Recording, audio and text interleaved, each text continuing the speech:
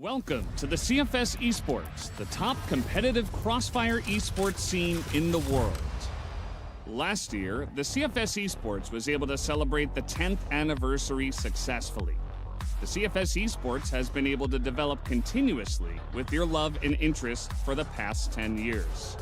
In this context, this year's CFS Esports will bring adventurous changes to the scene to provide a more competitive ecosystem throughout the year and serve immersive experiences to global fans.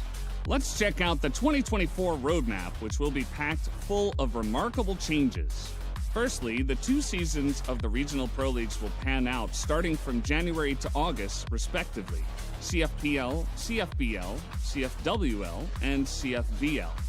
Also, Masters will be held in regions with outstanding potential. In particular, the point system will be newly introduced across the regional pro leagues. Each regional pro league will have its own point system according to the league's characteristics. The points accumulated throughout the year will determine the qualification to the global major tournaments, so the competitiveness of each match will be more intense than ever. The CFS APAC series, which had its successful debut in 2023, will continue this year. Divided into 2 seasons, 3 regions will go against each other to define which team will be the strongest team of each season. A massive change in the CFS Invitational has been made this year. The CFS Invitational decided to expand its global coverage by adding the Asian regions within the structure. By expanding its scale, the CFS Invitational has been newly positioned as a global tournament of the CFS Esports. After finishing the 2 seasons of the regional pro leagues, the first global major tournament, the CFS Summer Championship, is ready to kick off in August. We expect to witness more interesting scenes in the tournament since the number of participating teams has been increased compared to last year. Teams that have the top combined points in both seasons from the Regional Professional League will be eligible to participate, which means consistency throughout the seasons will be essential, and the honor of participation will be even greater. Furthermore, the champion region will receive an additional seed for the CFS Grand Finals. Fiercer competition is expected since huge benefits have been added this year. Above all, the most important change is the process of heading to the CFS Grand Finals. The CFS Regional Finals will be the final step to qualifying to the CFS Grand Finals. However, starting from this year, we proudly introduce a new preliminary tournament, the CFS Regional Qualifiers. Besides China, the CFS Regional Qualifiers is applied in 3 regions: Vietnam, EU MENA, and Brazil, where top teams will advance to the CFS Regional Finals. Qualification for the CFS Regional Qualifiers and the CFS Regional Finals will be based on teams' accumulated points from their respective league point system. We look forward to seeing the massive competitiveness for the CFS 2024 Grand Finals qualification starting from September. So good luck and have fun to all the teams in advance. Finally, for the CFS 2024 Grand Finals, the number of participating teams will increase compared to last year, so this year will be full of scenes that we don't want to miss. The next change is the prize pool. The seasonal prize pool for the CFS APAC series and for the regional pro leagues will all increase to $100,000. And the global event, the CFS Invitational, has also increased its prize pool to $100,000. We expect these changes to provide a deeper, immersive experience to all players and fans. The CFS Esports has now started a new step towards its 20th anniversary, leaving the 10th anniversary behind. In the middle of the winds of change, which team will show a steady performance this year? And will the teams be able to become a warrior that can twist the fates? Get ready for the CFS Esports and be with us in 2024.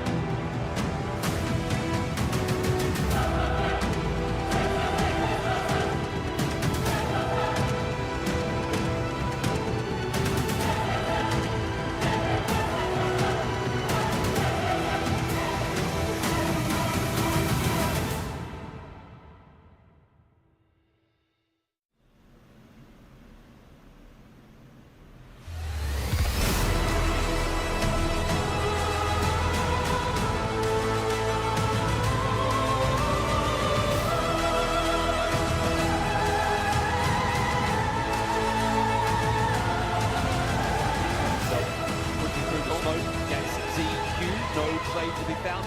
Sway, Du was down the bottom as well. So here's where it starts to feel possible. All gamers, you just can't let this happen. 3-on-1 for Bisha, and he makes it look easy.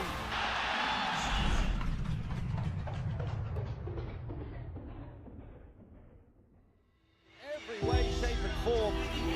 That was the worst 3-on-1 I've seen from them in this event.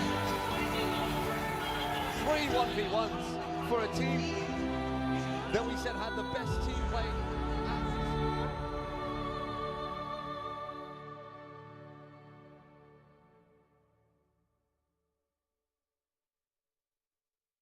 Hello Crossfire Esports fans, this is the CFS HQ.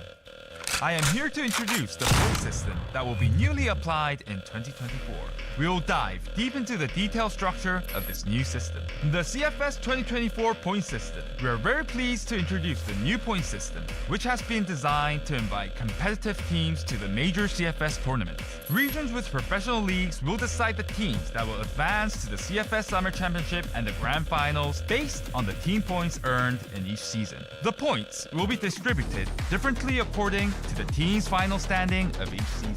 In other words, teams will obtain their opportunities for the major CFS tournaments by summing up the points they earned in each season. We expect this structure to give more solid motivation to all the teams participating in the professional league. In addition, considering that each region has a different league structure, the point system will be suitably modified according to each regional league circumstances. Next, let's find out how the CFS 2024 point system is applied in each regional professional league.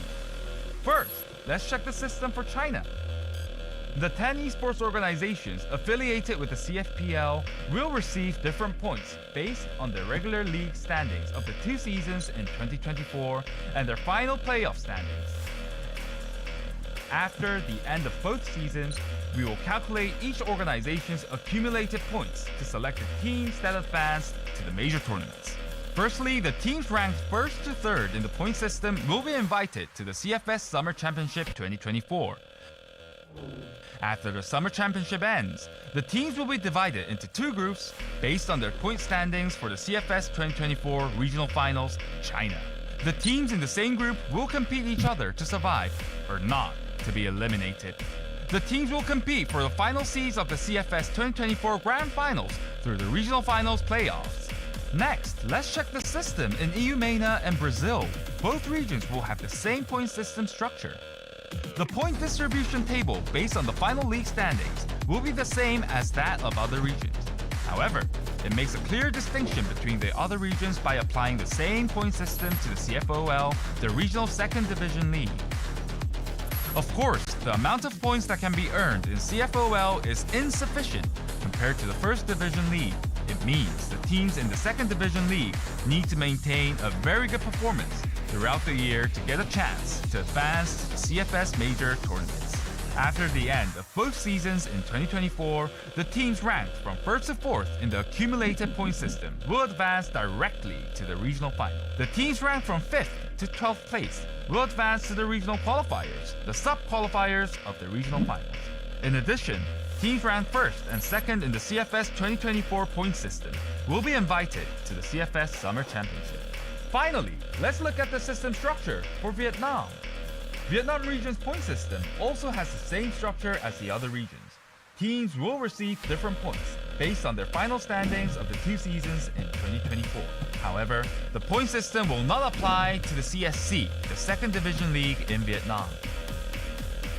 Same as the other regions, ranked 1st and 2nd teams in the CFS point system will be invited to the CFS Summer Championship.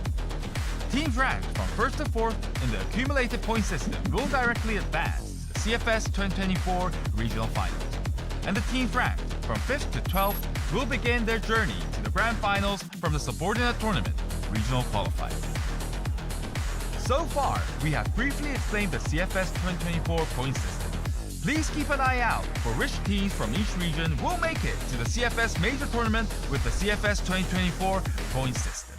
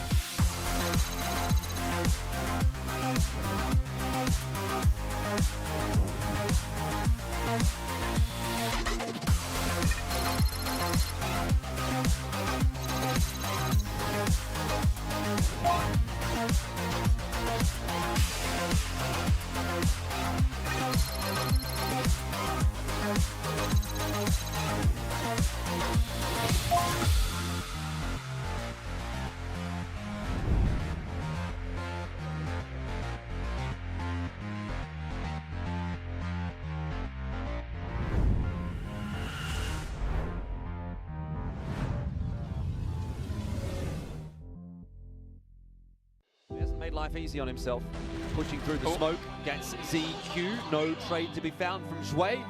Du was down the bottom as well. So here's where it starts to feel possible. Oh, gamers, you just can't let this happen. 3-on-1 for sure.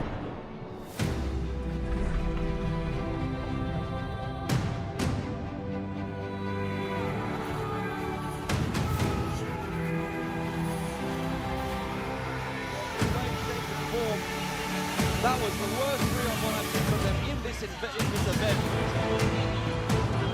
3-1v1 for a team.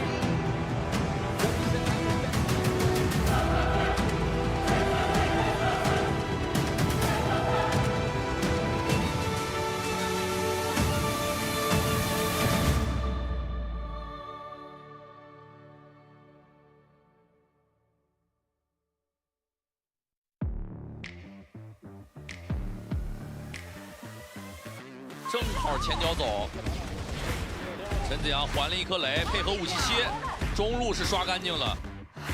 小磊两边来回带的时间差，武西西这组枪控得很稳，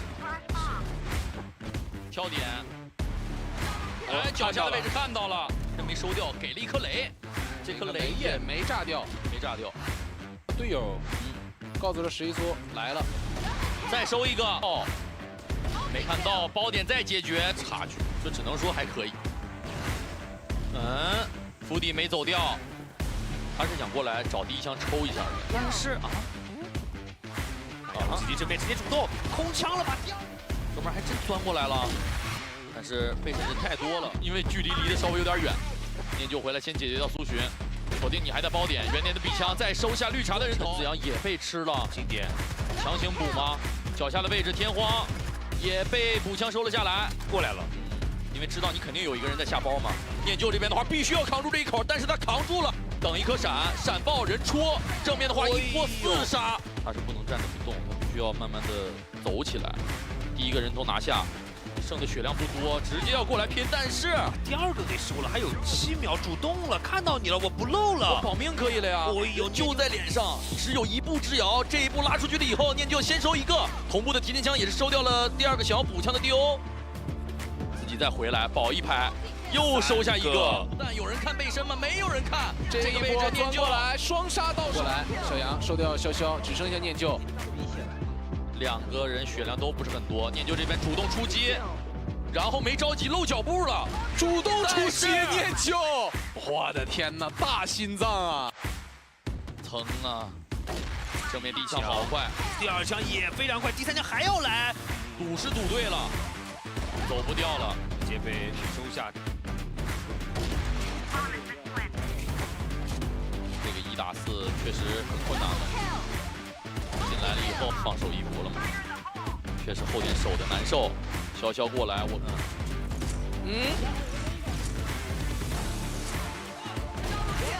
潇潇这个点不死，第二时间的话要保命，还有20滴血，强行过来。这样的小黎好像也一直在带，小黎一直在带这个。这边给了道具，潇潇先睡一个，过来再睡一个，换手枪再打一个，拿到3杀，还剩下小，把这个战机给错过了。过来，另外一边潇潇，正面他这个点也挺拼，哇，连甩2个，对，甚至跟前点等你过来，还想再挑战我，再来，小，两边都在控。这里潇潇先抓住了一个机会，小小的速度好快，原地阵地战，小磊正门没看到过来，回来了以后潇潇守门守住，后排的队友已经回防过来了，潇潇掏手枪，两个人头悉数收下，2楼不好飞的。强行往里走，但大坑还有人。大坑的方向，陈子阳吃准，又秒掉了577，但是2楼飞下来的陈子阳再次拿到了一波双杀，连收2个人，锁身位了。是。上来了，白袍上来了，白袍上来了！啊！这个残局又摘了一个头盔，难道说？现在 B 包点只有陈子阳一个，这个侧身的时间刚好看到了，是假。把假拆那个人收了，陈子阳，这时间差，回来了以后抓掉牌了，你还能再想吗？我还有一个，想不到了，陈伟这里第一口又没接住，不过吴楠稳住了呀。下来一瞬间，吴楠再接一个，视线头上还一个，对，再来一个吴楠，来听一下西莫教练今天交流。哎呦，吴楠，魔法院长又出。1打1，知道是3血，小九跟杜，吴楠收2个，正面还要来，接着一颗反闪，直接拿到3杀。哦，正面吴楠先打一个，自己又给了一发头，哎，手边又是一个这个位置的3杀。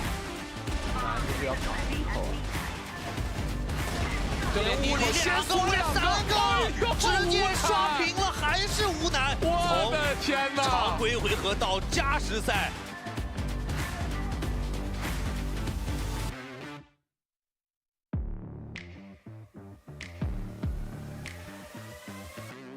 硬汉第二时间掩开这一枪，太狠了！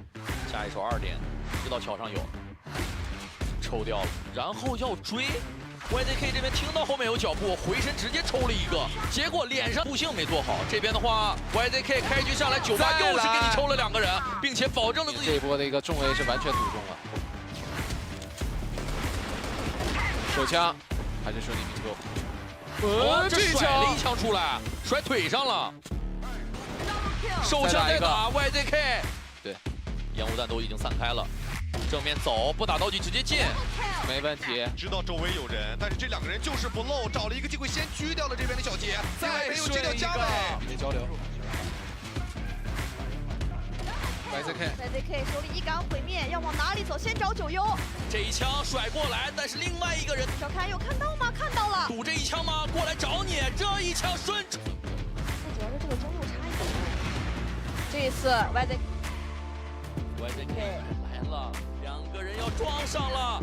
这一次手枪再接一个，还一颗道具，正面雷起飞了一个。是后续的一个拼枪，血量上可以看到步枪手这边非常的低啊。现在还是一个打 A 的半面，对，只能打 A 了，没有时间了，先点掉一个，硬汉拿到双杀，只剩极品品，1打2，再过来，硬汉。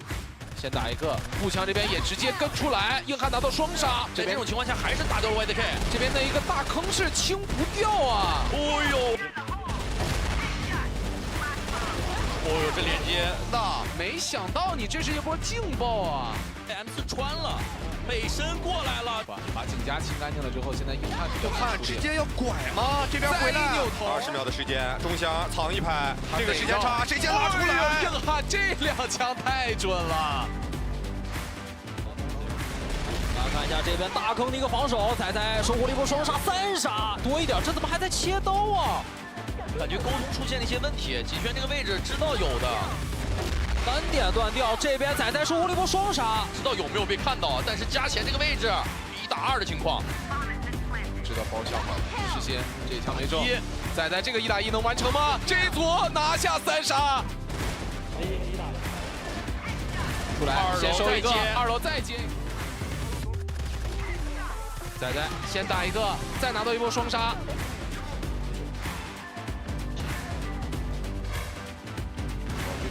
看到枪头，第一组仔仔蓝点2个3个全收了，搜了，没问题。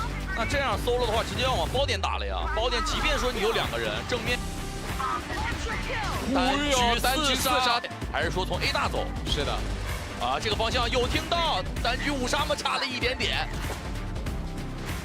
留在了这边的钢壁，锦轩的一个过点没能过去，这4边掉在中路了。在这种情况下，大米又是收掉了苏璇，已经拉到前点了吗？大米已经是来到了柱子后的方向。A1这边先偷一个，包点也被孤立，仅剩这边的天皇。大米一路摸到前点，抓到盲点机会，回来又收一个。这一组 MLCBR 原点的一个空枪，再收掉战岩贝，这个时间差。 来了，大米先扫这边，大米1颗雷直接炸掉了事情，在包点内还能够再保住包点的一个位置，拿下3杀。这一把 MLCBR 在包点里边进了，连清带打，包点这边3箱后，大米的位置又是一组压，看一下这波效果如何？大米这边，大米这个位置得换一下吧，换点的过程当中又是打了一个，什么时候动？大米找了个机会，再给颗雷，这一颗雷再炸一个。 大米这边打一个，对方残血有点多，照有时间差，拉出去又看了一眼，再打一个，拿到3杀，有一个哦，这边也是个残血，但只剩大米自己一个人，知道远点有，时间身位怎么把控？换个枪线，先收脚，再打一个大米，能不能有首杀？正面第一个已经进来了，同时自己的话拿到的是 YZK 的一个人头啊！你现在知道一波的一个1打1，谁能够拿下？关键了。 一杆区对一个，这一枪没有问题，挺进加时。时间现在有点紧了 ，First 先抽一个，这个位置来的太快了 ，First 这边还在背跳，先狙一个。这个时候9游也拉出来了，正面的一个穿点，只剩下 First 原点这个位置啊，这一枪都甩过来。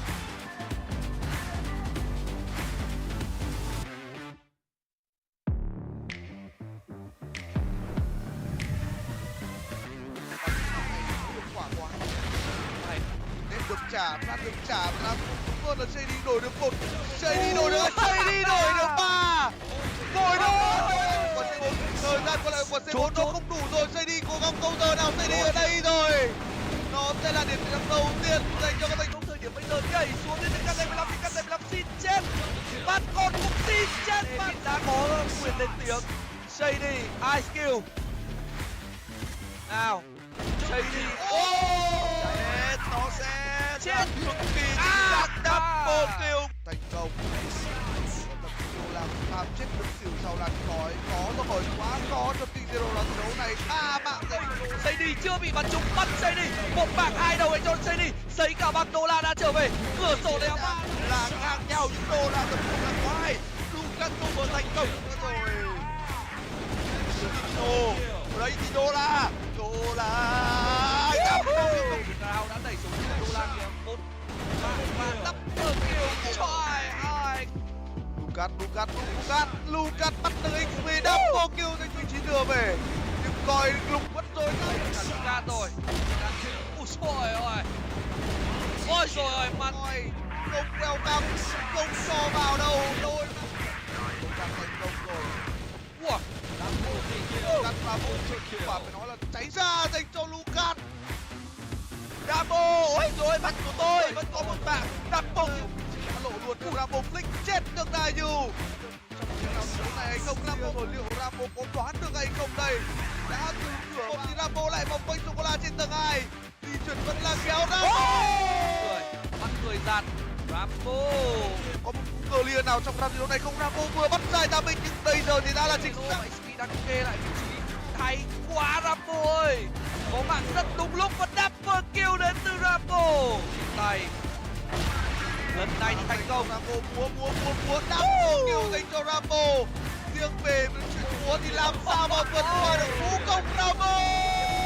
Cái mạng đô la bên này cầu cũng đã vào. Rambo có Rambo nhưng Rambo vẫn đang sống. Đó là thời điểm ta bị ảo Rambo US.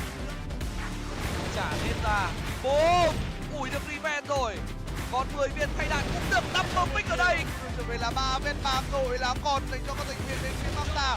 Nhưng khi chờ đợi những tàn với nhau, một cao một tâm biết có phải minh cao không? Hai là rất chiêu. Kim Pu chỉ viên đông người qua Kim Pu ơi. Kim Pu chưa có cái đầu của ai cả, 3 viên và Kim Pu ơi. Kim Pu vẫn tìm tranh và chỉ mới có một đối từ Pu. Double kill chip bắn được một CD. Vẫn còn cơ hội. Áo vàng đến từ đô la chỉ có mạng bắn lỗi bắn thủ cát David tăng trong bom trên tay. Kim Pu đổi một tấn công viên David trở lại đây. Kim Pu đổi được một rồi và double kill cho Kim Pu.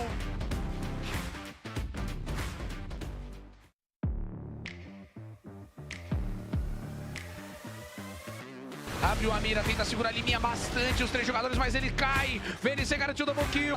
É um 2x3. Mendola é cobrado. VNC fica com a eliminação. Vai fazendo barulho. VNC consegue a eliminação. Silva amplia pra cima de Adriano. Ele tenta abrir a mira. Toma a primeira. Abre ali a granada do VNC, mas já não vai ter mais tempo. A equipe da Vinci. Eu acho que não era bem essa intenção. De repente, consegue a eliminação. VNC.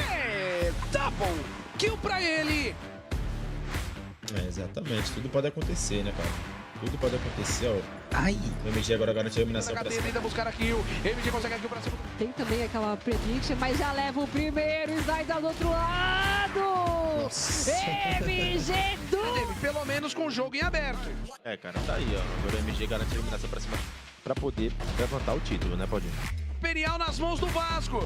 MG, ele espera, consegue a eliminação pra cima do Rio. Vem pelo fundo, ele tenta realizar a terceira eliminação, ele vai esperando. Pelos números, PV conseguiu a eliminação, mas foi treinado. Teve agora o AKT. Pra se recuperar, o AKT tá cravado aqui, o Boris já foi avistado. 16 segundos, C4 já tá lá do Vasco, só que algo não aconteceu, né? O Silva já vai se encaminhando, né, Paulinho? Vamos ver, entrada, Silva consegue a eliminação pra cima do Rio. AKT! Triple kill dele, 4! Pra finalizar a qualquer momento, o Action Bay, Riozão com 23 de HP! A retomada, Rio consegue a eliminação para cima do VNC, do Imperial. Mendes completamente eliminado ali por MG. Riozão e Eagles conseguem trazer duas. Seven. O Eagles tenta surpreender, mas é cobrado. Miado, hein, Paulinho? Tenta resgatar ali o round. A equipe do Imperial vem. Ali o prefire para impedir a entrada dos jogadores, mas agora vão ser pranchados. Bang pra cima dele também, o round vai ficando crítico, 25 segundos. E agora o PV vai trocando bala, Sny e Rafão já vão ficando muito bem posicionados, tem cover. Já leva o segundo e já leva o terceiro. Do Vasco, a equipe do Imperial. Lá vem ele, PV vai pra cima, consegue a eliminação no primeiro. O Action traz a kill em cima do Eagles. Ser a equipe do Vasco e se empatar, caso ocorra a vitória, tentando pular para conseguir um pouco de info. Danimal tem o 2x2, era o 2x3, tem a vantagem do plant. A equipe da IP vem abrir a mira ali, o MG, ele tenta buscar, mas o HP não era favorável. A equipe do Vasco é bicampeã da CFBL.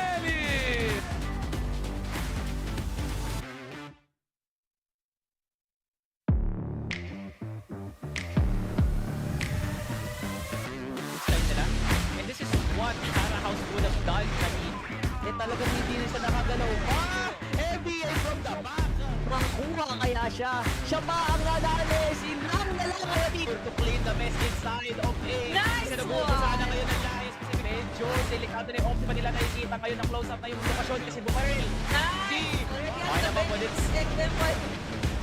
Ang kapas na ng A-side, we have a player FBA on photo lang. Definitely.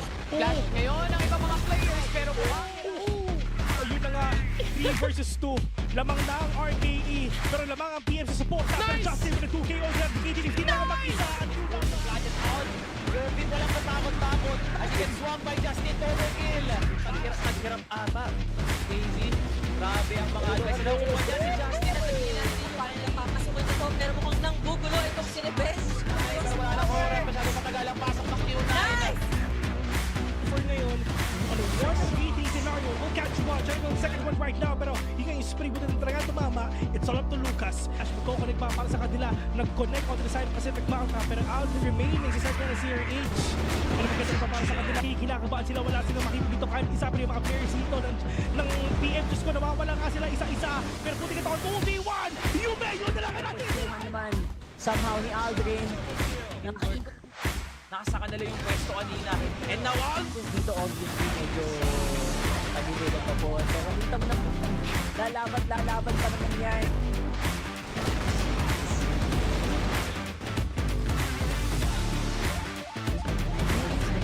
Pero ang G's pushing out 1v1 goal is nowhere to be found. Wala siyang idea at all. Pacific Mountain ang uubusin na niya. Si Aljo nakabawi isa. Tingnan na 2v2.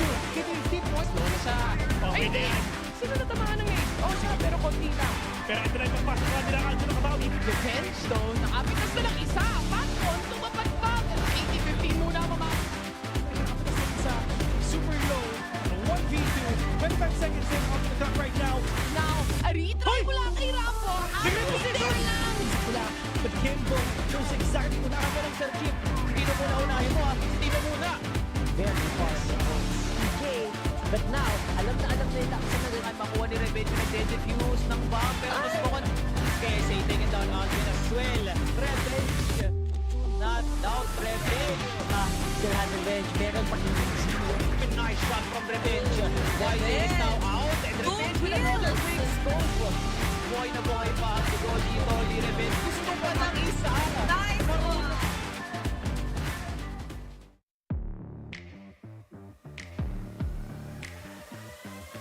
But the trade is at least there for Undites, but Pietro, he's going to try and hold the line by himself. Good for one snare. Can he secure the trade? Pietro runs out of bullets, but little throw on. But he's only able to find his one.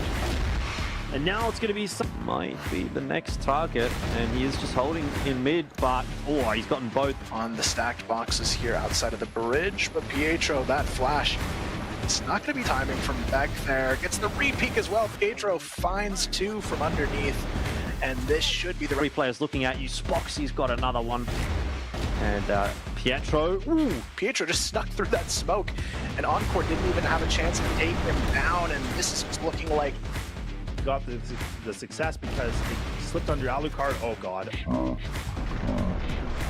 Flex wants to go through the smoke. Has pretty much single-handedly won LCK that round. Go right into the trap here of Flex and Raf and MKZ. Spraying for one. Only Alucard answering as well. Pistol pulled out. MKZ will close it. Oh no, this could just fall apart. They're just playing one-on-ones. This is just becoming a problem. 16 seconds. Last bullet's coming in, but MKZ! Seal the deal here. Leaving it down to the 1-on-2 now with Beck with 10 seconds remaining. Can he do it? He's just trying to burn the clock as much as possible. Oh my goodness! This guy this season has really stepped up in a huge way. I mean, he's already up to 13. This is good real estate. This is good positioning. Oh, they're not going to swap this. They're going to have no idea trigger this. I don't know what game they're playing, but they just can't seem to find each other. And there it is with Beck with the clutch finally. Gainer to get one of his own as well. They're going to try and pop towards the side, but the head glitch angle is a beaut. Going to B is just clearly not working out. They are getting outclassed on that side of the map. Take a 10 towards the backside of the GR spawn and Beck. Look at this forward position in mid. Great timing on the wraparound flank. He's able to find very low on HP, so Unnights, if they can play their cards right, there's a chance to win this back. And Beck, he might have just found that opportunity, already finding himself 2 kills. You can see Snock wants to go for the trade. They can find another flash here to cause a little bit of a problem, but that's such a nice shot from...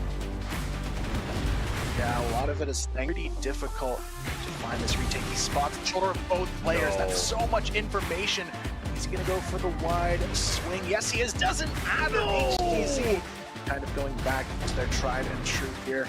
HTZ and Jin, a double perfect position to try and stall, but actually gets caught. Having double away now as well. Just obviously closed down. Porting is a freebie. Those stocks their score. Surely unwinnable for HTZ.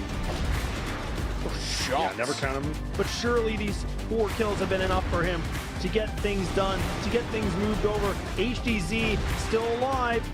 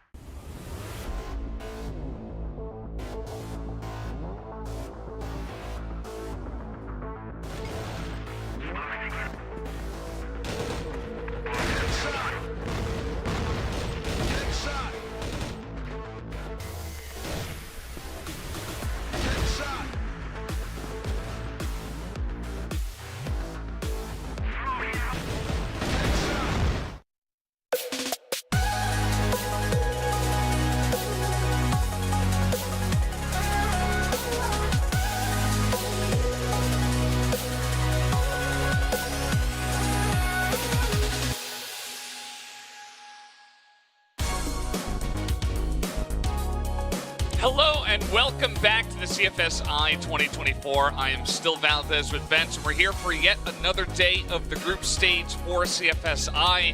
This one being the third out of 4 group stage days, and then we do have the playoffs, of course, on Saturday, but more about that later. Should be a great day of games today. How are you feeling today, Bench?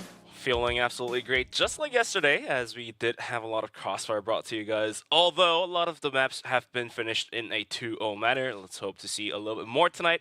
We did get to see our first Mexico of the tournament yesterday, and that was quite interesting to see. So far in this Invitational, we've seen 1 Eagle Eye, 1 Mexico, and I think I myself, as Bench, want more of these 2 maps to come to brought to us. Yeah, it would be fun. I think, a couple of maps that we don't see all too often. We also got to see Sub Base for the first time yesterday, a couple of times, and brought some very fun matches, as we do have lots of different channels, guys. If you're looking for, let's say, the Portuguese or the Tagalog cast, you can find that on the channels that we have listed here, so make sure you're checking those out. The teams you probably should know by now, but if you're just tuning in now, Bisha Gaming, Evolution Power from China, we got Vasco from Brazil, Carhouse from Vietnam, Unknights from West, and then we do have Pacific Magda from the Philippines. And so, going to have 4 of these teams into the playoffs on Saturday. Here's our map pool, which we were just talking a bit about. Maps looking usual. But a little quick update is going to be Eagle Eye has been updated to Eagle Eye 2.0 with strategic updates to it. So we're really hoping to see more of those in our league format. As usual, group stages of single round robin, and then we move into playoffs of 4 teams in a step ladder system. The prize pool also 100,000 juicy dollars. Yes, many juicy dollars. As you mentioned yesterday, we had 3 2-0s, but at least that last match was pretty back and forth, was pretty close, and brought a lot of hype moments, so hopefully we get some more of those. We're moving into day 3, which you can see right there in the middle, halfway through this tournament, and we'll have to wait and see which team will stand at the top. Speaking of which, let's take a look at where they stand right now. We do have Bisha Gaming up on top alongside of Evolution Power right behind them. Actually, just 2 rounds behind them in second place. And then we have Vasco Esports about 17 rounds behind Evolution Power. Of course, did lose to Evolution Power yesterday. So those 3 teams are on top. And Pacific Magda and Kara House will be fighting for that 4th place spot, most likely. And they will be playing head-to-head for our first match tonight. Yeah, so Pacific Magda going against Kara House as match number 1. And then we'll have Pacific Magda play a game later today. So we'll have to see who is going to come through for that 4th place. But to show you guys who will kick things off today, it's going to be Kara House brought up to you guys. The roster is also the same for now. No stand-ins, as we have Shady, Rambo, Dola, Lucas, and Kimbum. As AQ right now is sitting out, I do believe. Yeah, you know, who knows? Maybe we'll see him one day or another. And here are all the players being put on camera. You can see Shady very focused as always. Dola, what's he gonna show us today? All right. We're seeing this again today. We got a heart as well. Good old, good old. Always having fun on camera. Lucas, nice little wave. I like how they have the trophy behind them. Rambo, always cool, calm, collected. He had a sick day yesterday. Just absolutely insane what he was able to pull off. Kimbum, also rounding out the roster, so that is Kara House, as we'll take a look at their standings here. Rambo and Dola certainly doing the majority of the heavy lifting so far. Rambo as the armor, showing us that he can clutch rounds after rounds, was able to bring his team out from the rock bottom, and Dola as well getting kills here and there. But going against Kara House is going to be Pacific Magda. Like I said, the Philippines team is dedicated to bring themselves up to the 4th place and have a chance to fight in that playoffs.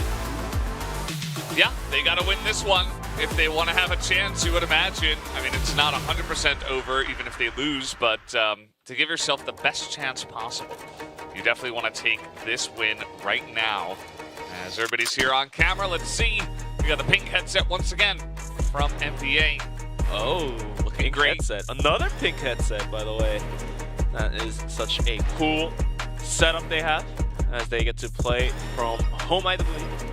While at the same time, ZYK having some huge moments here and there, as you're going to be seeing the stats any moment soon. But yeah, their roster, ZYK, MVA, Justin, Revenge, and Aldrin. Let's see who is going to be brought up as the key player, but let's take a look at their team stats. And ZYK, like I've just mentioned, 1.48 KD, so he's the power lifter of the team right now, I believe.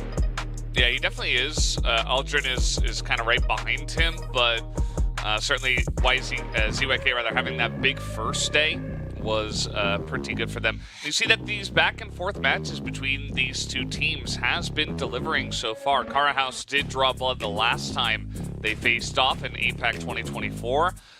And we did see them face off as well in the grand finals. Pacific Magda able to take that match. Here is our key player matchup, Rambo up against ZYK. The numbers do look better on ZYK, but given that Rambo is an armor and This team had to go through 2 losses yesterday. The numbers are obviously downturned in comparison to what Rambo could actually provide. ZYK looking pretty calm over there.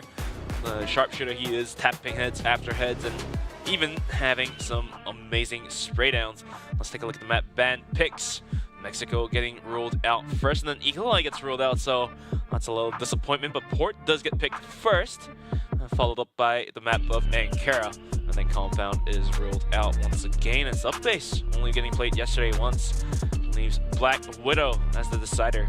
And Valdez, I think these are rather balanced maps, I would say, but Port being played first is quite interesting to see. Yeah, the fact that they pick Blacklist, or rather Port first, as you're mentioning, is kind of insane. I mean, that's kind of a Vasco maneuver, right? To pull that out this early, but they say, okay, we're going to pull it out right here, right now, right from the get-go, and we'll see if that does work out for them. Right from the get-go, like you say, and looks like we are ready to kick things right into map number 1 of Port. Definitely a Vasco maneuver, I do believe so. But at the same time, let's see if these 2 APAC teams are able to pull off the Vasco. And like you mentioned before, whoever wins this matchup is going to place themselves on the top number 4 and make themselves into the playoffs. So it's going to be a very important round, an important map, an important series. Let's go right into it. Carahouse will start things off on the global risk side, as Pacific Macta is going to be attacking right into the defense of Carahouse on the blacklist side. And all things all, it does look pretty slow and passive for both of these teams. Nobody really going too aggressive, except Dola just doing Dola things, hopping on top of Nectar and Shady going for some pot shots. But yeah, Pacific Macta absolutely taking this one with patience. They don't want to risk any rounds. Like I've said before, every single round really, really matters at this point, Valdez. Yeah, absolutely. You want to have the best score possible. Even if you do fall here, it's not the end of the road. If you can pull off a big win in one of your final matches a little bit later on in, either today or tomorrow, whenever these teams will be playing more.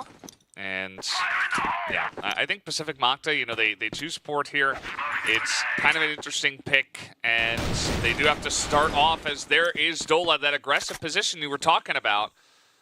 And yeah, they have to start off on Blacklist, which is not easy for Port, as we have seen many a time, especially with Vasco playing this map a bunch of times. So now you've already picked someone off, and there is a nice little crossfire here in the B connector, as Carahouse are waiting for them. Kimbum gets spot. NBA swinging, and Lucas will pop out and find one. Kimbum will also add on the defense while fall back. Lucas picking up a triple kill to single-handedly hold down the push coming down towards the B bomb site. As Carahouse will start things off nicely with their first round into their pocket.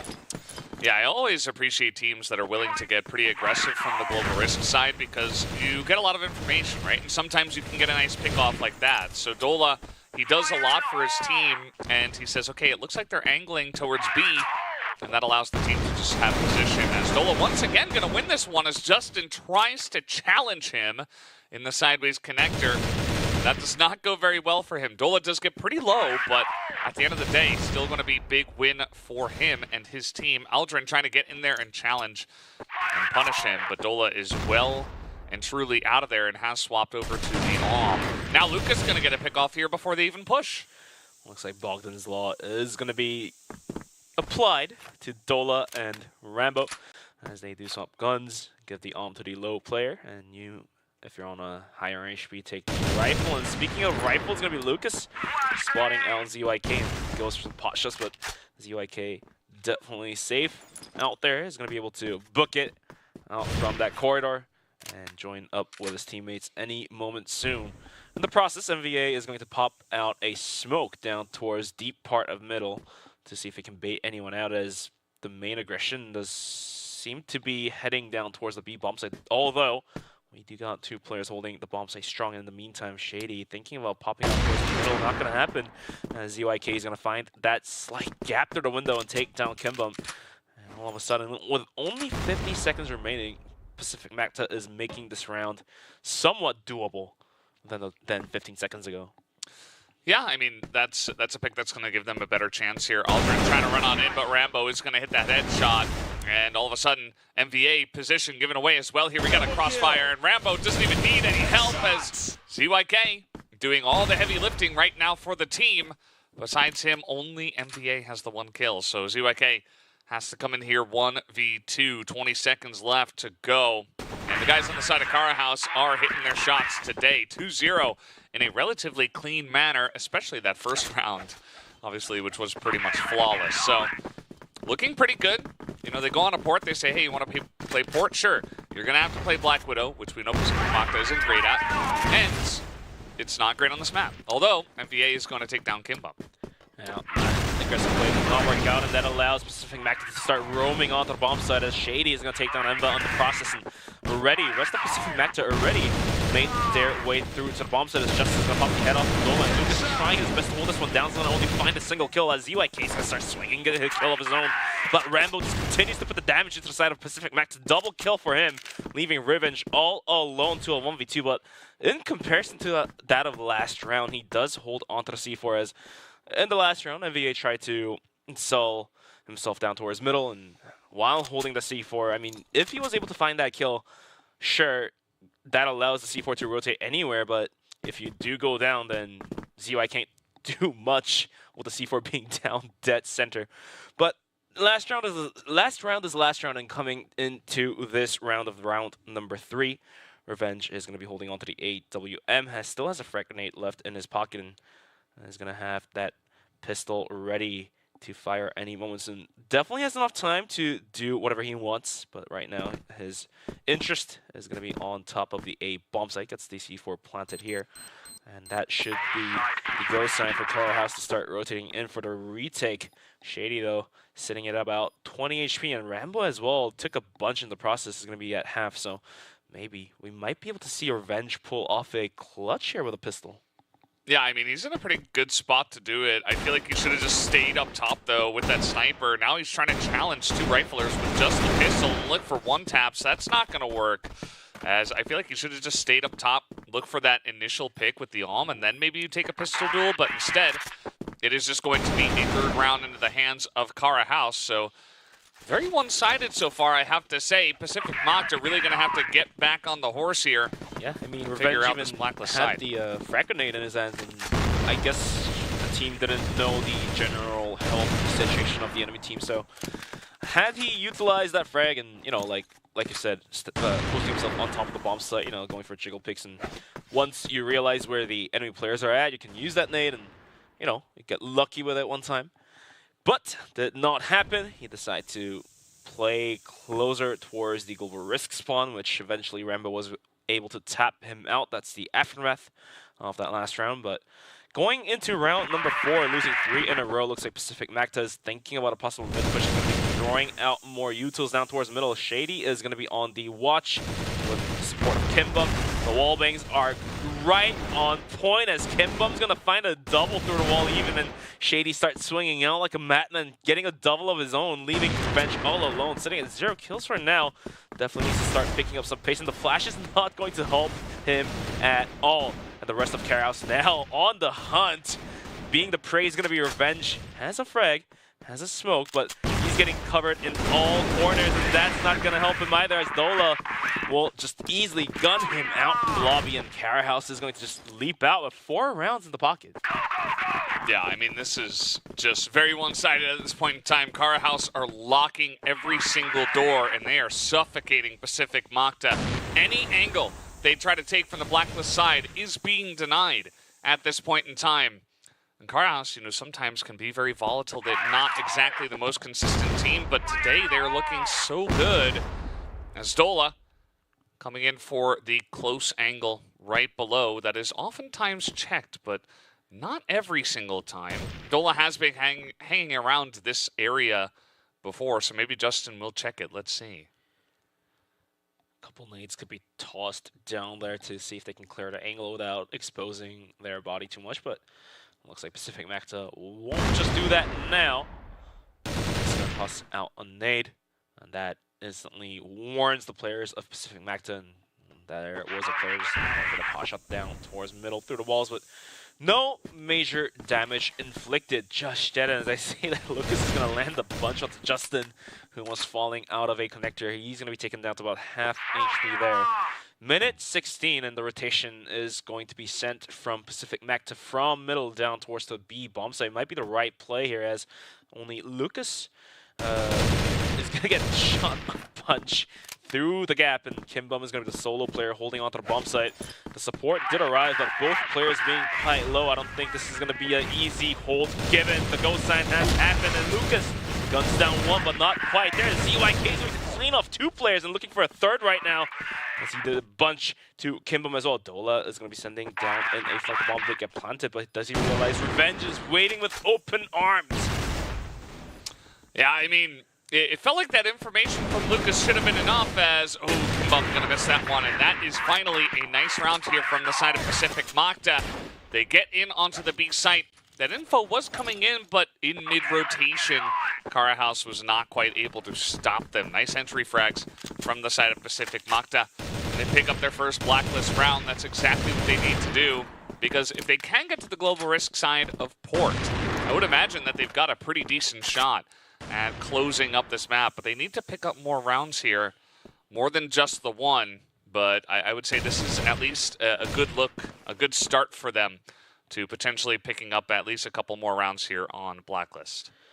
Blacklist side indeed, as Pacific Magda finally picking up that one round. Like you said, that's more than enough to start their momentum and kick in the engine, turn the keys to the car and get rolling. But for now, looks like they're not going to be playing aggressive just yet. They want to pile in a couple more rounds before doing so, as we do see only Algin posted up on connector and having the rest of the players playing cover, having the MVA to watch onto any possible push coming out from B, and the rest just gunning down towards middle. Don't want to go through these bullets all too much. It's not infinite reload. You only have 90 bullets to start with, 30 in the clip. Aldrin did take a little bit of damage, but is going to stay alive, most importantly for his sake. A lot of poking here early on, right down the middle, and now Shady's going to take that aggressive angle. ZYK not able to trade that one back. He's just going to join up with his team to look to push to B. And I do like this from Pacific Magda. They had a really strong B push the last time around, even with Shady in this position. Now they do have Rambo waiting and ready to get this first pick off. Let's see if he can land it. No, he will not. As Shady once again, same spot. They're going to clear it out this time. A little bit too predictable. And now Pacific Magda are on the site. The retake is now on, but 3 players versus 4 seems to be not so easy. The smoke also not dissipated just yet, stopping Karas from moving in, but the setups are now thrown out, and leading charges is going to be Kimbum. He will find 1 headshot. He needs to find more, but it looks like 1 is it for the number. Rambo continues to put the kills up to his sleeve, but he needs to find 2 more. And he's going to find that spray down. And a quick aftermath would be Pacific Magda. I don't know if the replay is going to be there, but Aldrin seemed to be just throwing his life out there down towards middle, but it's actually a smart play, because if Pacific Magda is acting as if they're going to be rushing down towards middle, the players from B will have to rotate out a little bit instead of taking the far left corner of the map. And instantly, Pacific Magda, after sending Aldrin down towards middle, is going to rotate out from middle and hit B. So they have 1 less angle to worry about when they're heading onto the bomb site. So they're doing exactly that. And we were able to see Shady was on the bomb site, not in the deep far corner. And Rambo as well, not in the deep far corner. He was posted closer towards the spawn area, of course. So baiting out the rotation, 10 out of 10 for sure. Aldrin, although he did lose his life, was able to grant the round win for his team. So I guess that is what happened. The process revenge is going to find the kill onto Kimbum, and Lucas is going to have to back out from the aggressive position, back down towards the bomb site, and all of a sudden, Pacific Magda seems to be clawing back into this game. Yeah, they absolutely are. I think that they have found a little bit of a leak in the strategy of Kara House, and they are abusing it as long as they possibly can. Like you were saying, you know, putting on that initial pressure and then rotating over to where they want to push. It is going to force Kara House to move around and not just sit back on their hind heels and wait. And that certainly has been working out for them, especially if they can get the initial picks, like with the Revenge hitting that shot there, which has not really been the case so far for Pacific Magta. It's more so been Cara House getting those early picks, but if Pacific can get it, now their push is going to gain a lot of power. Dola is still hanging out in the sideways connector, might be able to take down ZYK, but that's not where Pacific Magta are going to push. They will look for B once again. And just like I said, Cara House is giving up on the stronger positions, makes it worse for the rotation to happen for Cara House, as that kill from ZYK is going to open everything up on towards B-bomb side. Lucas trying to hold this one down with Rambo, but the shot initially didn't miss. And now all down the hands of Lucas as Shady's going to get tapped down in the process, and ZYK just continues to farm kills left and right. Triple are ready for him. And Justin is going to wrap up the round, and as you can see, Cara House cannot comfortably take position in the more stronger positions down towards B bomb site because of ZYK or Aldrin just poking and prodding down towards middle, and almost like a game of rock, paper, scissors, or rock, scissors, paper, you want to say in the States, but it's like, oh, you're not going to rotate after B, we're going to hit middle. If you do stay down towards middle, then okay, then we're going to go rotate back out towards B in the process. But in the meantime, Revenges and Aldrin will take a kill onto Kimbo Mendola, and all of a sudden, Cara House, they are so close from getting this one tied to a 4-on-4.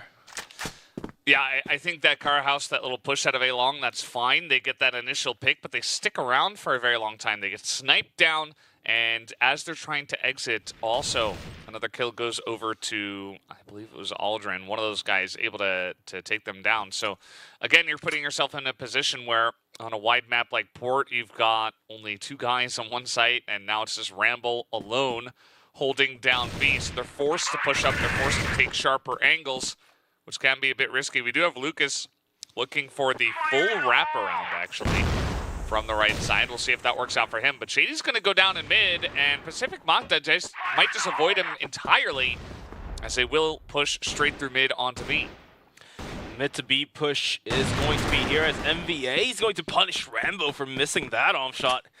And that was a tough call, but Lucas now is going to be rotating in as a solo player. Not going to happen as MVA after taking the kill onto Rambo is going to switch swiftly and move his crosshair right on top of the head and finish off the kill. And looks like we are now finally tied to a 4-on-4. And these two teams going head-to-head, fighting tooth and nails to bring themselves into the playoffs. Valdez, and this is the top-class crosshair I was talking about. Yeah, 4 rounds in a row to Cara House and then 4 rounds in a row to Pacific Magta. They have certainly figured out and downloaded Cara House, and getting 4 rounds from the Blacklist side is already a great start for them, especially given the team that they are. I think, like I said before, if they can move over to Global Risk with a decent amount of rounds in their pocket, they should be able to take this first map of their choice, and I would not be surprised if that does come to fruition here. I mean, it's a do or die situation, right? Like, you don't get to win, you don't go to the playoffs, so you can't conserve on your strats all that much. And as you can see, Pacific Magta is pulling out those cars they have saved in the past 2 days. And for now, after picking up 4 in a row, looking for their 5th and possibly adding onto a caster count of how many 5-4 halves we had, they're going to be heading in closer towards the B bomb site.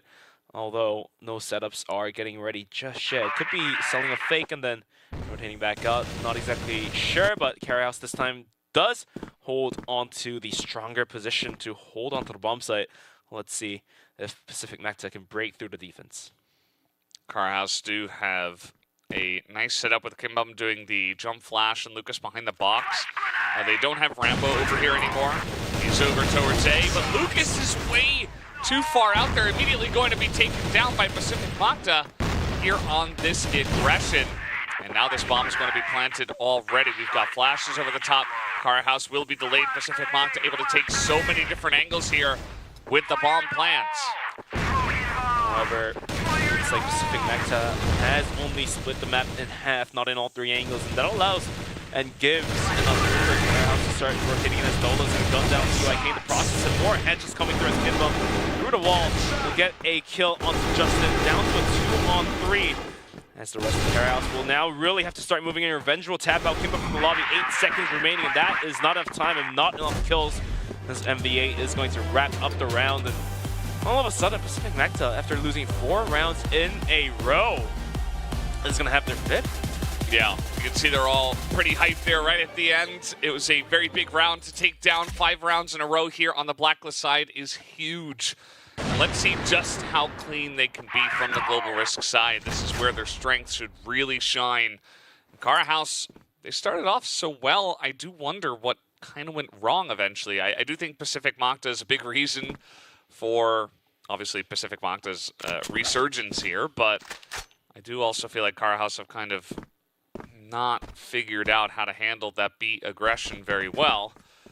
They're not quite hitting the same shots we saw in the first 4 rounds or so. So let's see if Cara House can get something going here from the Blacklist side for themselves, or if it's just going to go very fast into the hands of Pacific Mocta here on this first map. Some early nades going to chip away some health at Lucas, taking about 39, close to 40 there. As Cara House now, they have to show us the strats they've prepped for port on the Blacklist side. Pacific Mecta did already show us 3-4 rounds of hit mid, bait the players out of B, and if there's too many down towards B, just rotate back out towards middle. Didn't happen just yet, but that probably was the plan for PM to guide themselves throughout this map. But minute left onto the clock, and Cara House is going to be playing with the timer. But Pacific Mecta did not go through a lot of utils. They still hold on to more than half.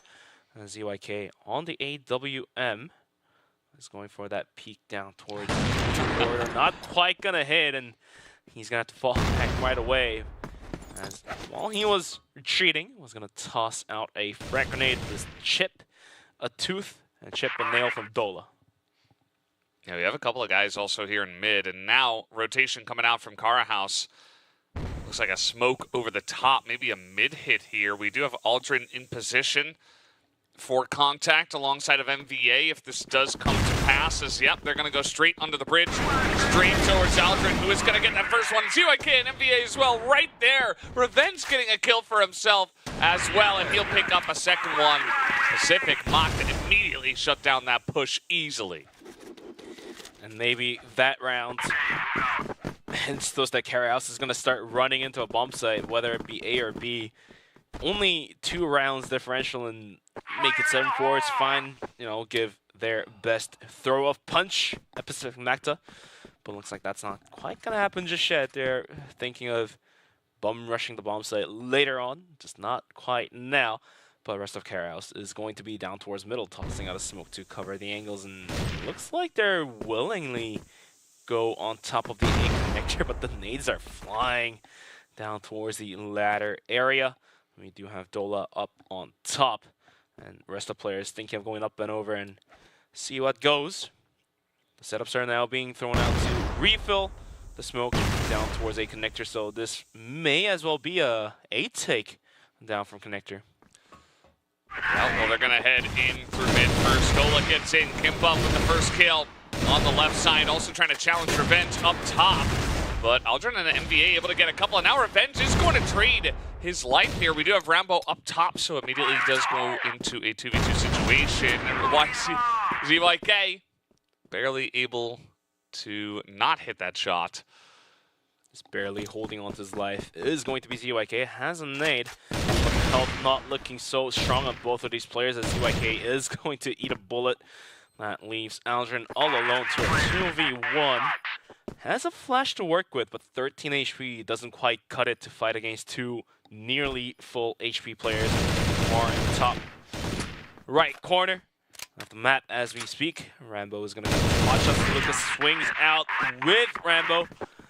But Rambo is going to take the kill into his pocket, and finally Cara House is going to start closing in. The rounds are going to be 6-5. Yeah, they sent it down mid once again, and this time the entry a bit cleaner. Able to hit those shots. ZYK not able to hit that one, and now we got Cara House trying to rush into B here. Justin in position, but he can't quite get the kills. Aldrin is able to come in and get that spray down. It was desperately needed for the side of Pacific Mocta. They also have MBA trying to get in from behind, but he's not going to be there on time before everybody goes down, as it's actually Rambo alone here in spawn with an M4 of his own. And he's got to go up against 4 people with the C4 on the B side. And to make things worse, Aldrin landed that nade to take another kill. And now Rambo, like I said, is the solo player left deep in spawn, but the C4 is down in the dead center of the B bomb site. I'm not sure exactly what Rambo wants to do here, but he's going to start peeking in. Where's the bomb site? We'll find 1. 1 is the number to start things off. Please find 3 more. ZYK and Aldrin is down pretty low. He does have a frag grenade, and if it lands right on top of anybody except MVA, that's going to be the 2nd kill. And in that case, he will need to find 2 more. Rotation from Rambo down towards the middle. Does spot Aldrin, but looks like he's not going to be able to land the bullets. Definitely more than enough time to pull off the clutch 1v4 and a dream. Already proceeding into the first kill of the 4. Second will flick an insane clutch. It might just happen in front of our eyes, but can't fight. As MVA is going to start swinging out and take the refrag back onto Rambo, and looks like Pacific Magta is going to find their 7th here. Yeah, he just took too much damage on that trade with Aldrin. He had a nice thing going, actually, picking off 2 members of the side of Pacific Magta, but it was just barely not enough to try to clutch that one out. So lead pretty securely in Pacific Magta's hands. There was that one round where they had a nice rush down mid, but since then it has been all Pacific Magta. We'll take a look at this replay as well, where Aldrin was able to get there on time. And the grenade kill as well, just right behind Kimbamba, I believe it was there. And that essentially just cleaned it all up. Kara House waiting in this round, not going to go for any pushes or aggressive peeks. Seeing if anyone on Pacific Magta will take a gamble. Gamble as you speak, and maybe this is the time Kara House really needs to start gambling more rounds, as the default setups there, or default takes they're trying to give right now is not working out properly, as Pacific Magta is going to be able to hold onto the bomb sites strong. More gambles definitely needed, but the wall bangs are not going to be there, as Rambo is going to take a bunch in the process and will have to fall back out with only 1/5 of what he initially had. Minute left onto the clock, and Kara House yet again just burning through the, their own neutrals right now, smoking down towards the middle and tossing out more nades. We gathered outside of B, but unfortunately ZYK was already posted far in the corridor and was going to be able to find the pickoff onto Dola, who has been the entry fragger for Kara House. And all of a sudden, Pacific Magta, it only so seemingly feels to me that they're trying to close map 1 out in their favor. Yeah, I mean, you see the timing of ZYK's peak was actually perfect right as they begin their push into the B tunnels. And, I mean, they already lost their entry fragger, as you mentioned, Dola going down, and it's going to be rough for them. They've also got Lucas trying to fake towards A, but there's 3 people. I mean, we do have 1 rotation, actually, is coming over here. A couple of guys trying to rotate on this one. It's only Lucas here, but Justin, holding down the site by himself heroically, is going to buy enough time and actually do a ton of damage to the guys that are left here as well. 4 seconds, Shady going to be forced to plant, but it's not looking too good for them as Aldrin comes in for the cleanup alongside of Justin. Pacific Magta will take the 8-5 lead. Nails on B bomb site, but it looks like Pacific Magta single-handedly shut that push down. Definitely a lot of credit should be given towards Justin, like I said, heroically holding onto the bomb site, gunning down 2 players, and then taking out the pistol to put even more damage onto Shady. But Kara House couldn't quite cut it, and they will lose their... Which round is it? 14th or 13th round, sorry. And yeah. Now they're at risk of giving up the map point. And sometimes if it's a do or die situation to push yourself into the playoffs, first map really does build in that pressure for you. If you lose it, then it really adds the burden onto your shoulder. And if you're able to take it, then it definitely lifts a lot of weight off of your shoulders. Yeah, it absolutely does. We do have Kara House looking to push into MVA. Flat on the grenade over the top. MVA might be in a little bit of trouble, but he's got revenge watching his back. Nade over the top into connector as well. And now Kara House might be saying, okay, well, MVA's there, Revenge is there. Perhaps we want to push elsewhere. Could be looking for another mid hit here. Carahouse have shown that they are big fans of just going straight under the bridge. Under the bridge is going to be Carahouse trying to push out, but CYK is going to be holding on to that. Boring quick spray down will find the 2 heads. As MBA is going to continue to put the damage onto Rambo, leaving Shady and Kimbo all alone. 56 seconds at the dream, and 2v4 situation are once again presented in front of us. Valdez and C4 is going to be rotating in towards the B-tons. But Justin will not give up the bomb site that easily. He's going to be jump flashing any moment soon, and Shady's dead, stuck in the corner. But Kimbom does find a kill down towards middle, trying to equalize back down to 3-2 for now.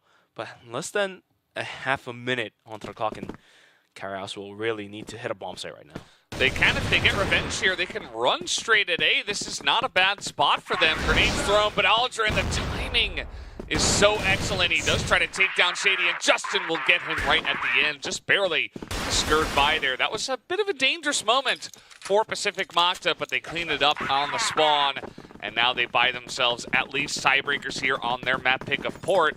It's looking pretty good for them so far. Only the 1 round going the way of Carahouse once they moved over to the side of Blacklist. So once again, the global risk Pacific Magda strength being shown here tonight. And Port seemingly one of these maps that they really do enjoy. First to 9 is going to be Pacific Magda, and Carahouse only a single round away from dropping map number 1 is going to be gathering themselves outside of A. As Lucas is going to going into connector, not quite there. In the process, some wallbings are traded, but MVA is going to flank. Sell that down towards A long, take the kill onto Rambo, do a bunch onto Shady. So this is not a bad trade at all for Pacific Magda. And all of a sudden, Carahouse is going to have to play a little bit more passive. The setups are being thrown out, but the push is going to be coming to shove. Lucas is going to find the kill onto Aldrin. Revenge on the bomb site going for the crash piece. Will find one, but Lucas is already finding himself by the ladder. He's going to find the kill on Dola as well. Will have a kill of his own. Lucas with a triple, but goes down to the hands of Justin. Going to be a 1v2 with the bomb. Gets planted. He does have a flash to work with, but it might be a tough retake. Unless, like the 13 kills he's having right now, if he taps 2 heads out, then the clutch and the closing out of the map could possibly happen here, Valdez. Yeah, the big issue for him is Dola. He's not going to know 100% he's there, and Dola's full health as well. So he's trying to take this fight, and it will not go his way. Dola, the thorn in his side, quite literally, will keep Carahouse in this. It's not done yet. It's a difficult road ahead for Carahouse, but they get that first one here to try to pull off the comeback, to make overtime happen. And I've seen crazier things in CFS, but let's see if they can pull it off. 3 more rounds if they want to go into overtime, and could be a tough ask, but you need to answer these if you want to go into the playoffs. And Carahouse is going to leave the C4 down outside of the blacklist spawn and see if they can poke and prod their way down towards A. Although it should soon get picked up by any of these players, especially Kimbom right next to it. In the meantime, Pacific Magda playing quite default, but B having a bit more sharpened edge on their defense, with Justin posted out all the way in tunnels. Not too deep, but just right at the entrance of it. And after losing that round down towards A, it looks like Pacific Magda is thinking about a strengthened and fortified A defense, with Aldrin joining forces towards spawn and ZYK looking down towards the spawn connector.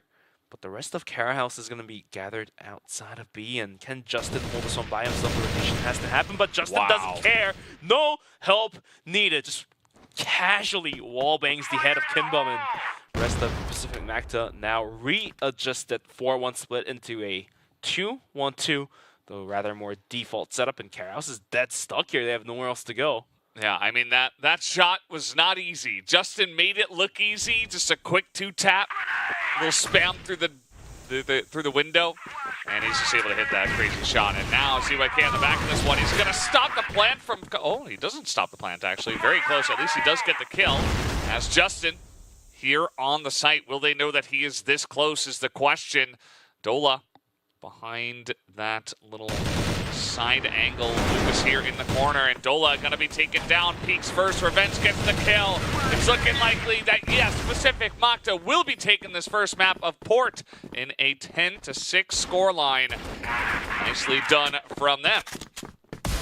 Absolute performance from Pacific Makta, willingly trying to bring themselves into the playoffs. They were able to take off the first map of Port, which I believe is one of the tougher maps to take away from your opponents in some way, somehow.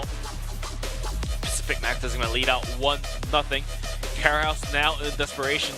As you can see on the camera, they will really need to start catching back up, because otherwise, I don't think they have a chance if they lose to Pacific Makta to be in the playoffs. They are going to have to fight for the 5th and the 6th place, I believe. Yeah, I think it's technically possible, but it would require Pacific Makta to lose, and although I don't know, maybe the head-to-head is the first tiebreaker in that case. You're kind of just screwed, but we'll have to wait and see on that idea first. But this first map will go the way of Pacific Makta in a big way, 10-6. We do see a lot of the highlights here. Started off actually really nice for the side of Carahouse, right? It was 4 rounds in a row for them, and I'm saying, hey, these guys looked great last couple of days. Pacific Makta just took a tough loss. Maybe Carahouse are going to come out big here tonight. But then immediately Pacific Makta turned everything around. Like, they looked like a totally different team once they got warmed up, and it's just fantastic stuff from them. Cold hands once they warm up and you start shooting hits.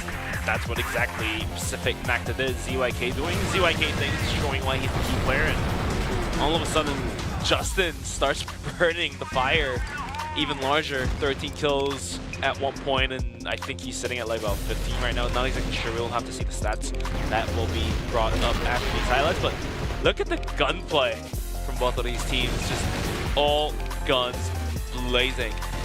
But for now, Port does go towards the side of Pacific Makta, and Carahouse is going to the second map with a lot of weight on their shoulders, so to speak. And I don't know if that's going to affect their plays, but the second map being on Caro, not exactly sure what Pacific Makta is going to do, but Carahouse definitely needs to find more rounds. But let's take a look at some of the set summaries. 10-6 scoreline, like you said, Valdez, and a big number out there right now for these players right here. Yeah, I mean, everybody on the side of Pacific Makta at 1 KD or above is really insane, actually. Everybody pulling their weight pretty much every single round as well. Very consistent. And as you mentioned before, ZYK, Justin, those are the two guys that are kind of on top in terms of their numbers. So shout out to Pacific Makta. They pull out the Port map and they dunk on Carahouse. And now we're going to be moving into Ankara for our second map of this match. So the question is going to be whether Pacific Makta can they dunk on Carahouse, or will Carahouse be able to find that rebound and get some scores of their own. 1-0 as a quick reminder, as Pacific Makta will lead out on the map score, and we are going to be kicking right into map number 2, which could decide the fate of Carahouse and Pacific Makta. And let's take a look at how this one goes out to be. Pacific Makta on the blacklist side, just like how it happened on the last map, and they're going to be running themselves down towards middle. But Carahouse not necessarily watching it here, as Shady's going to start rotating in, but can he find the kills needed? He does see the tip of the head, but gets spotted out and will have to flash himself out of position, but he's getting swarmed by the players of Pacific Makta. Justin does go down in the process, and Rambo has already arrived. The Dola starts swinging out from windows, jumping out like a mat, and will find the headshot. MVA on the bomb site, though.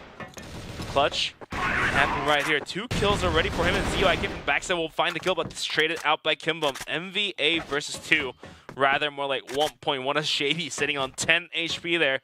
Won't have enough room to get the bomb planted.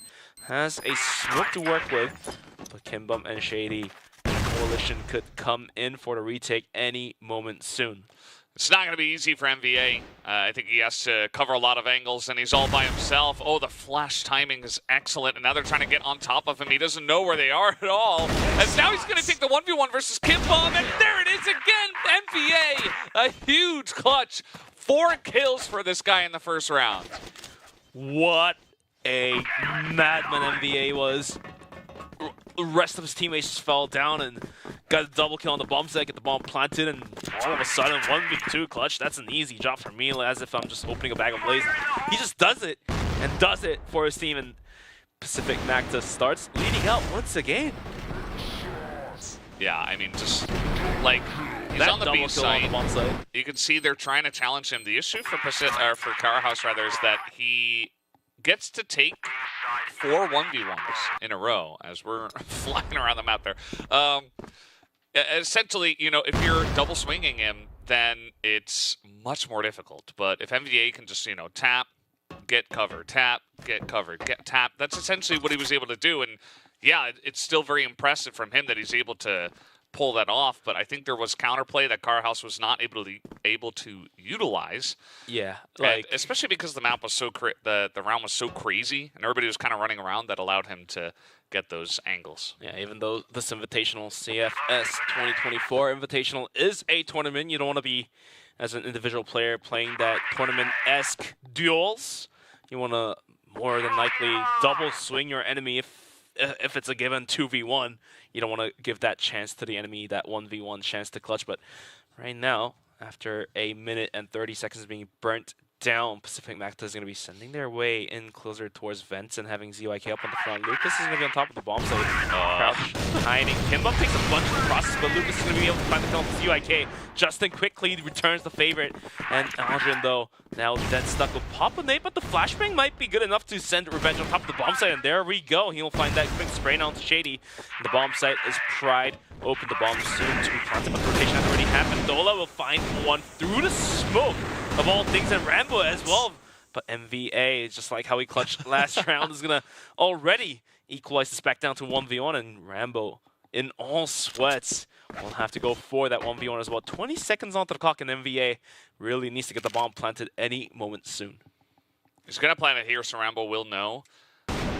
No, he's actually not yet going to plant it, but now he will go for it, which gives Rambo a chance to just snipe him down easily. Rambo will pick it up. Definitely a closer round this time around, but Rambo makes it easy for himself and keeps Carahouse's hopes alive. MVA just almost finished that round, although the timer was against him. He had to eventually go for the plant, and having not too many places to plant, Rambo was knowing exactly where MVA could have been at, and eventually finds a shot, and that will be the round towards Carahouse. Some overnades being cocked by Kimbum, and unfortunately for him, nobody from the side of Pacific Magta is outside of A-Long. Yep, they're all just going to be backed off here, which is just fine. MVA putting up the big numbers early on. He's not really the top fragger on his team at the moment. I think he had the 4th highest KD so far in this tournament. So pretty interesting that he was able to pop off in such a big way right when they needed him most, which was very, very good for him. As they are setting up here for another A hit. Grenade is going to hit Kimbum. Kimbum was hopping at that exact same position, so they knew they could just throw a grenade in there, and he could probably be in the same setup, as now they are looking to get some overflashes here. Both members of Carahouse up top on the A site. We'll see if that works out for them. As going to poke out. Justin still waiting for the overflashes to come in, but this is getting some time for Carahouse to rotate in onto the site. They have so much support here. Kimbum and Lucas up top, but CYK able to trade one back. Now Dola going to swing. And it's all up to Revenge 1v2 with an AWM in this close range battle. Not going to be easy for him, as he will look to peek real quick. They know the bomb is down here on top of A. There's smoke in their face. Will they spot Revenge is the question. He is going to hit the pistol shot. Nearly gets the next one, and he's not going to get it. Dola does headshot him down and doesn't give him a chance to get the arm shot. Revenge is now really hoping that he had an M4 in honest sense, like what he did to Port. But this time around it was the Eom, and he had to go for the pistol. We'll find the first kill, but the second not quite there, as the off angle that the player of Carahouse was holding was just a little bit stronger. And given that both of these players have top class aim in APAC. But moving into round number before some early shots being thrown out by ZYK. He's going to take a bunch of HP away from Shady. Unfortunately, this guy is getting bullied down towards middle, whether it be Port or whether it be Ankara. We'll have to back away from middle. And maybe that might give enough room for Pacific Macta to play with the map. Like you said on the last map, the delay from Carahouse allowed for the rotation and the bomb site hold, although it was a little bit wonky. It almost had to come down to that 1v1, but this time around, the defense could be stronger on the side of Carahouse. As now we are looking at the clock being burnt down to the minute 30-second mark, and the C4 has been rotated down towards middle with 3 players looking to aggress down onto it. The charge. The leader of the pack is going to be Revenge up on the front with the AWM Brave. Let's see if he's going to be able to hit that shot. Nice double peek here from Carahouse. They're going to get down ZYK. And unfortunately for Pacific Macta, yes, they're not going to be met with much resistance through B bottom, but with office control now gone, and one of your members also gone, you have to check every single angle, and the retake is going to be very easy for the side of Carahouse. Rambo also checking that angle. He's not quite going to get the timing, though, as Justin takes him down. That's very unfortunate for Rambo because he knew that was a possibility, and yet just didn't have the timing. MVA playing the lurker down towards middle. He may have a chance to spray down 2 players, but the C4 now gets planted by Alge with 30 seconds onto the clock. And here comes the rotation from Kimbom and Lucas, and Kimbom somehow knows this and will tap MVA out from the lobby. It's going to be a 3-on-4, but the hold seemingly possible with the positions that Justin is holding. He's going to find 1 onto Kimbom, and he's going to swing and get a double. And the process down to a 2v2. Can Justin hold this one down? As Dola is going to find the kill onto Revenge. It's going to be back down to a 2v2. 13 seconds and ticking. Karas really has to start moving in right now, but Justin jumping himself by the box is not being able to find the kill. But Justin will end up finding 1 down to 1v1. The time is not there. 2 seconds and ticking. The defuse comes through, but it's not going to happen. And Carahouse will find their... No, it's going to be it's going to be equalized back down to 2-on-2, right? Yes, that should be a 2-and-2 situation now at the end of that round. You guys might have noticed, but MVA was walking into a wall, and then he actually did get booted from the server. He did get knocked out from the server, quite literally. Not by the gun, but also did die at the same time, so kind of funny. Wall punched him in the face back. Yeah. Not just literally just killed him out of the server. He's just gone. No, we're just gonna have to replay, or rather re-get in the lobby. But we are gonna take a look at the replay at the same time. Justin holding on to this angle, and then he knows, okay, I'm the last person. There's really not enough time. I'm just gonna play this box, play the time, and as you can see, it takes about 4.5 seconds, and he doesn't have that amount of time. As MVA's cam has also stopped, so. You see that we'll just have to wait for him probably to get a restart in, and have to wait for the reconnect of the player who has been having some technical difficulties. Sorry for that, as we do have a little bit of delay. But yeah, in general, I do feel like Carahouse is having a tough time having to face off their APAC counterpart, as they did drop the map of Port and now going to Ankara, only being able to get tied back to 2-on-2 after having 2 in a row, not being able to build up the momentum and kick things in for the engine. But yeah, if Carahouse can find Ankara, Black Widow should be a lot easier to play against Pacific Macta. The stats you were just looking up just moments ago.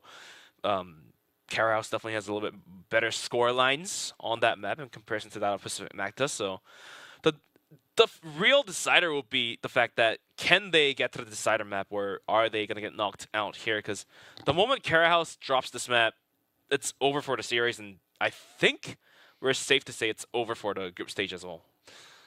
Yeah, I do believe so. Although Pacific Macta will have an extra match to play compared to Carahouse, so if Carahouse won and the Pacific Macta lost the other 2, there is, I guess, potential for tiebreakers. But again, still very early on to figure out all of that exactly at this point in time. So we'll have to wait. The map ban pick was pretty interesting for the series, I think. You know, something to talk about. The port pick for the side of Pacific Macta, definitely something They didn't always prioritize, and we didn't see them play it a lot. And also on the side of Kara House, they didn't pick it a lot, but they looked great against Vasco in this tournament. They actually beat Vasco on port, so you would expect coming into this one that Kara House would be pretty comfortable on port. That's not what we saw by the end of it all, and Pacific Magta had some kind of read, some kind of mind read here from them, and that port pick really worked out for them, even though it was kind of unexpected. Yeah, although a little bit of surprise for both of these teams, but port eventually goes to the way of Pacific Magta. Shady's going to crouch between the spot. The players all will pop the flash. This Pacific Magta realizes, no, they do not. Turns out gets a headshot, but now just going to start swinging back onto him. We'll find the equalizer. The spawn area being controlled. Mid is fully taken by PM, and Paradox have to hold on to the bomb sites, but doesn't matter. Dola will just go full out aggressive and spray out ZYK from the lobby in the process. Yeah, nice little play there. Still Pacific Magta hanging around the middle of the map, not committing to either site just yet. That is going to force Kara House into a 2-2 split. Rambo and Dola here on the B site. So I feel like that's probably not the site you want to go for, but a little bit more difficult to get onto that one from mid, as especially with Rambo up top and Dola right around the corner. They're going to make quick work of that push from the side of Pacific Magta. So now Revenge all alone. And he's got to go towards B because the bomb is down. He's going to know that Rambo's up there. Ooh, and he's not going to hit that shot either.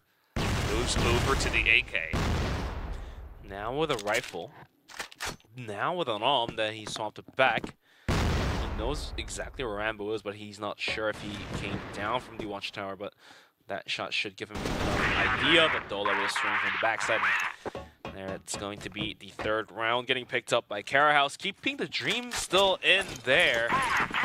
But the way Pacific Magta is playing, them either aggressing onto the bomb sites or trying to gain control of mid, it's been working out, I'll say that.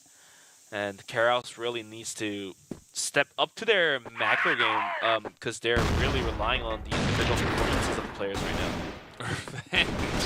Sneaking through smoke, trying to get a close-range arm shot. It doesn't work, and he's going to have to recalibrate. Something's not going right with some of the shots that he has been taking. But a very aggressive angle that he just took, and now a quick rotation over to A. I don't think Kara House are going to expect this quick of a rotation from Pacific Magta. But let's see if they can get something going. The grenade does come in. Shouldn't have done all too much damage. Flashes over the top are going to be pretty good. Pin bump does go down, and now up top, Justin dodging all the bullets. Aldrin with a kill with the grenade to finish off Lucas finally. This plant quickly comes down onto A. And the bomb being planted, the retake has to come through, but some bomb flashes not quite blinding any of the Pacific Magta. CYK and the MVA is going to find the piece each. And that leaves Rambo all alone. We've seen him clutch after clutch per round, but this one is going to be quite tough. Yeah, we'll see if he can pull it off. I mean, 15 seconds left. He's going to swap over to the AK. That's going to be the go sign, but Aldrin is going to immediately take him down. And so a third round picked up here for the side of Pacific Magta. Keeping it close from the Blacklist side. Always good if you are a Pacific Magta fan. Good double swing, at least. Unlike that of Kara House. Aldrin swung right out the moment his teammate got his head tipped off, but this time around, aggressive A push, and eventually this information will be passed down to Kara House to hold on to the B. Bumps a strong mid is going to be controlled. Well, after gaining that information, Shady and Lucas is going to fall back instantly, but Shady, having some other ideas, is going to position himself by connector and expecting enemy players to be down towards middle. In closer towards the B connector as well. And he's going to pop that nade, doing about 30 HP damage to Justin. CYK opens up onto Dola, and that will be the opening frag to start us up. Now coming through the underpass, the rest of the players of Pacific Magta eventually take the arm shot onto Shady, taking the kill. And all of a sudden, even though Kara House was able to gain that information out towards A long, Bum is going to find one kill, but one kill only. And just to finish what I was saying, even though Kara House did have that valuable information outside of A long, they weren't able to hold it down. bomb site, and there we go. That will wrap up the round for us. Revenge is going to find that quick headshot with a pistol, and it looks like Pacific Necta is going to start leading out, just like how they did it on Port. The round line a little bit different, but it's going to be 4-3 on the scoreboard. Yeah, already looking fantastic for them. They're playing this on Kara map really well. Keep in mind, this is Kara House's choice, and a map that they have played already 3 times in this tournament of CFSI. So Kara House have shown a lot of information, and perhaps Pacific Makta are getting the read on them. They had a very nice fast push that Kara House were just not ready for, and they got that flank on in that really led essentially to the round win once they were able to get that flank from mid. So let's see if they can pull something like that off once again. Justin lurking around mid, and C4 is going to join him. Take a look at the position now from the side of Kara House. 3 people on A, and nobody in mid to check this once again. So another chance for Pacific Makta if they run through mid to get this flank going.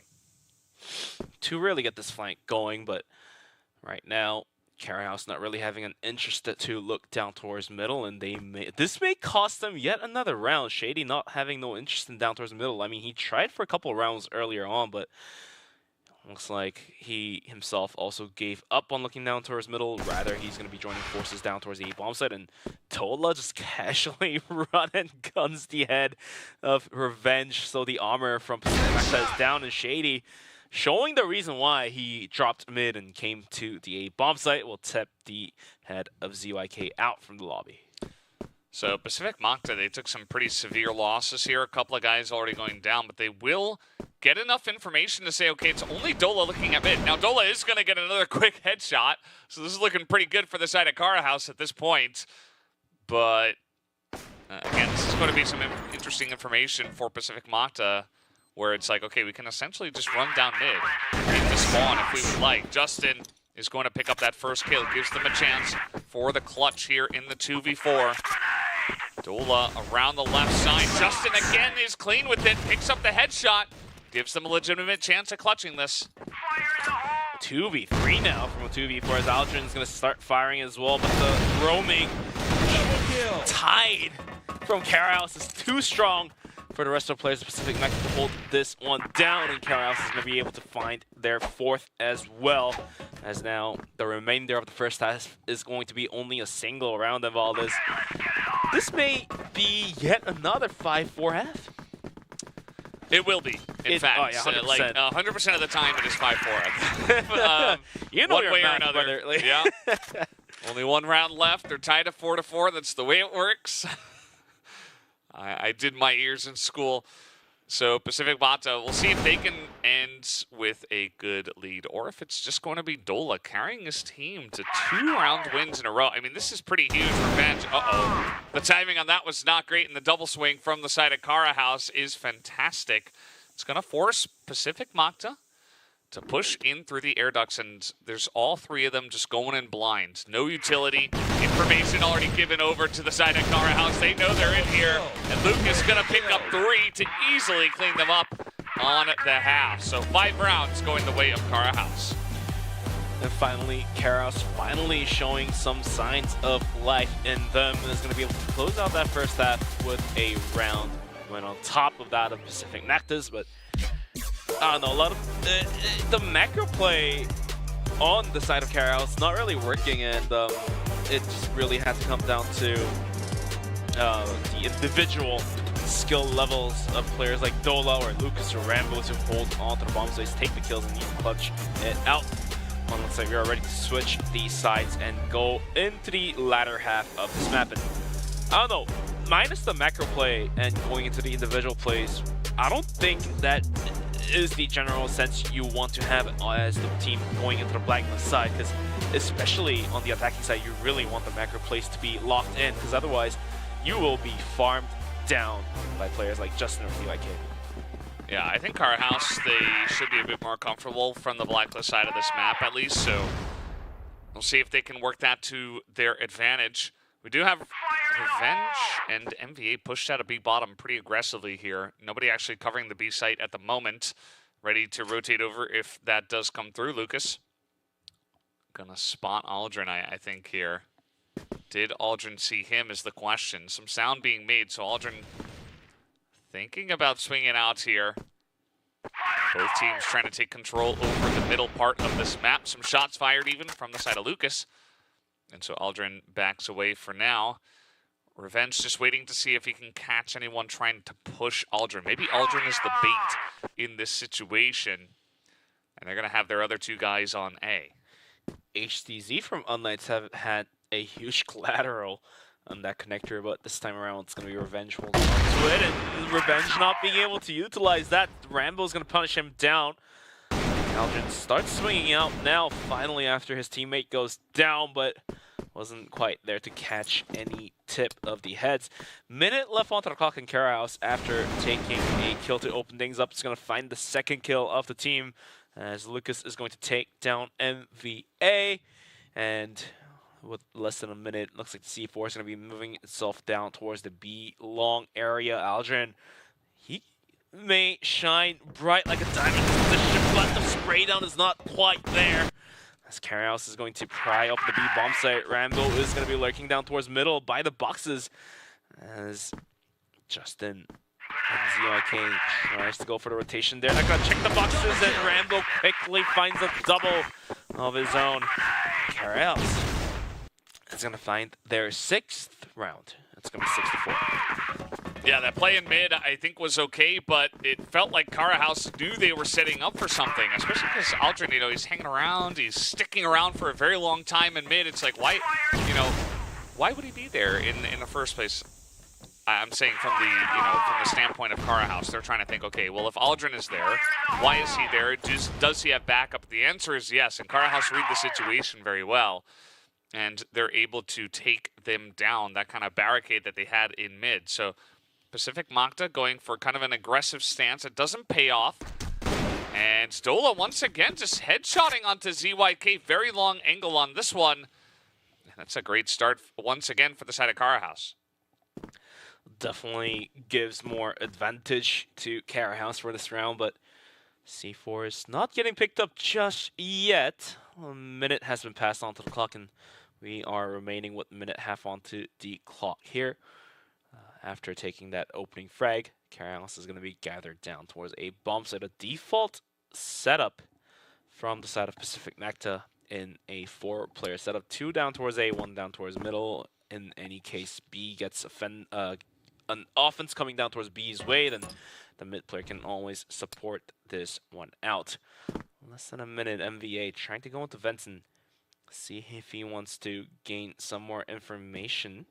Not exactly sure though, as he's gonna move his way in closer. If Kimbum hot flash over the wall, and MVA is gonna start swinging out with the team flash of his own, but not gonna happen as Kimbum was waiting with open arms, and eventually Pacific Magda at risk of losing another round. Valdez. Yeah, the pickoffs are pretty huge, and now Justin's going to be baited into this as well. I mean, this is... Bait is probably the right term, yeah? Yeah, this is Ankara 101. Kimbum is just getting so much value, waiting for them to push through the air duct, and now there's just barely anyone here. Revenge's going to be taken down. Aldrin is going to have to do it all by himself, and it's just not going to happen. 7-4 is the scoreline here for the side of Carahouse. They move over to the blacklist side, and for some reason, they just look so much better over here. And also Pacific Magda have not been able to get much going from the Global Risk side, which kind of goes against what I would expect. Yeah, Pacific Magda not quite cutting it on the defense. And this time around, they're going to go aggressive out towards A and having a rush down towards middle, and it looks like that is the right decision. He's going to tap out a player from the lobby. That's going to be Dola going out. But that aggressive A push, having ZYK up the connector, not going to be the right position as Shady just jumps on top of him. Finds the head. MVA starts swinging out, gets knocked out by Kimbum. So all of a sudden, we're down to a 3v3 with Pacific Magda at risk of losing yet another round, only because they are all kind of punched towards the B bomb site. A is completely open right now. Yeah, the question is, can Carahouse get that read and try to rotate out of this one, or are they going to force it in towards B? Rambo here with the bomb. It looks like seeing if he can find anyone peeking. He's not quite going to get that kill on Aldrin. Huge amount of damage onto him. He's down to 11 health. And now he's trying to aggressively stop this one as there's not much way to get out of here. He's being flanked as we speak, and Aldrin isolated. Nice pistol kill on the refrag, going the way of Revenge. But still a minute left. Carhouse say, okay, you had 2 people over here on B. That's pretty interesting. Maybe we can go A.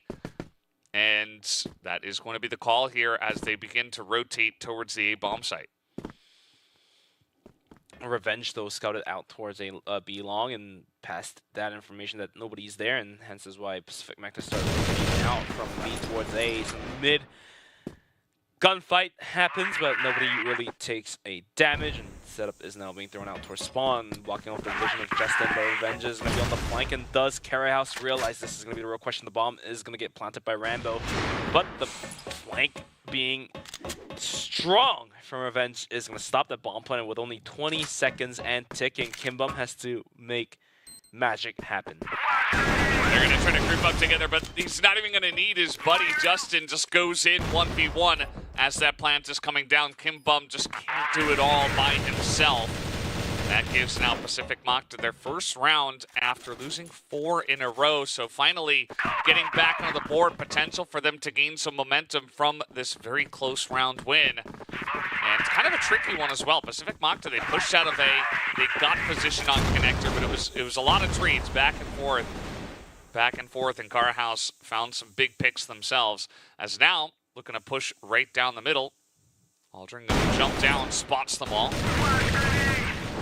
Like he also goes for some pot shots. Not going to happen as Kimbum and Lucas continues to put the hurt into the side of Pacific Mecta and making things even worse. Shady guns down Revenge, and Justin and MVA is left all alone. Justin goes down to Dolan. It will be a 1v5 with the bomb being planted. It's not going to happen as Dola swings out, gets another kill of his own, and it looks like Carhouse is going to be able to find yet another round. Carhouse taking over this map right now, 8-5, only 2 rounds away from bringing us to map number 3, which will be Black Widow, by the way. You can see that up in the top right.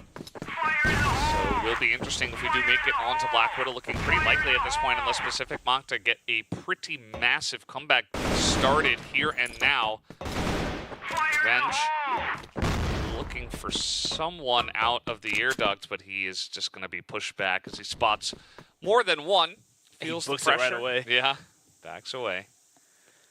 Also, that Carhouse is going to be outside of A with Revenge now rotating out towards B. I don't think 2v5 is the right hole, but Justin's going to pump a flash of his own. Here comes the push. MBA not being able to find anybody, and Kimbum quickly up and over on the stairs will take down Justin, and the bomb site is completely open, and looks like the defense from Pacific Mecta just continues to fall down onto the aggression of Carhouse. Yeah, I mean, Ankara can be rough to hold these A pushes from time to time, especially these teams that look so practiced on this map, such as Carhouse, which is part of the reason why they picked this one coming up against Pacific Mocta. Pacific Mocta have been struggling, that is for sure. The flash is going to come in. They look to come through the fence. Aldrin is going to pick up 2. Still a small chance, but look at this timing from Dola. It is immaculate. Aldrin has to kill 2 people and get the defuse. It is too much to ask, and it will be a 9th round here for the side of Carhouse. And Carhouse continues to stick in there and hang around as they themselves wants to go onto the playoffs as well. It's going to be the last round, possibly, for Carhouse and for Pacific Mecta. They can find about 4 more rounds if they want to get into playoffs themselves.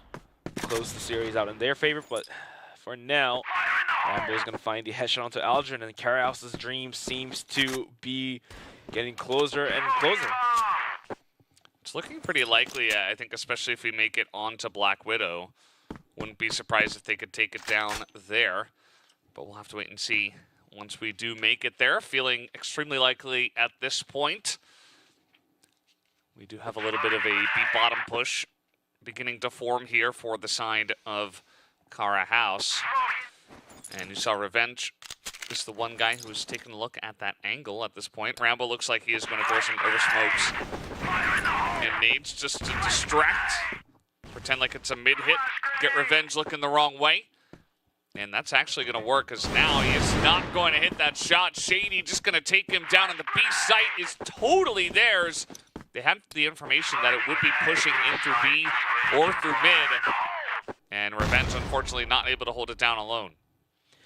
Now down to a 3-on-5 with a retake situation with 29 seconds remaining. The positions has been already taken by the players of Carrouse. Dola up on front as Rainbow is going to find the kill onto MBA. CYK tries his best but gets knocked out, and Shady will find a double kill of his own, and Carrouse is going to be able to close out map number 2 of Inkara and their favorite. And boys, we are going to be ready to move into Black Widow after a short break. But let's take a look at some of the highlights of Ankara, because it only so felt that Pacific Max had a pretty good chance of just closing the series out, but some way, somehow, Carrouse was going to be able to just claw it right back. But guys, we're going to take a quick 3-minute break and come back, give the players some time to breathe and get some water. So hang around there and come back to see more Crossfire.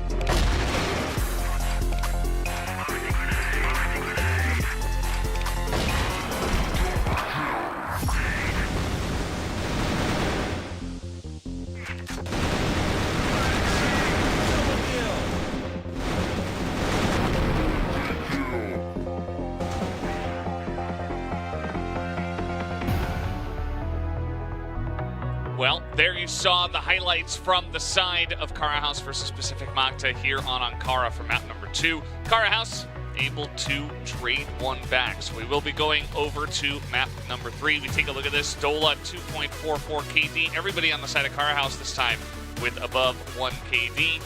And the guys on Pacific Magta, unfortunately, do stumble here after their victory on Fort. But I feel like it does make sense with the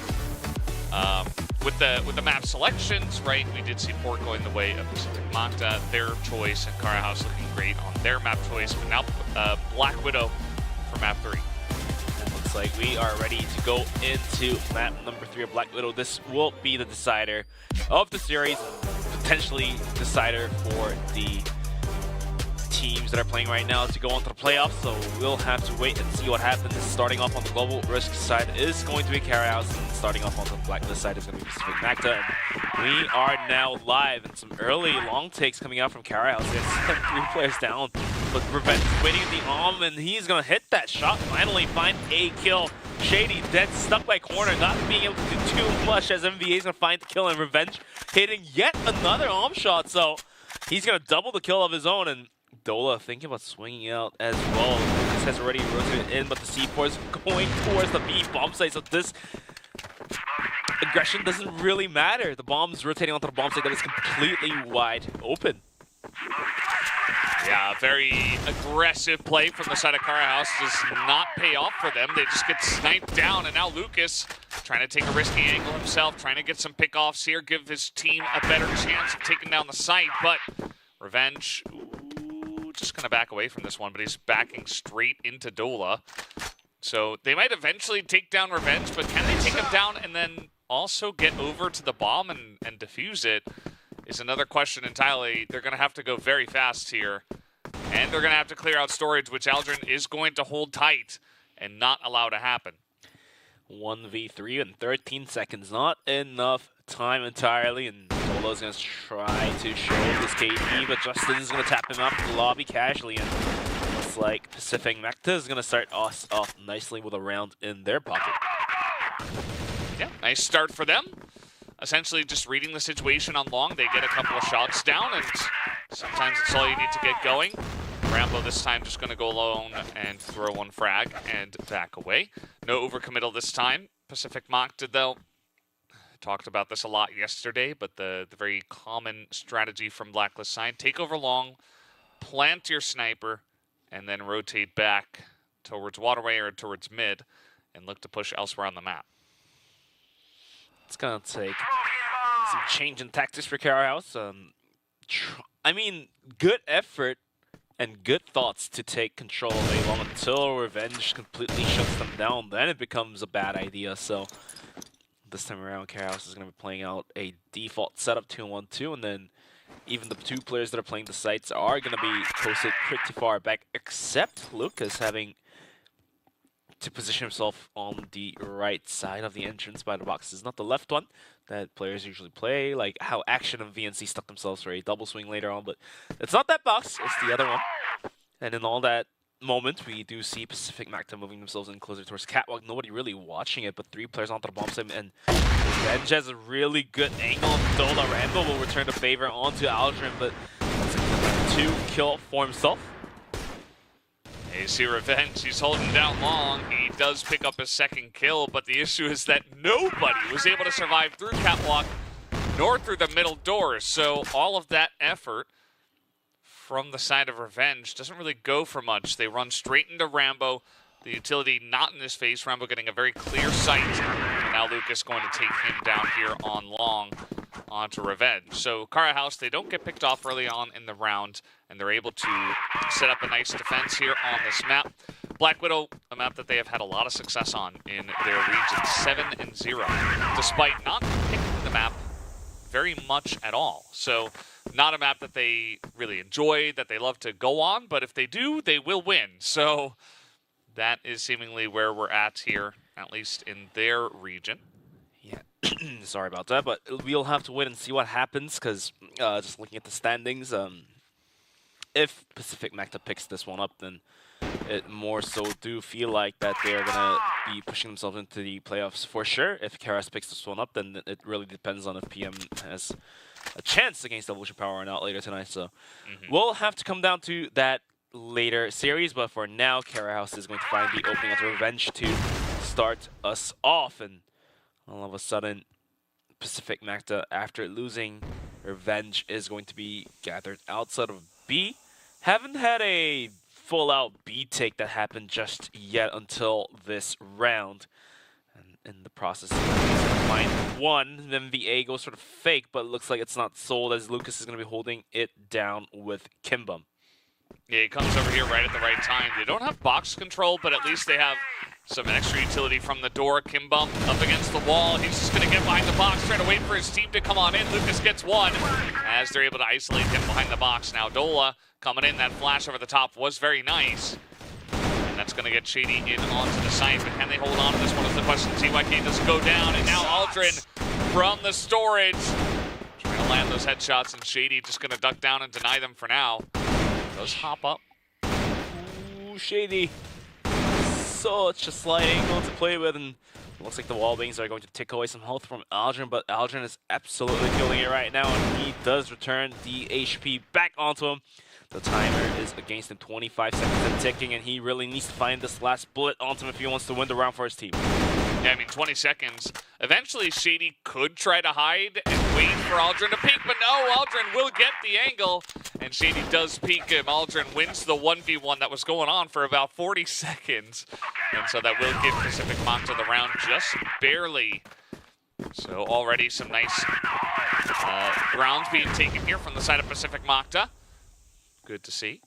I mean, that last round wasn't the cleanest execution out there, but a round is a round at the end of the day, and even though it really had to come down to Aldrin playing with fire, but, you know, if you're able to cook the enemy, then the round is yours. So Pacific Magta will lead out 2-0, and whilst all that, Kara House is going to be tucked in the closer area towards the spawn. They're going to be protecting the bomb sites in a rather passive manner instead of playing quite aggressive like how they did on Port down towards B, having to kind of swing out and get the kills, and this time around they don't want to risk anything. And sometimes having to come down to the decider maps as a FPS caster myself, when it comes to any other classic FPSs, coming into the decider, you really don't get to see a lot of funky tactics come through, because it honestly is definitely a lot of risk. But at the same time, sometimes you have to gamble, like you said, Valdez, and it's like the gamble isn't just going to happen yet. Yeah, no gamble just yet. Just waiting to see where they're actually going to push, because up until this point, just really looking for pickoffs, just looking to see if anyone on the side of Kara House is going to get aggressive, trying to get some information to see, okay, where are these players defending at? And now it does look like they are going to head over for a 4-man push onto B. They still do have ZY, no, actually that's MVA, over towards A-Long. But the real push is coming in here through the storage. Aldrin at the doorway. Gonna try to get on top of Kimbum, and Lucas here in the doorway himself. Justin picks up 2 kills. Kimbum not surviving, but Dola, the timing is excellent. He gets a 3K and is able to just take down a 4th one from range. Dola is certainly online tonight. Looking for his ace, Dola versus Revenge. Revenge has a 1v3 task up ahead of him with the C4 down in 13 seconds. Not gonna happen as Kimbum's gonna not steal, but take the ace away from Dola. And okay, first 3 kills, good spray down, good rotation timing, and catching your enemy off guard. But the 4th kill onto NBA, who was all the way out in A-Long. I think he had like 2 bullets left in his chamber, and somehow Dola's gonna be able to find the headshot. And let's take a look at that replay of all this. Second spray, and then catches the 3rd one, and then this long 1-tap, last 2 bullets in the chamber. And, you know, he misses 1 shot. He doesn't get the kill, and he has to reload it to a totally different round. But Dola just is not missing today.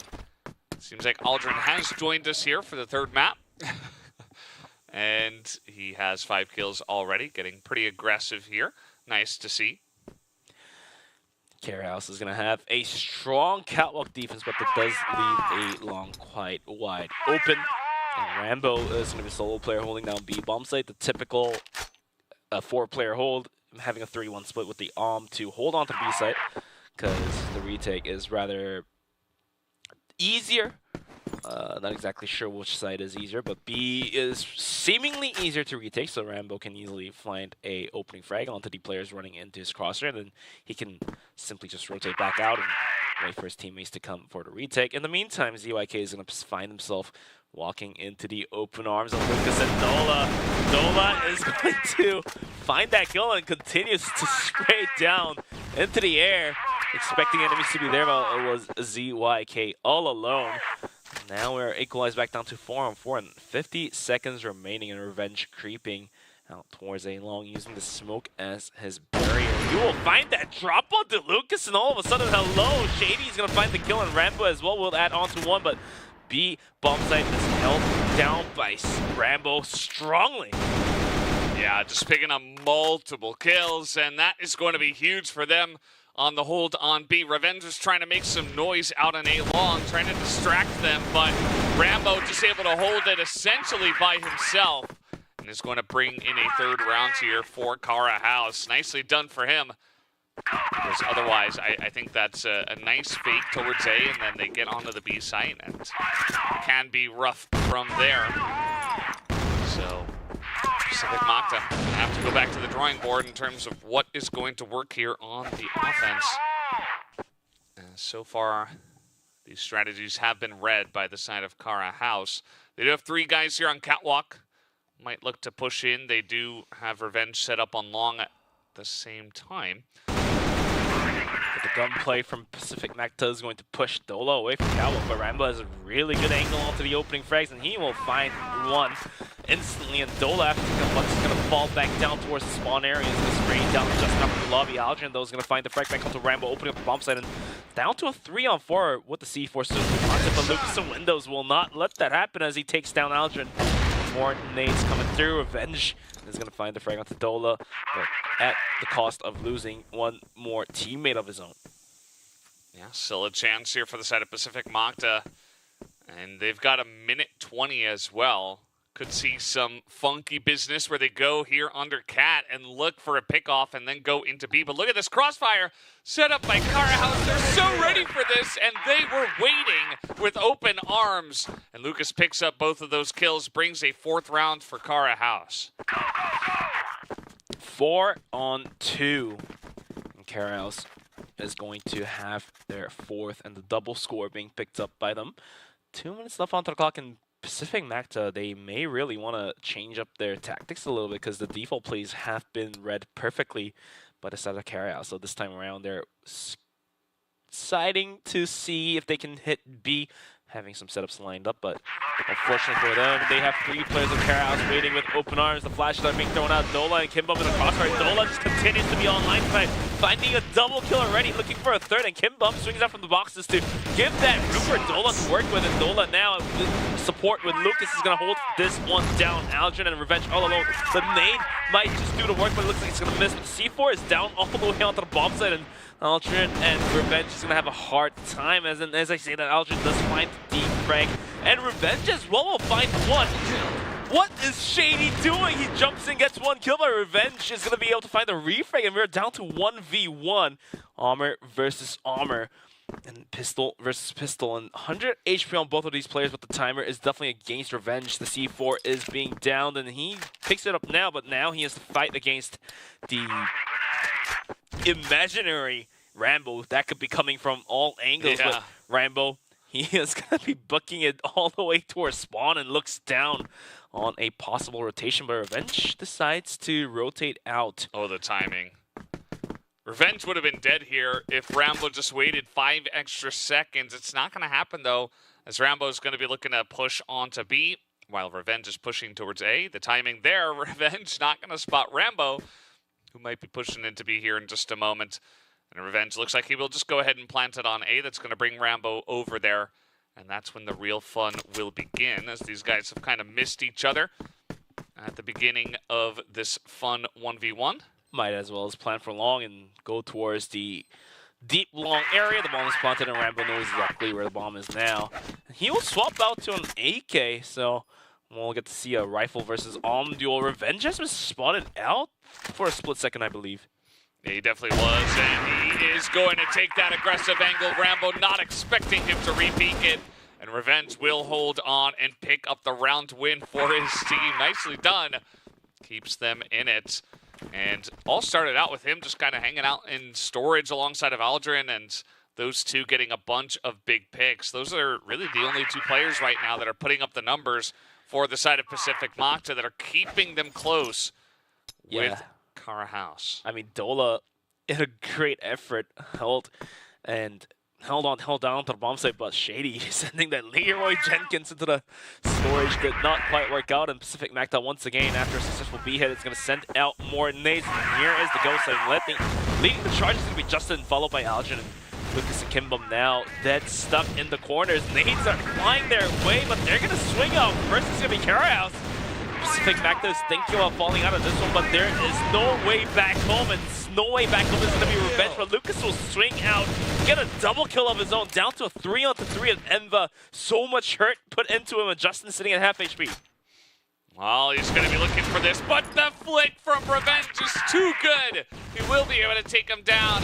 Kimbum behind the box. NBA is still so low. Lucas in between all of them, and Kimbum still on the site. Finally, we are going to have that flight coming in onto Lucas, and after all of the shenanigans, Pacific Makta, they stick there in storage, and they stay there. They stay stubborn. They say, okay, we are pushing the site regardless of what you would like or not.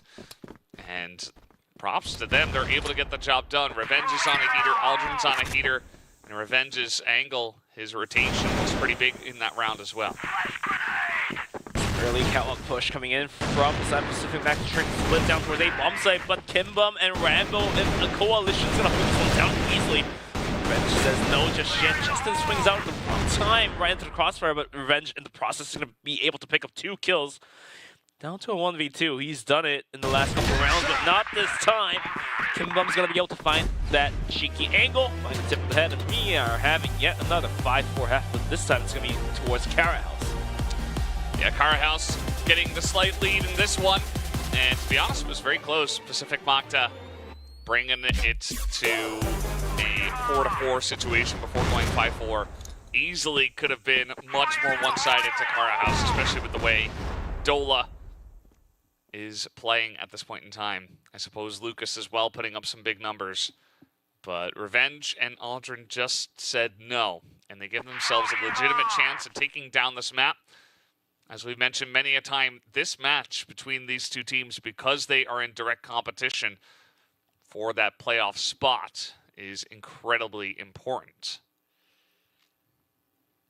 Now that they have switched up the sides, it's going to be Kara House on the attack. And seeing Port and seeing Ankara, I feel like Kara House definitely has it in them to break through the defense, but Pacific Makta, after a pretty miserable defense on Ankara, and now coming to Black Widow, may have switched up their tactics on how to hold on to the bomb sites.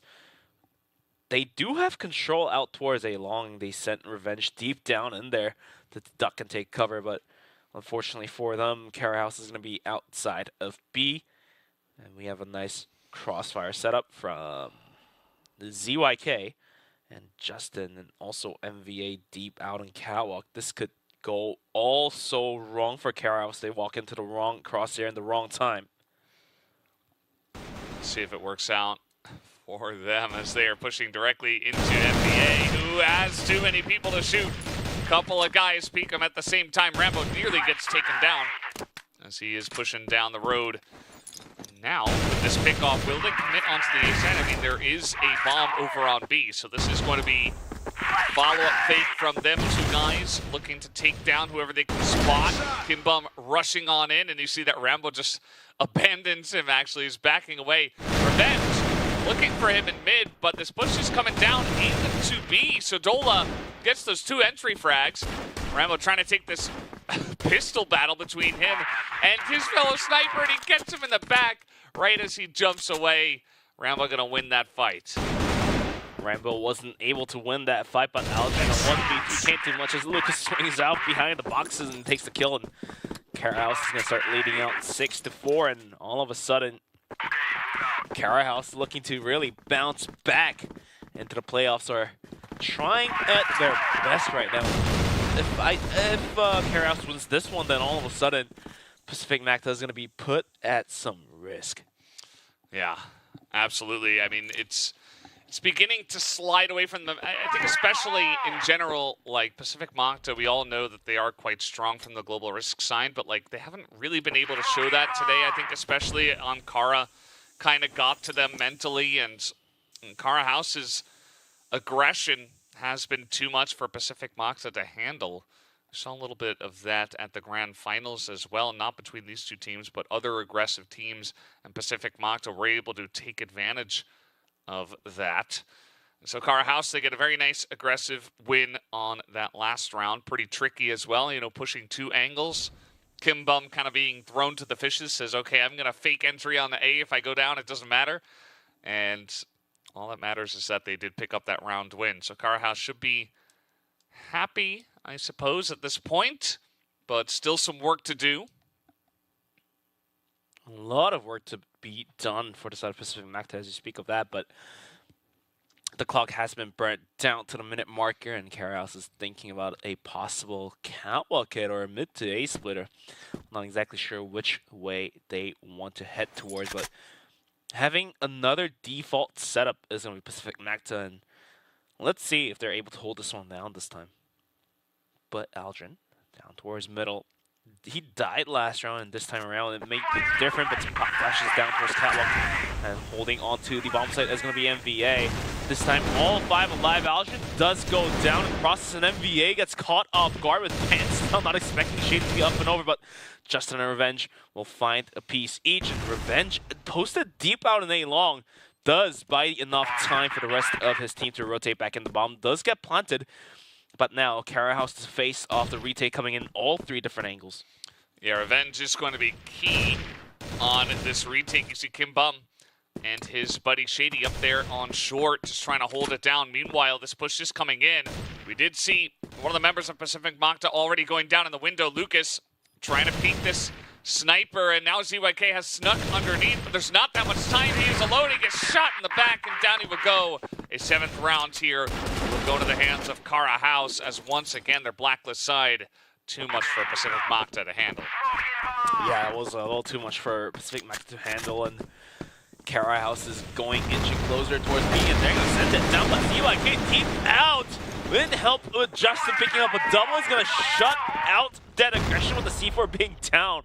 Rambo and Lucas trying to get the best of what they could do. Aldrin just running left and right to bait the shots out from Rambo.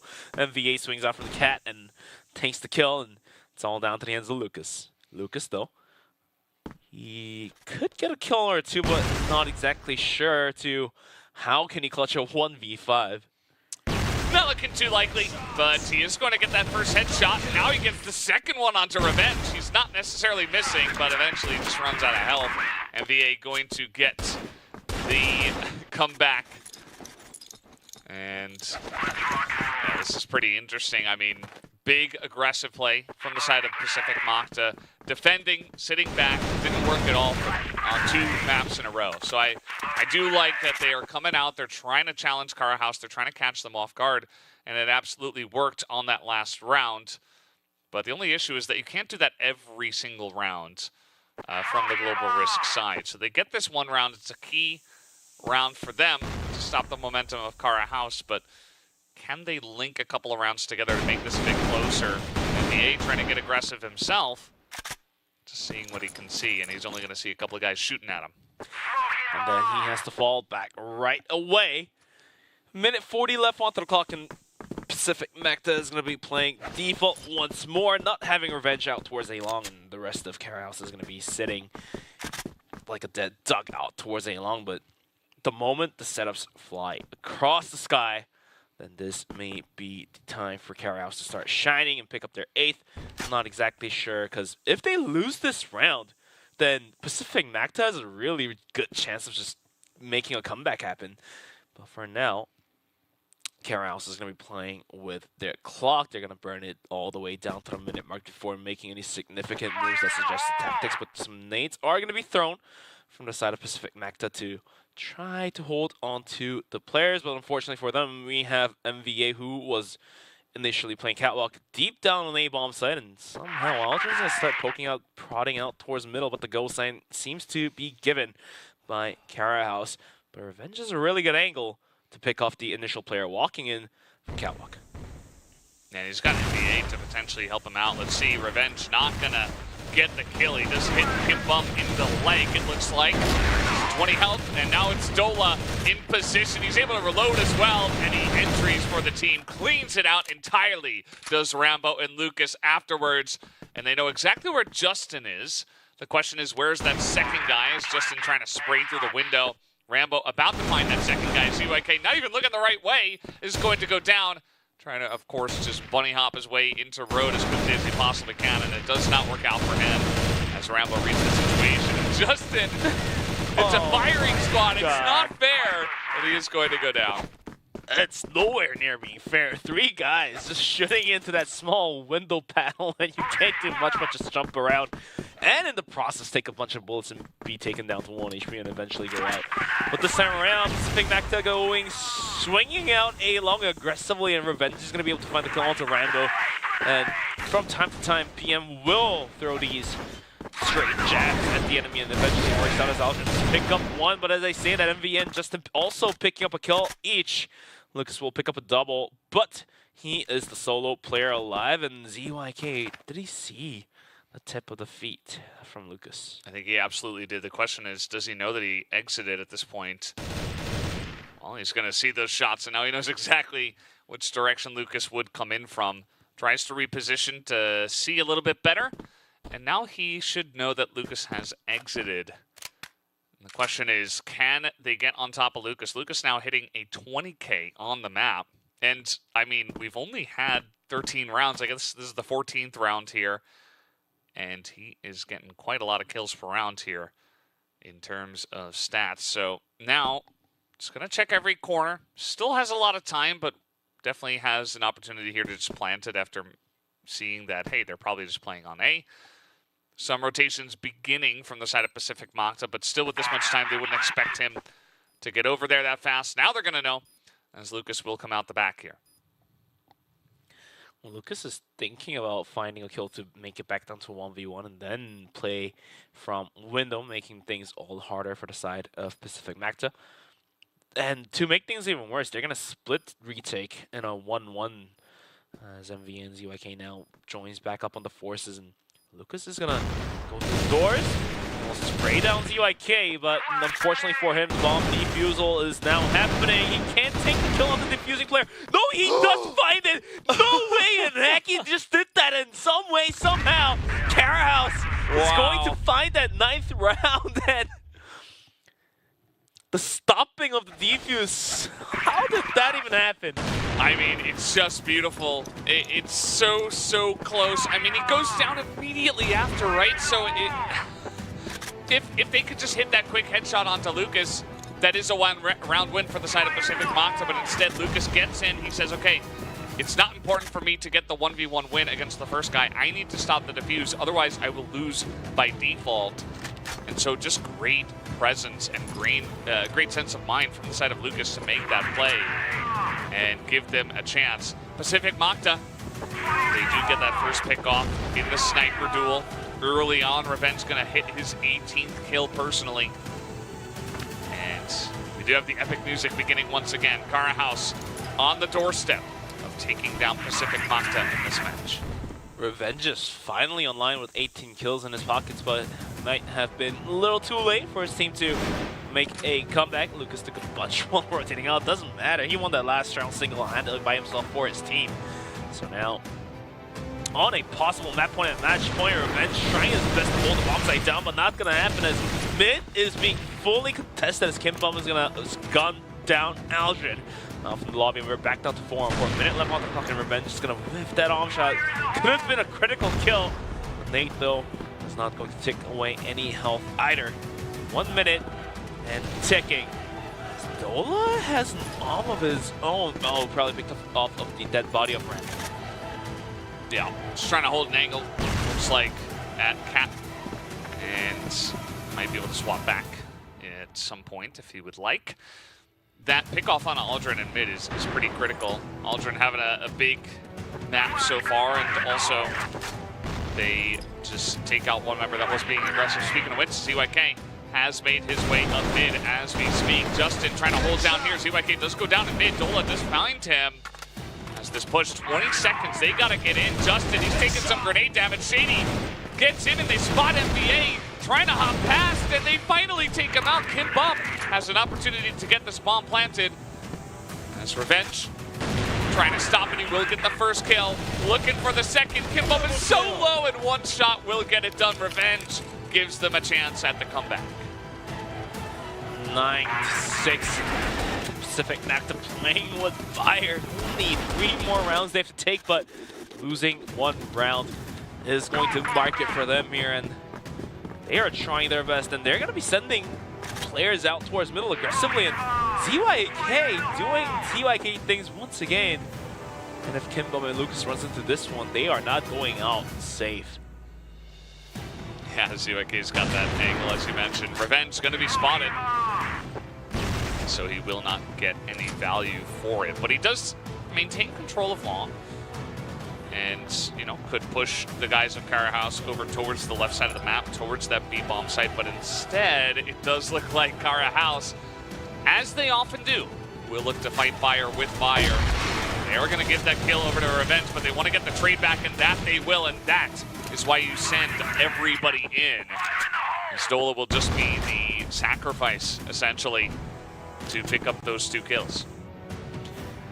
We do have Justin flanking all the way from backside, but Aldrin really has to hold on to Catwalk if that fake and flank wants to come into play.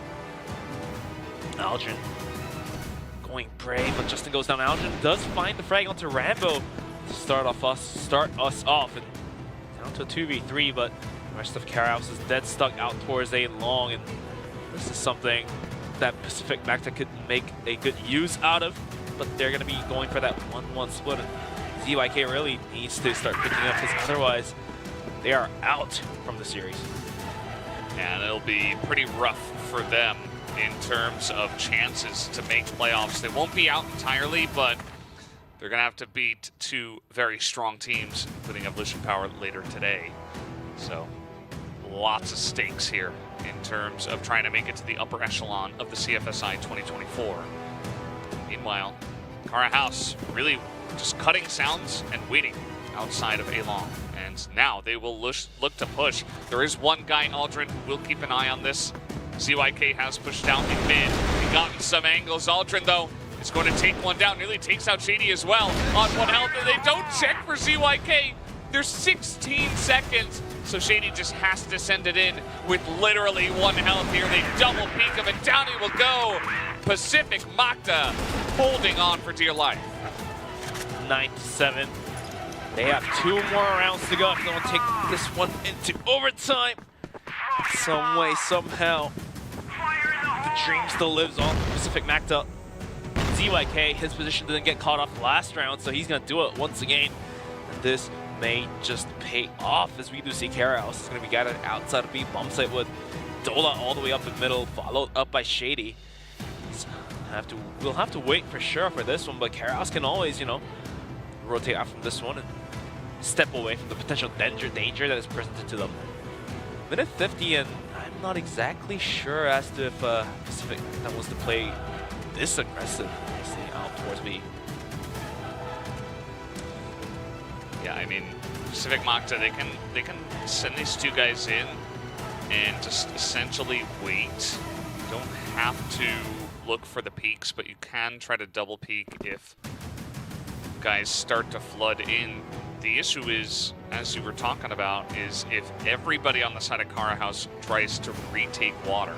They say, okay, we'll give them a chance to take water, and now we're going to throw in flashes and try to retake it. This can be dangerous for the side of Pacific Nacta, but the flash is not going to hit them. ZYK is isolated, and Justin finally picks up 1 in a wild spray.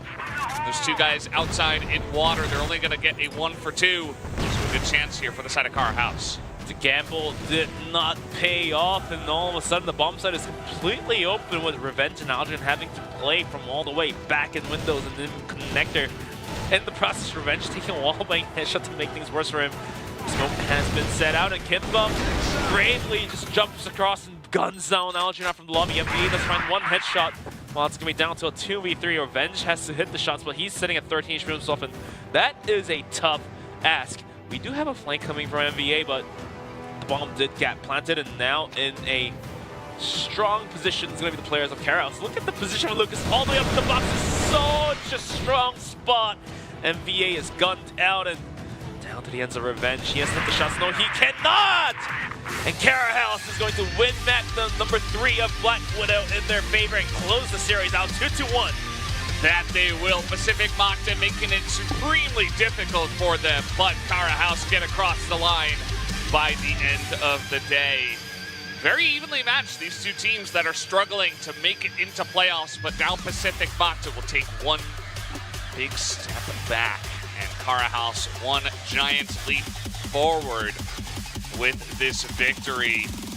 And so we'll have to wait and see how their last match goes and see if they actually can secure playoffs. But let's take a look at some of the highlights here from map number 3.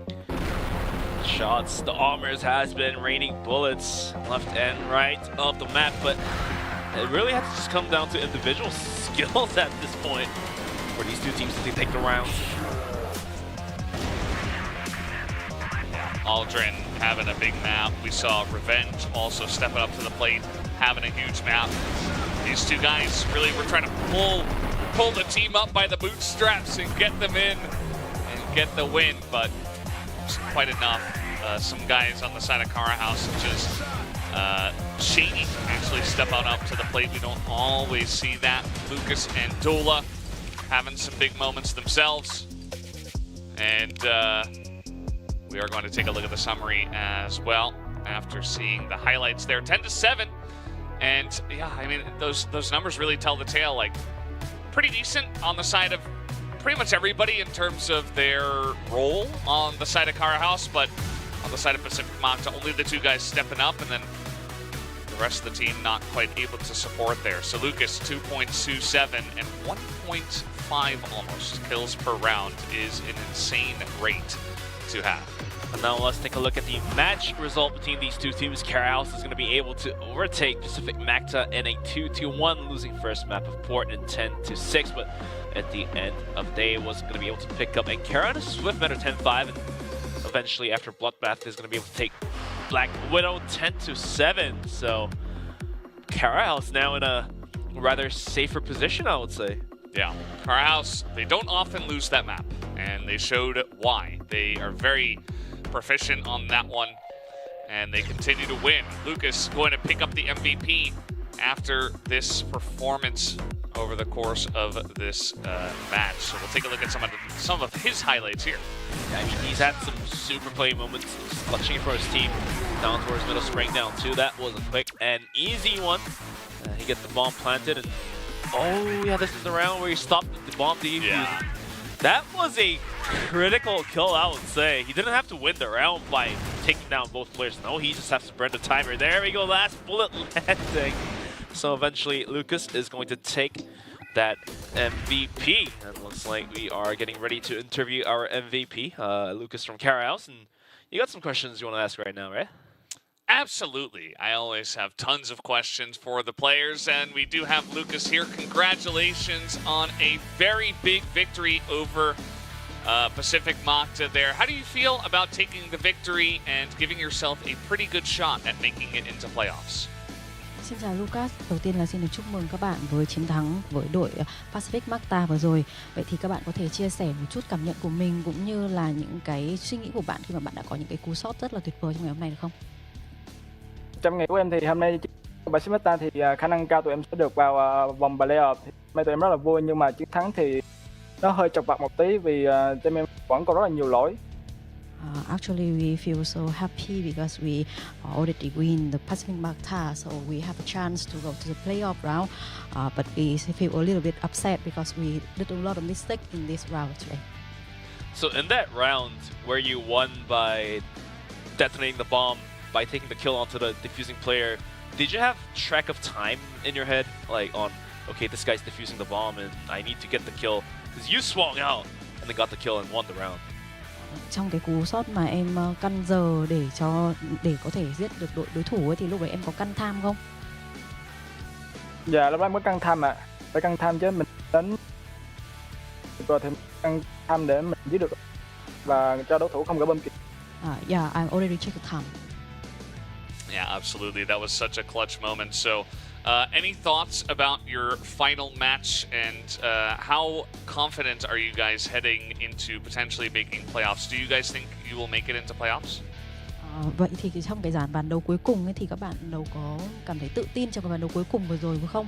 Và các bạn có nghĩ rằng là mình sẽ có cái xác suất được vào đến vòng playoff không? Lúc đầu thì tụi em chắc chắn tự tin, vì với thực lực và khả năng team em thì sẽ nhỉnh hợp team của ta một tí.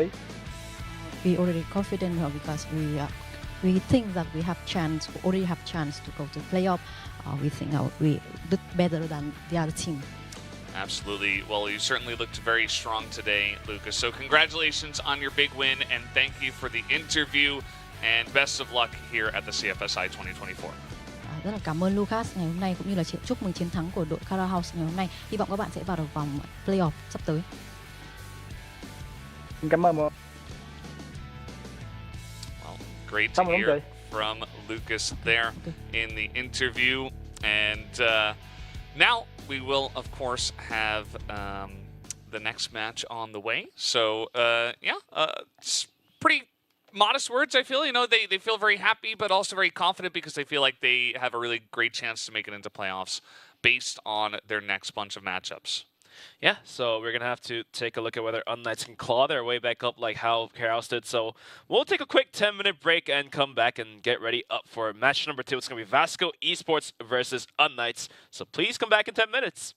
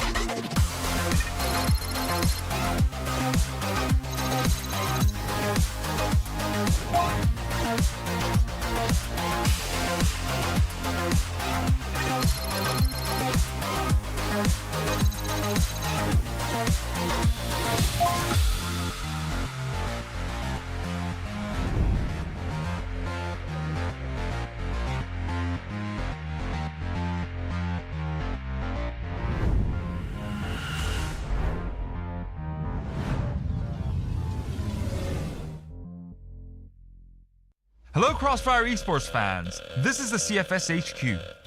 I am here to introduce the point system that will be newly applied in 2024. We will dive deep into the detailed structure of this new system. The CFS 2024 point system. We are very pleased to introduce the new point system, which has been designed to invite competitive teams to the major CFS tournaments. Regions with professional leagues will decide the teams that will advance to the CFS Summer Championship and the Grand Finals based on the team points earned in each season. The points will be distributed differently according to the team's final standing of each season. In other words, teams will obtain their opportunities for the major CFS tournaments by summing up the points they earned in each season. We expect this structure to give more solid motivation to all the teams participating in the professional league. In addition, considering that each region has a different league structure, the point system will be suitably modified according to each regional league circumstances. Next, let's find out how the CFS 2024 point system is applied in each regional professional league. First, let's check the system for China. The 10 esports organizations affiliated with the CFPL will receive different points based on their regular league standings of the 2 seasons in 2024 and their final playoff standings. After the end of both seasons, we will calculate each organization's accumulated points to select the teams that advance to the major tournaments. Firstly, the teams ranked 1st to 3rd in the point system will be invited to the CFS Summer Championship 2024. After the Summer Championship ends, the teams will be divided into 2 groups based on their point standings for the CFS 2024 Regional Finals, China. The teams in the same group will compete each other to survive, or not to be eliminated. The teams will compete for the final seeds of the CFS 2024 Grand Finals through the Regional Finals playoffs. Next, let's check the system in EU MENA and Brazil. Both regions will have the same point system structure. The point distribution table based on the final league standings will be the same as that of other regions. However, it makes a clear distinction between the other regions by applying the same point system to the CFOL, the regional 2nd division league. Of course, the amount of points that can be earned in CFOL is insufficient compared to the 1st division league. It means the teams in the 2nd division league need to maintain a very good performance throughout the year to get a chance to advance to the CFS major tournaments. After the end of both seasons in 2024, the teams ranked from 1st to 4th in the accumulated point system will advance directly to the regional final. The teams ranked from 5th to 12th place will advance to the regional qualifiers, the sub-qualifiers of the regional finals. In addition, teams ranked 1st and 2nd in the CFS 2024 point system will be invited to the CFS Summer Championship. Finally, let's look at the system structure for Vietnam. Vietnam region's point system also has the same structure as the other regions. Teams will receive different points based on their final standings of the 2 seasons in 2024. However, the point system will not apply to the CSC, the 2nd division league in Vietnam. Same as the other regions, ranked 1st and 2nd teams in the CFS point system will be invited to the CFS Summer Championship. Teams ranked from 1st to 4th in the accumulated point system will directly advance to the CFS 2024 Regional Finals. And the teams ranked from 5th to 12th will begin their journey to the Grand Finals from the subordinate tournament, Regional Qualifiers. So far, we have briefly explained the CFS 2024 point system. Please keep an eye out for which teams from each region will make it to the CFS major tournament with the CFS 2024 point system.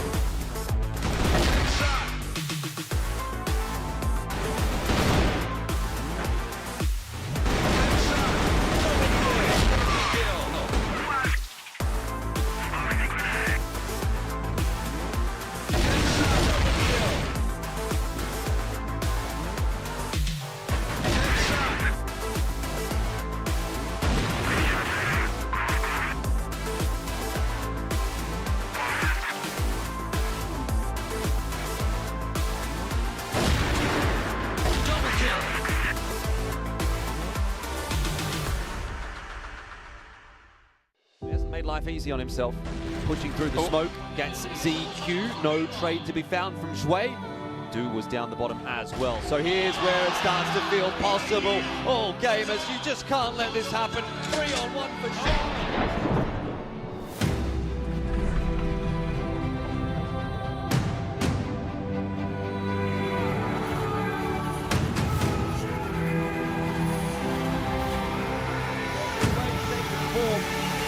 That was the worst 3-on-1 I've seen from them in this event. 3-1v1 for a team.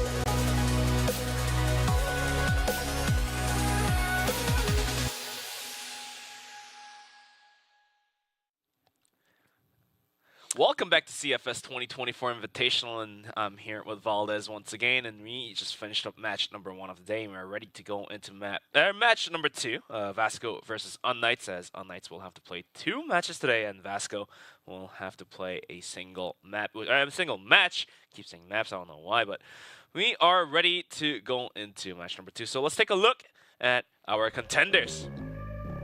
Yeah, today's matchup, we do have Vasco up against Unknights, and then we're going to have Bisha versus Pacific Magda, and then Evolution Power up against Unknights. So, definitely a big day for Unknights. This will be their first match up against Vasco. We'll see if they can pull it off, as we're going to introduce Vasco right now. The roster is also same throughout this tournament. We got the same 5 players from Vasco. FFAV and CMG, Action, and Silva. And these guys already off to a fantastic start. 2-1 currently. They did fall to Evolution Power Gaming in a close match just yesterday, but they were already able to take down Bisha. And so I would imagine that these guys are feeling pretty good about their chances overall in this tournament. Definitely set themselves up for a big chance to make it into playoffs, and that's what it's really about, making that final day. Always, you have to make it to the final day, and Vasco is already looking pretty good in terms of forms to get to the final day. Let's take a good look at their team stats. They have some wins and some losses, but the numbers are looking pretty good, I would say. Yeah, MG especially up there. Action as well in terms of the main rifler, hitting those headshots. Headshot rate of 69. 69. Which is very nice. And now we're going to take a look at Unknights on the opposite side. The roster led by the legendary veteran Pietro, MKZ, Beck, Kiko. Then we got the Armor HDZ, Zek, who is not here with us tonight, but quick update on Unknights as we are about to take a look at their beautiful faces. We have a camera face of Alucard up on the very left. Apparently he had a visa issue to come through to the playhouse, but he is there to morally support his team. And he's looking very happy right now. Might as well have his face up on there too, but unfortunately we're only going to be showing off the 5 that are playing right here, right now. Yeah, I mean, that's really nice to see. The CF West sticking together, trying to cheer on Unknights to see if they can make it through into playoffs. There is a lot of work for Unknights to do, of course. They got to win pretty much every match that they have left if they want to have a good chance to make it in. Could possibly make it in with 2 and 3, but not going to be easy. As you see, Kiko up there in terms of KD, HTZ right behind him.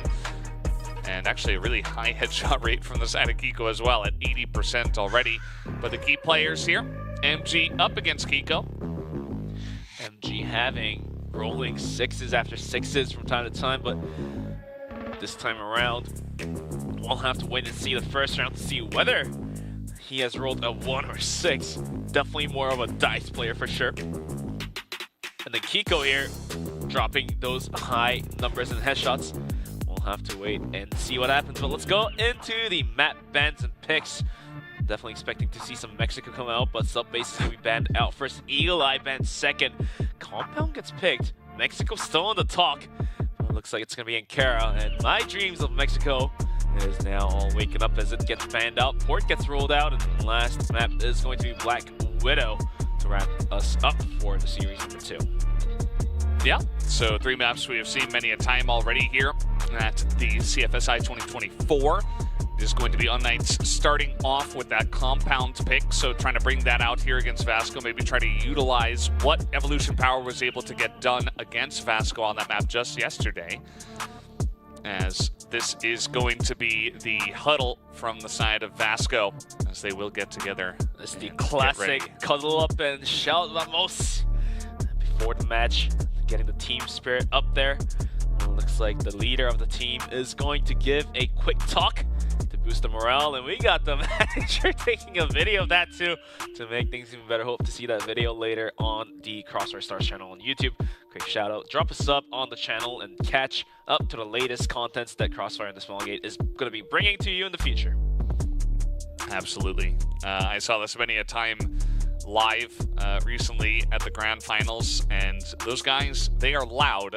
That is in a large building as well. Finals too. Not the last one, but the second to last one, 2022. Yeah, was there with you. So that's here we fun go. Times there we go. I can hear it from here. All the way across the globe, that is. Yep.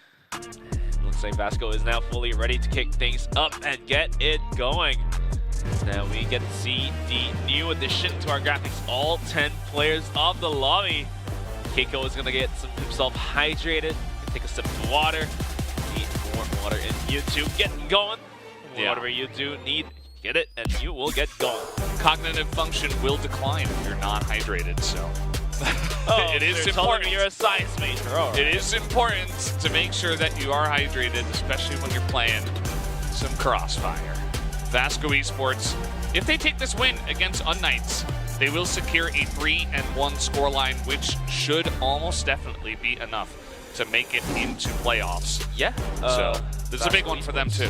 Vasco Esports, a big moment for them too, but it looks like we are ready to kick things off into the second series of Crossfire Invitational 2024, brought to you by Small Gate Entertainment, and it's going to be Unknights versus Vasco. And already some early nades are going to chip away a ton of health away from Silva and VNC, and even MG taking a bit as well. But look at the aggressive positioning from Vasco. They're willing to just hold it down, not in their territory, but in Unknights territory. Every single player posted up. Look at Fefe all the way out in double pillars. All 4 players way up by the container box and in watchtower. So the moment Kiko swings, he will face off Action, who is hiding by the connector. Yeah, and MG is checking that angle as well. They do know that this is happening, right? But Silva's still able to peek the corner, gets the headshot. Action, VNC picking up one apiece as well. HDZ not able to trade one back. It's HDZ and Beck trying to 2v5 at this point. It's not a great chance for them. Beck has moved up, hoping that Vasco member will push through there. Let's see if it does happen, but no, Beck is just gonna force a push himself, and he will get shot in the side, as now HDZ not able to hit that shot either. It's looking like Vasco's aggressive push here through mid should pay off for them, as only VNC will go down. And Vasco is going to be winning that game of craps and going to be able to roll that 6. Is going to be MG and the rest of his team as well. So the aggressive setup they've brought up around number 1 is eventually going to pay off in a nice round win. As this time around, they're going to be playing pretty passive all the way in the back, except Silva, who was poking prodding out towards double pillars, but decides to fall back out. And eventually that first round kind of makes Unknights to feel very uncomfortable going into these angles and areas of which is seemingly their territory, but they have to feel the discomfort going into their own territory. So we'll have to wait and see how that first round is going to affect the plays. What not affected is going to be HDZ hitting that arm shot on Silva, showing some signs of life. 2 kills onto him, whilst this team not having one yet. Yeah, HCZ and Kiko, the two guys that had the highest KD for this team that hasn't found a match win just yet. And so I like that he's able to get it started here early on for the team. Also, Silva got to be careful about that. This is something you oftentimes see, actually, from the Blacklist side of Compound is, you know, a push into pillars, clear it out, take control, and then a push into mid, a push into A room, essentially taking over big parts of the map. Is Fefe going to check that one? Beck, not scared to take the 1v1. Looking for that angle, but he won't find it. As now MG, the quick one onto MKZ there on A long. One pickoff as well. All MG needs to let Unknights know do not come towards A. As we do see the C4 rotating out from connector down towards middle and possibly towards B. Beck continuously being contested here by Fefe and has to take one more bullet to the leg there. And eventually he will have to give up double pillars as he is down low in terms of health and only 30 seconds remaining. The setups are out down towards middle. They're going to be sending it down towards B. But look who is in the bomb site. It's going to be Action. He's been popping heads after heads yesterday and looks like he's willing to do it again. There's one. Not a headshot, but the kill is a kill. Now being contested by Pietro by the boxes, and he's going to start moving around the map. The game hide and seek the winner is going to be Action of that one. HDZ, quick scope. That was a no scope of all things.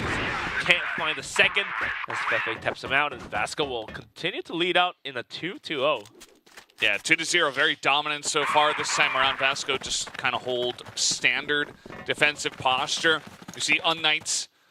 It was a 4v4, but they still try to go mid to B, and essentially just the utility usage not good enough to flash out Fefe and not good enough to get onto that B site, especially with Action holding down the fort there in the servers. Very difficult to take that place.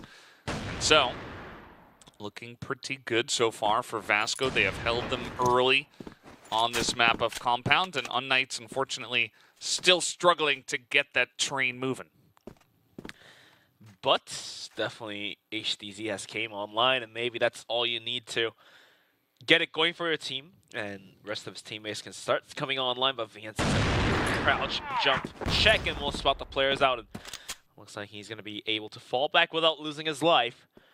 Minute 30, and the rest of Unknights start moving in towards A with the C4 not being picked up just yet, so they may be just testing the water here.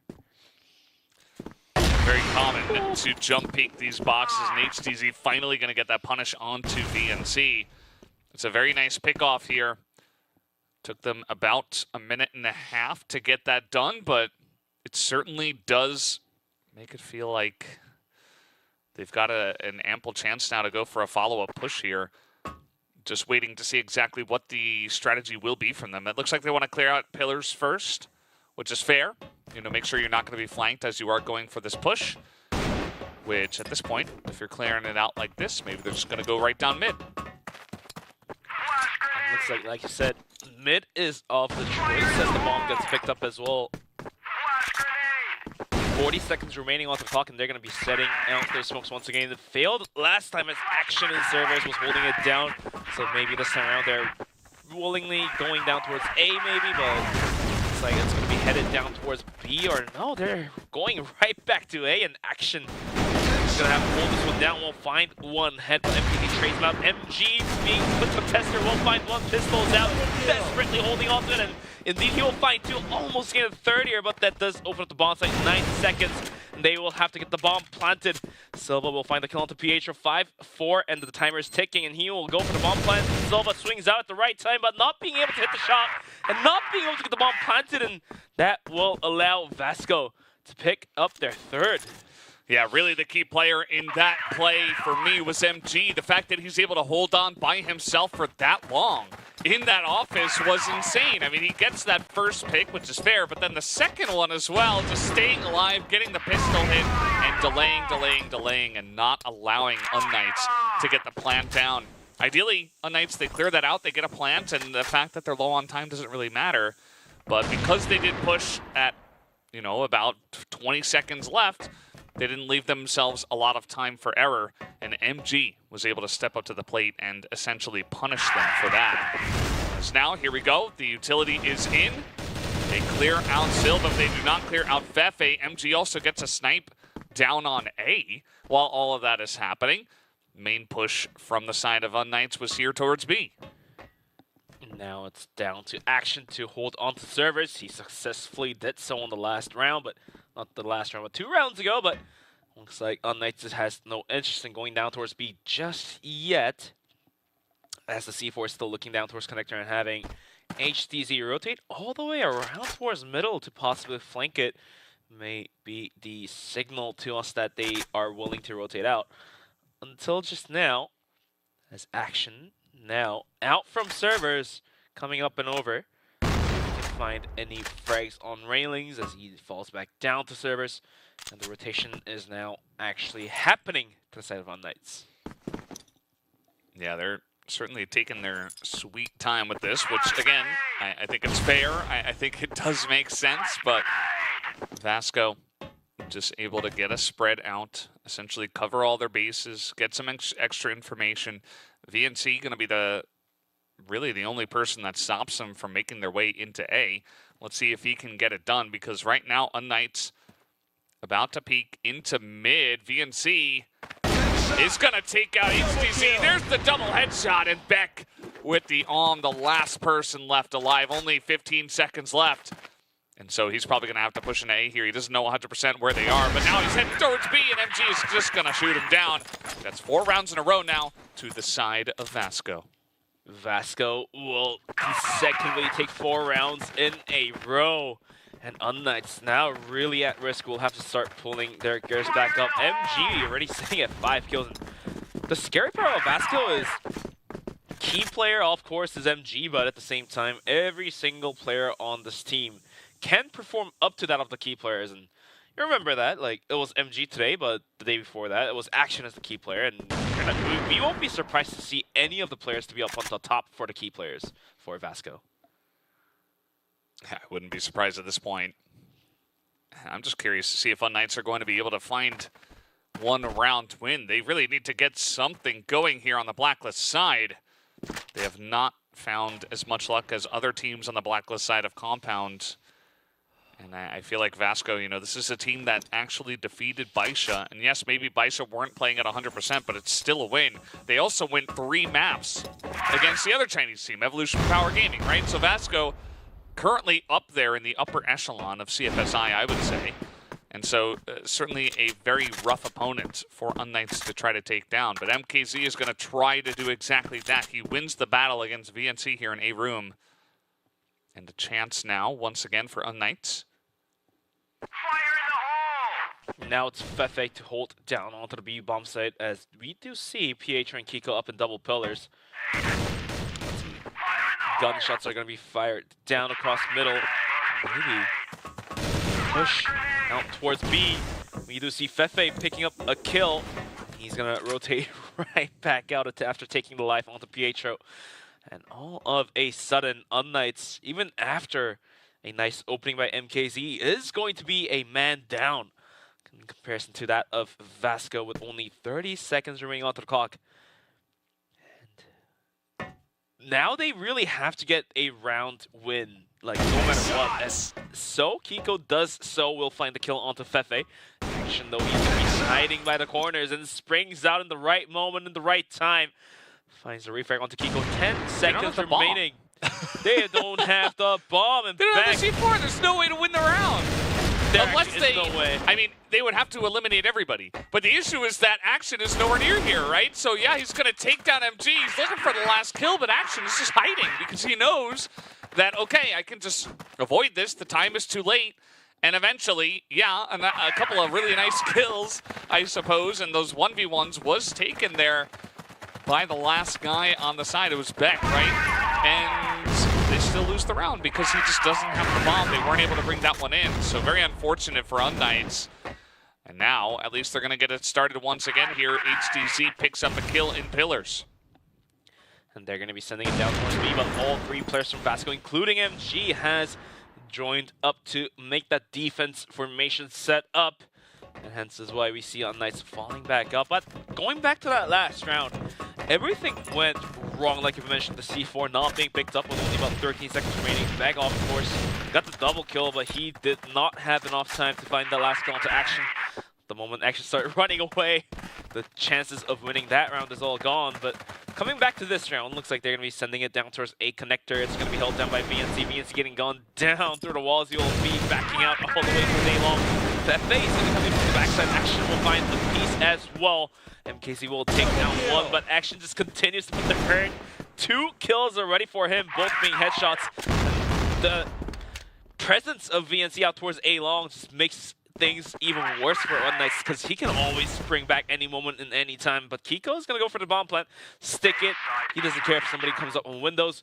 He has learned that from the last round that having no C4 is not a good thing.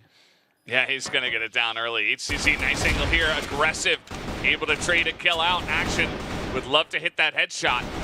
And, okay, VNC, 2 health. Not quite able to land much on Akiko here either. HCC able to take him down. And now finally a chance for the side of Unknights, but 1 kill goes to Action. He's going to try to stick it. Now trying to get the kill, and he gets the headshot with the pistol. Brings a 6th round over to the side of Vasco. Sure, indeed, this round looked a little bit better for Unknights, even though they did lose it. They did get the bomb plant down, and HCZ super play almost got in the round, but Action's 1 taps were in for sales tonight, and looks like Unknights bought that fully. And eventually, this round number 6 goes still to the side of Vasco, and looks like the lobby is going to be remade in a moment here. Unknights only 3 rounds left at the first half, and they need to pick up any of these, honestly, if they want to have any chance of going back into the talks for going on to the playoffs.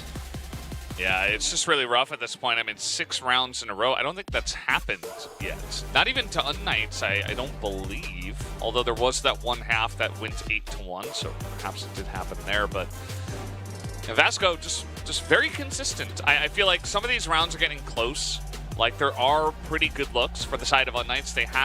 They are having decent entries. Their utility usage is okay. It's just that the shots are sometimes not being hit. And like, the fact that Action is able to clutch that one out, 1v2 essentially at the very end, is kind of crazy. Like, if you've got 2 guys, you should be able to group up and at least stop him from making it in. But Action just, he's really good at clutching those moments out, and it's very difficult for many a team, not just Unknights. And I feel like Unknights not having a lot of success at the moment, they're going to struggle the most against a team that is this strong. Yeah, and the frustration is built in for sure for Unknights. Especially Compound, one of the maps that is played a lot in the West, so both of these teams know how to play this map out, but some way, somehow, Vasco is completely shutting off any type of tries that Unknights is trying to give. Some way, somehow, we'll have to wait and see if HDZ can... I mean, he's already taking the critical kills for his team, but it looks like as if that the rest of the team is not online just yet. As we do have all the players have reconnected back into the lobby, and we are ready to kick it back to the last 3 rounds of the first half. And yeah, bring us through this one.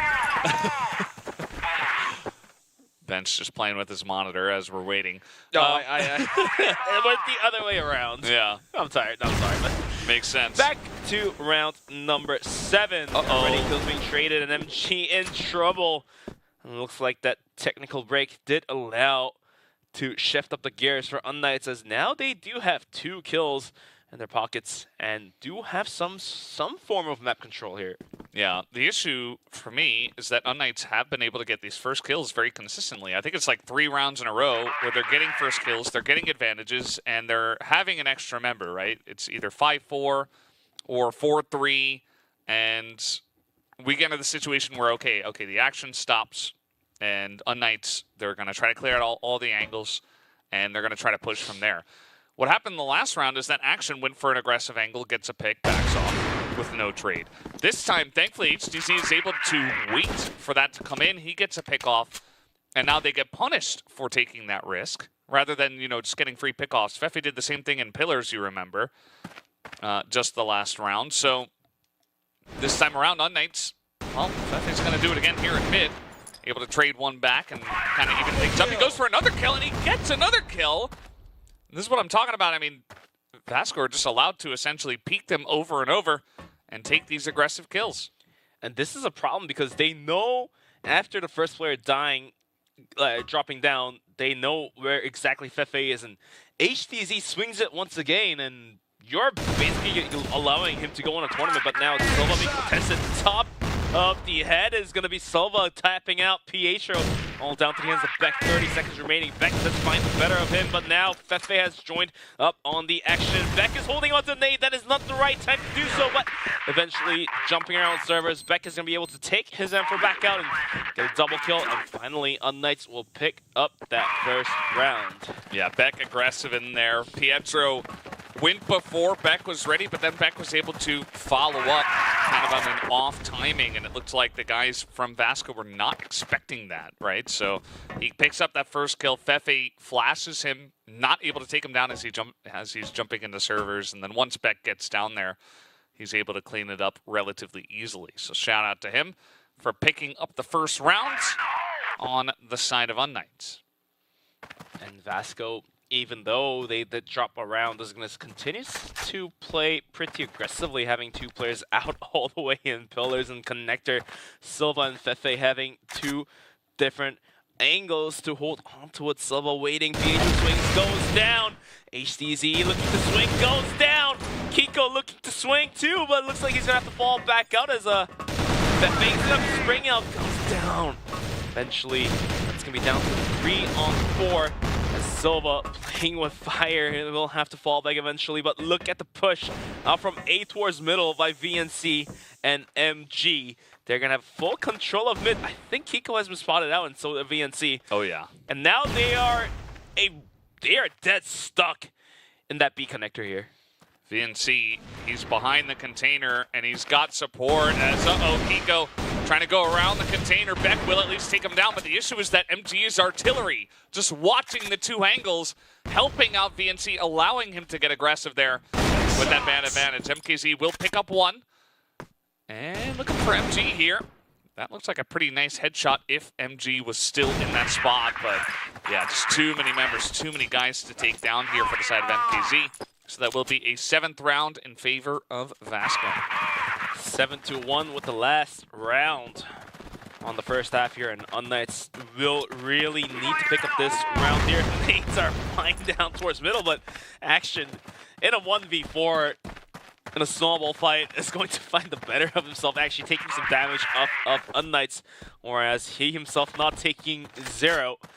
But now some mid firefights in action will have to fully fall back. HTZ almost catching action there on top of Watchtower. And action has no interest but to book it fully back down to spawn area. But Unknights now having some mid control here can actually use that to themselves and see if they can flank down towards A, flank down towards B. As Vasco, after that aggressive B take last round, is going to be playing pretty back, but it looks like Beck and Silva might cross paths once again. Yeah, Beck going to be playing from pillar side, and he could be checked here. I think the team is going to go mid to deep B with his position as he'll try to get the flank.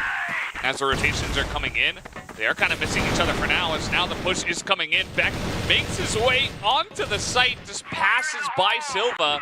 Silva now super low, and finally Unknights a very clean entry here onto the B site. You've got HDZ going for the big wraparound, but Vasco, they want to enter pretty quickly, but it's so difficult to enter onto B. They are not going to be allowed to do so. MKZ takes out 2, Beck gets 1. And now it's all up to MG, who decides to just go ahead and, well, he is going to come back over here, maybe look for some kills. Might as well is, but at the same time, MG can use this time to talk to his teammates and allow his ideal to talk over some tactics. So he's going to use that 20 seconds of bomb timer left to give his team a bit more time. It's like a free tactical pause. But the first half is going to be over in a 7-2, as Vasco is still in huge favor, and they are being the favorite to win this one, map number 1 out. Yeah, absolutely. And I mean, Vasco, they did just take a big loss on this map to Evolution Power Gaming. It was 10-5. by the end of that map, but Vasco at least played it pretty close to one of the strongest teams in the entire world. And Unknights, you know, they took a little risk. They say, okay, well, you guys just lost on compound. Maybe we can pull it out here and take you guys down on it after watching what Evolution Power were able to do to you. And so far, it hasn't quite worked out for them. So Vasco have learned from their mistakes, and they have bolstered their compound very nicely here for today. And as you mentioned, just 3 rounds away from taking the victory on compound, looking pretty likely. I mean, they were definitely the favorites coming into this one. That cannot be avoided. But I was hoping for some, you know, Unknights upsets today and to see if they were going to make a big comeback. But so far, not yet happening. Speaking of comebacks, they will have to make this one happen in the second half of map number 1's compound. As it's 7-2, 5 rounds to claw back to a tie, and they'll need to find 7 more to go on to the map point. Tough ask, but you have to do it if you want to go back into the playoffs. For now, Vasco now on the attack. They're going to clear out the connectors and join back up towards middle, as we do have a smoke being thrown up by HDZ to possibly dissipate some angles that enemies could come from. But for now, Vasco is just going to send this one in.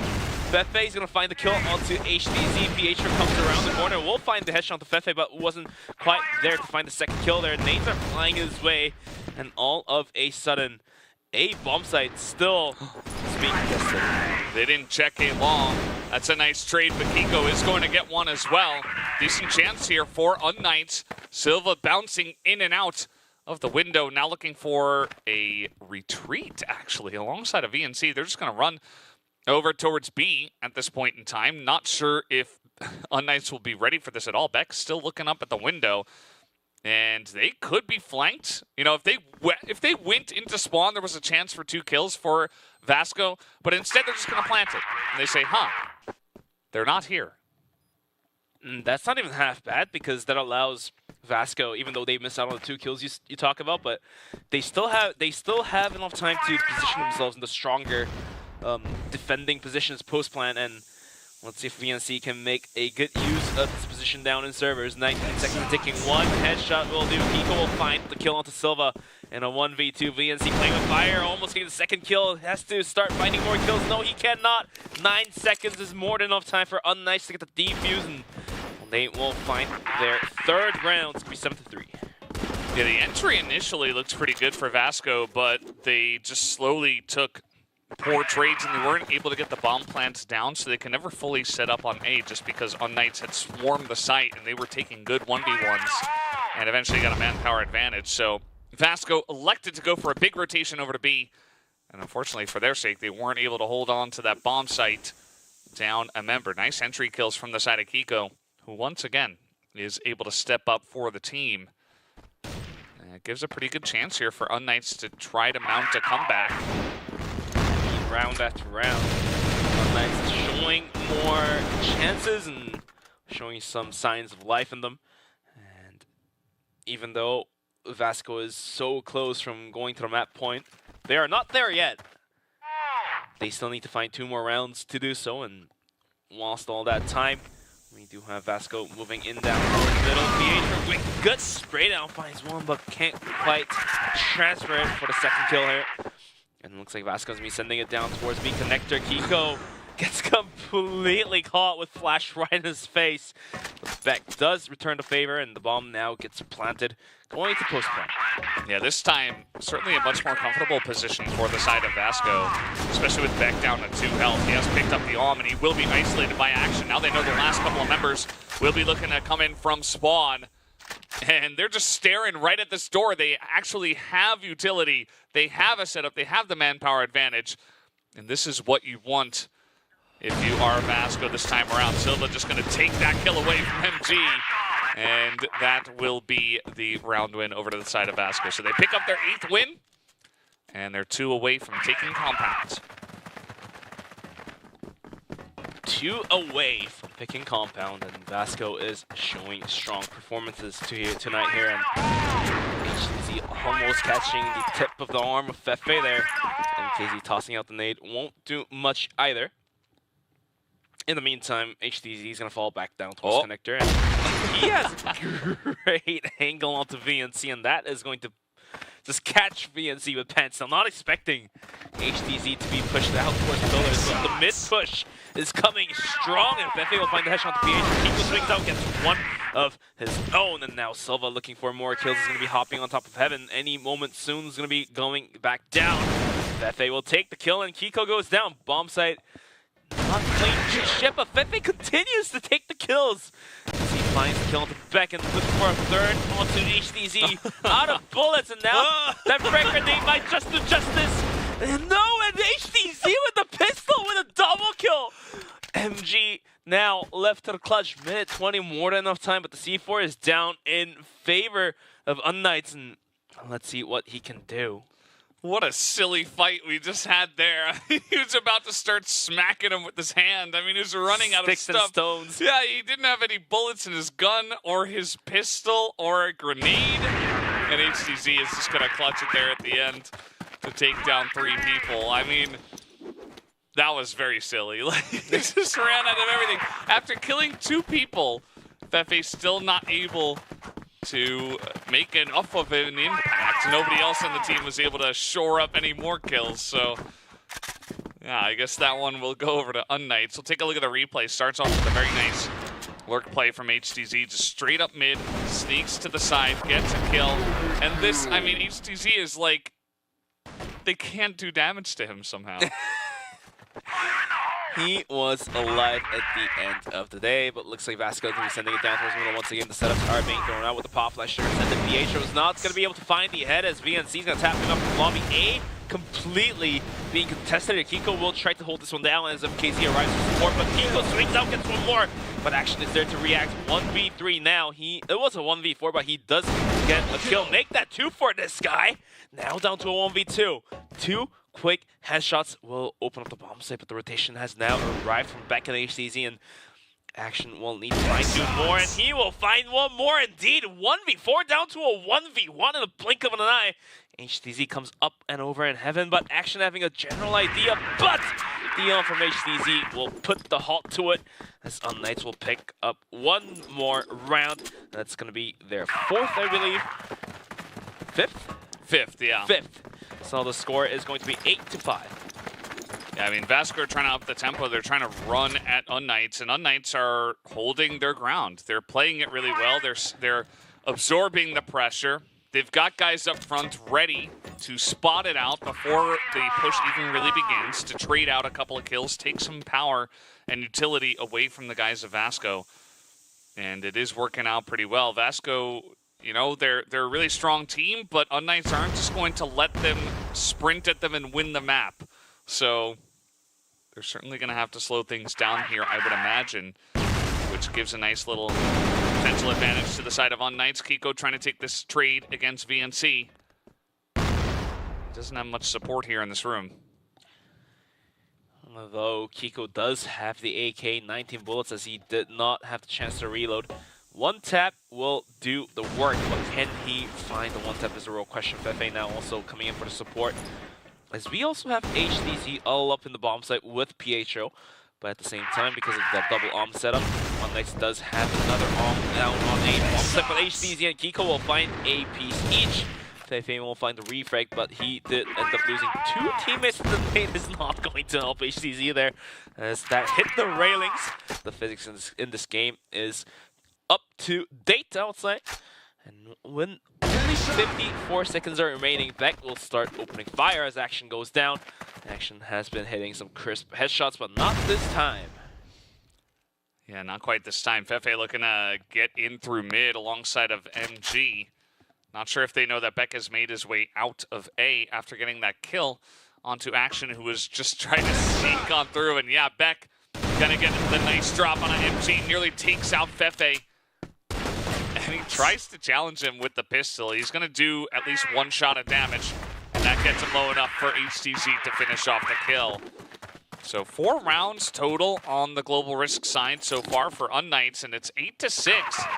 Definitely mounting a comeback at this point and certainly have a decent shot at taking down this map. It does look like Vasco have kind of forgotten how to take down Unknights from this side of the battlefield. I mean, Vasco has been playing very default all 5 rounds, and they haven't really sent an early rush down to enter the bomb sites, and this time around they may just do so, but the office of A is being controlled by MKZ. He's going to jump peek, and with the pop flash of PH, he's going to start swinging up, but nobody of Vasco is up in there. As now Fefe comes in with a pop flash of his teammate, and Pietro is waiting with open arms as well. MKZ being contested action is going to be finding his Pietro. VNC will find 2 kills for himself in A. And some way, somehow, this might be Vasco's 8th. Nice shot there from Beck. Gonna trade one back. He's taking a lot of damage though, and they know that he is not exited. So at some point, HTC tries to come over, tries to give him a chance to get out, but now he has to get aggressive. He gets another tap here onto Action. Gives them a legitimate chance of taking down this round now. Kiko as well, look at him. He has lurked in from the pillars. Will they spot this? They are looking at it, but he's not ready for it. MG is gonna go down. Kiko, the timing, just excellent. Down to a 2v3, and they decide to go for servers. The B plant is going to happen. It's like we are reliving round number 10. We do have VNC and Silva with the bomb planted down to the servers. They're going to be holding down on the bottom angle, and with the bomb being planted, Unknights are going to be coming in back for the rotation. But Silva does have a frag and a flash to work with, and see if he can put that to a good use. All 3 angles are being attacked right now. VNC does spot the players out and will put a bit more damage into Beck. They spot another one. XD goes down. Quick swing 4K for VNC, looking for the 5th. Silva down in the bomb site. Is going to swing out. Not going to find the kill as VNC now springs up with the Silva. Is going to steal away that ace. And Vasco ideally puts themselves at round number 9. Yeah, 9 rounds now for Vasco. Just 1 round away from taking Compound, which was Unknights' map pick. And so they're going to try to run up the middle here. Fefe goes down already. HTZ, he is angry. He wants more. More blood, he says, but MG is going to trade that one back. And he was alone in mid there. We did see Pietro kind of behind him, looking to support, but is just going to throw a smoke in. But HTZ got the job done. Got a 2-for-1 for his life. Nice peek there from Action. Very common for someone to be jumping that box or the next one.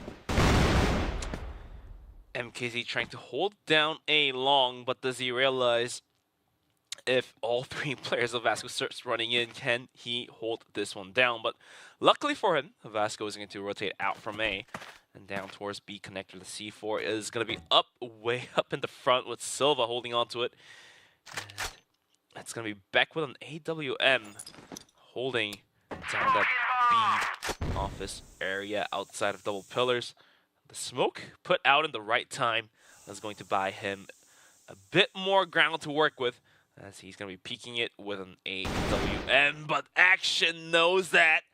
Through the smoke and through the gap of windows, going to tap back out from the lobby, and that's going to rotate the whole team of Unknights down towards B. Pietro trying to get in though, and he is going to be taken down. Kiko's got the long angle, but they get into the servers. Definitely a big issue for him, but MKZ does get that long shot. MG in a lot of trouble, under a lot of pressure. Needs to take the 1v2. We're watching from Kiko. Now we're going to look at MG. Just taking his time, wants to get the pick off. There it is, the quick scope. He does get one, and he's reading the pressure beautifully. He needs to spot MKZ. He's going to get back into the servers. Goes for a reload, and he's going to have a shot here. Oh! I thought he was going to take that one. MKZ, can you do it here against MG? The battle of the M's. He's going to come in, pick up the bomb, and actually just wait until the last moment, hoping that MKZ peeks him. But now MG is going to drop in. He will be able to get this plant down. But now the flash comes in. He wants to go for the challenge, and he needs to reload. MKZ will be able to clutch it there at the end. MG didn't have enough time to reload and all that process of juggling himself around servers. And eventually, he is out of bullets, and the sound from Hell's Angels. The gun ticking of the slider going all the way back. And MG realizing that moment, he is gonna die. Yeah, it's rough too because he actually got the reload on a sniper rifle. And he had a chance to plant, but it's rough, you know, because you have 8 seconds and you say, the guy is flashing me and he's running at me, I need to challenge him. So you understand MG stopping the plant and trying to stand up for himself and essentially not die while planting, right? But running out of bullets, probably something he did not factor in to that fight there. Even though he had them in his sometimes if you're too dialed in, then you kind of lose count of how many bullets you got. Looks like that happened to MG. Not rolling a 6, but rolling 5. But 5 might just be enough for Vasco to take the map point here, as they have made it to 9 rounds first. Needs to find one more. 2 rounds left onto the second half. As Unnights will need to pick up both if they want to go into overtime and have some chance of going back to playoffs. But the setups are now being thrown out down towards middle as Vasco willing to take that mid control. But this time, they're going to open up that B connector and smoke off the gates and spawn. And see if Pietro can make a use of his angles. He's going to swing in, and no, he cannot find the kills. As BNC's tapping off the lobby, and Fefe has been watching where Kiko could be popping out from, and now server's being contested. Beck, rifle better, but the bomb is going to be good for a single kill. Had he had an M4, I don't know. I'm not exactly sure what he could have done, but the bomb now gets planted as Beck could not hold on to the bomb site by himself. Yeah, he tried his best. MKZ gonna get one headshot actually from through that smoke and all that chaos. So giving his team a chance here. 2v3, it's not an easy retake. We've also got MG watching for the rotation. He says, okay, there's not enough time for that. Gonna come back into the service. Pepe behind the box. It's gonna go down, but Silva holds it down, and there it is. MG cleans it up and brings the victory over to the side of Vasco. A 10-7 victory here on the first map of Compound. And now we will head over to Ankara.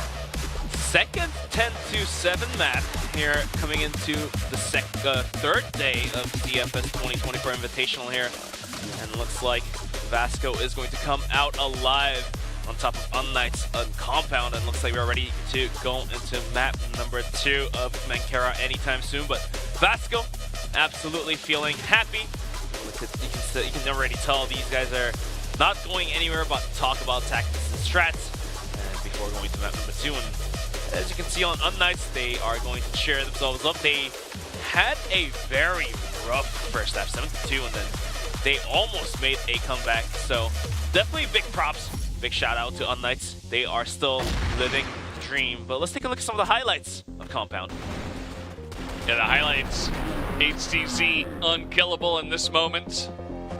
He's able to pick up 3 by the end of it. Definitely one of the standout moments of this map.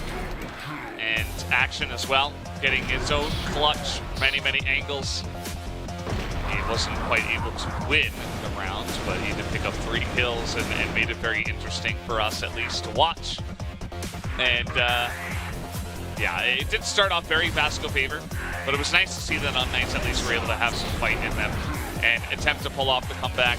Saw that some of the members there on the side of Unnights felt a little bit bad, but Vasco are a really strong team, and they're playing them close, so that's good.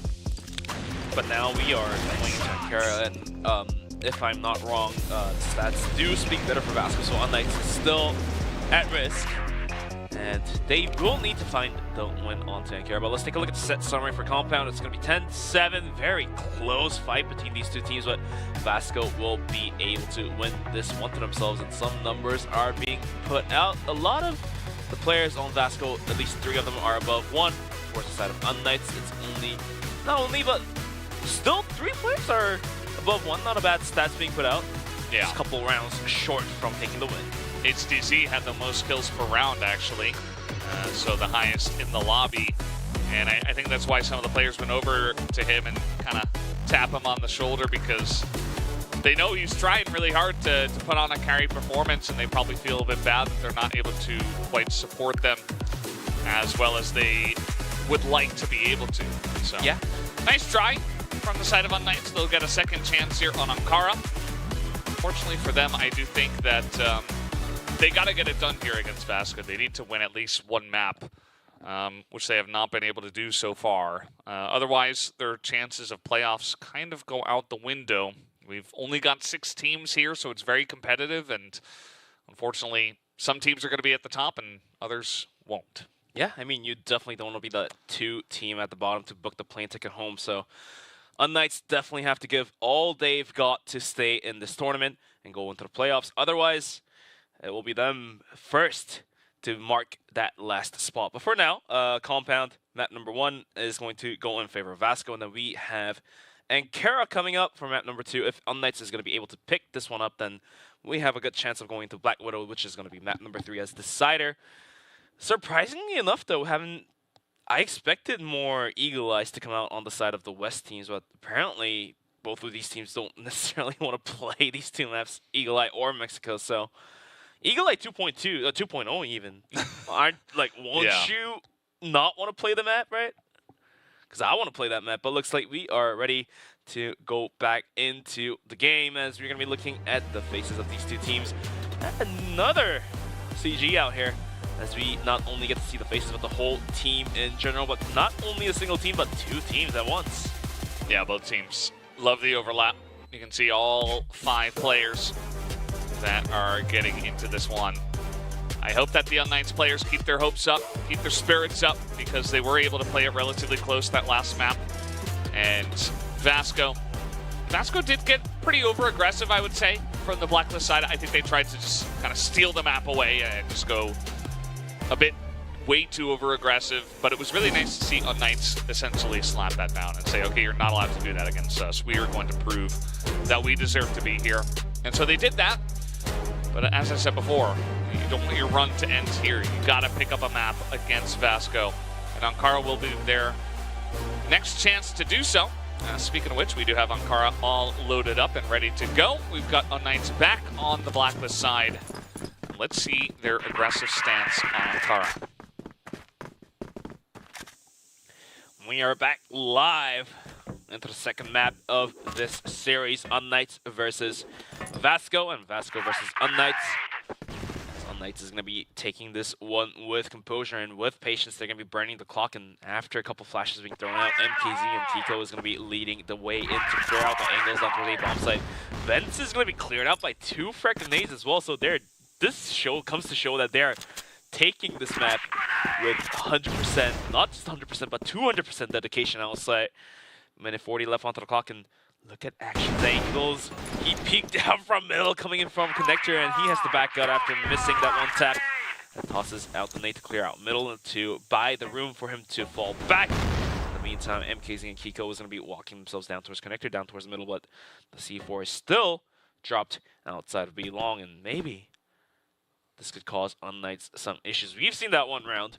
Unknights not being able to recover the C4 in time, and Beck was the last player getting the 2 kills. Didn't not have enough time to find that last kill onto Action. The minute 30 seconds has burnt down, and we only have a minute left, Valdez.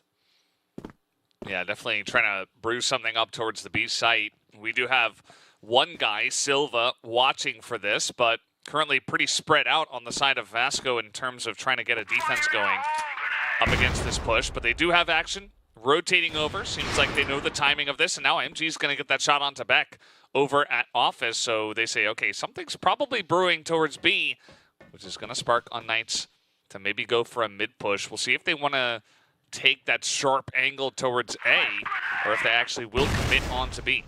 That flash completely played the Pietro to make things even worse, and it more so feels like that Vasco just drove Unknights down towards middle, and now spawn area is tested as Kiko almost going down, but MKZ and the HDZ will find a piece of their own. HDZ taking out the pistol to duel against Action, the head shooter of this lobby with Pietro to find the headshot of his own. Action eventually takes down HDZ down to a 2v2 with the bomb getting planted with only 5 seconds remaining onto the counter here.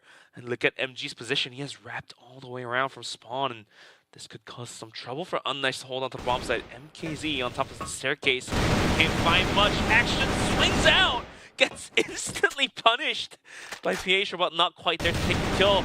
As now it's all down to the hands of MG, and it's not going to happen as Pietro bravely will take a double kill of his own. And Unknights will start leading out 1-0. Yeah, good start from them. You know, they kind of got forced into that mid-push towards A, but it really worked out. Some of those 1v1s that they took were great. It feels like MKZ has really gotten warmed up. His map 1 started off very slowly, but towards the end of it, he was putting up some really nice numbers. And now, able to start off with 2 kills here. Pietro as well, having a slow first map. Able to get some numbers. Like to see that from the IGL of Unknights.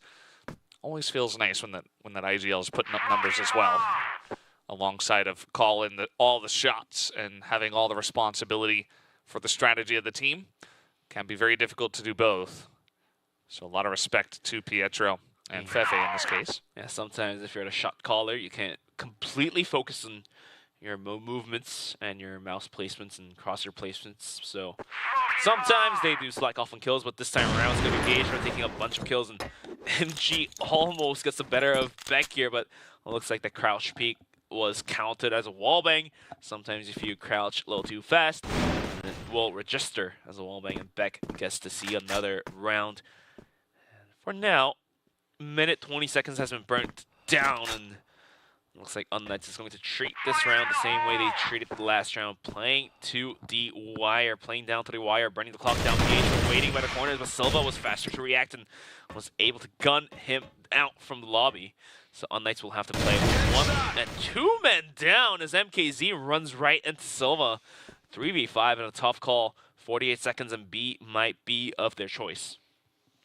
Yep, looking pretty likely, but MG is watching this angle once again. He's going to pick up a second kill for himself. And now with not a lot of time, they're just going to leave HTZ to push this by himself. Has some backup from Beck, who is now dead. Who is now dead, yes indeed. Yeah, so HTZ, he's going to try. He will take down Silva. There's not a lot of time to pick up this bomb, and Action knows exactly where he is. So that's an easy pickup round for the side of Vasco. Got started with some of those poke outs from MG, and the value was realized by the end of it all. So we're tied up 1-1 in this map. 1-1 is going to be lined on up in the top for the teams to be tied back up. The nades are not going to hit anybody for now. This time around, Unknights may have pumped up the gas a little bit as HTZ is way deep in the middle to find that kill onto Action. That will be a nice opening kill towards the side of Unknights, but MG, he's already up in connectors, looking down towards middle. He's going to be juggling by the corners, but did he catch the players rotating out and jumping right across his crosshair? Apparently, MG failing to hold onto that crosshair is going to allow Unknights to go deep in down towards middle. Here comes the aggression, but at the end of the day, MG is going to find the kill of his own. Looking for more, but the rotation down towards A, and it's all down to the hands of Fefe to hold it down. He will find 1 in the process, and will take out the pistol. That's good for 2, and a third headshot! MKZ swung out from vents to get the kill, desperately holding on to the round, but Fefe has already fell back to spawn, and rest of Vasco is rotating in to provide that support. Does he realize Silva is right under it? Coming up and over, MKZ will find 1, but Fefe will find the 4th kill of his own. And Vasco is going to secure their second round. The scoreboard is going to be 2-1. Talked about IGL stepping up, and you know, Fefe's able to do that from the A site. It was a bit predictable, I would say, from the side of Unknights. They already did that strategy a couple rounds ago, worked out for them, and so they try to send it once again. Unfortunately, it gets caught out this time. Now Pietro trying to lead the charge. Silva gonna get the drop on him in mid. You see that now Vasco going for a strategy where they do challenge in this central passage, and that is going to net them a kill already. MG is already out here in quarters as well, so they've got them really kind of suffocated to the middle of the map. As here's the replay of Fefe. Pistol play. Top notch tapping on the players. It's crazy. Yeah, huge round from him. And maybe another big moment for him as he's trying to dodge the flash. He's not going to look the right way, so maybe I cursed him. But Action is going to get the kills anyway, as the two of them were just trying to push in and isolate Fefe probably, but they didn't expect Action to take them down that quickly.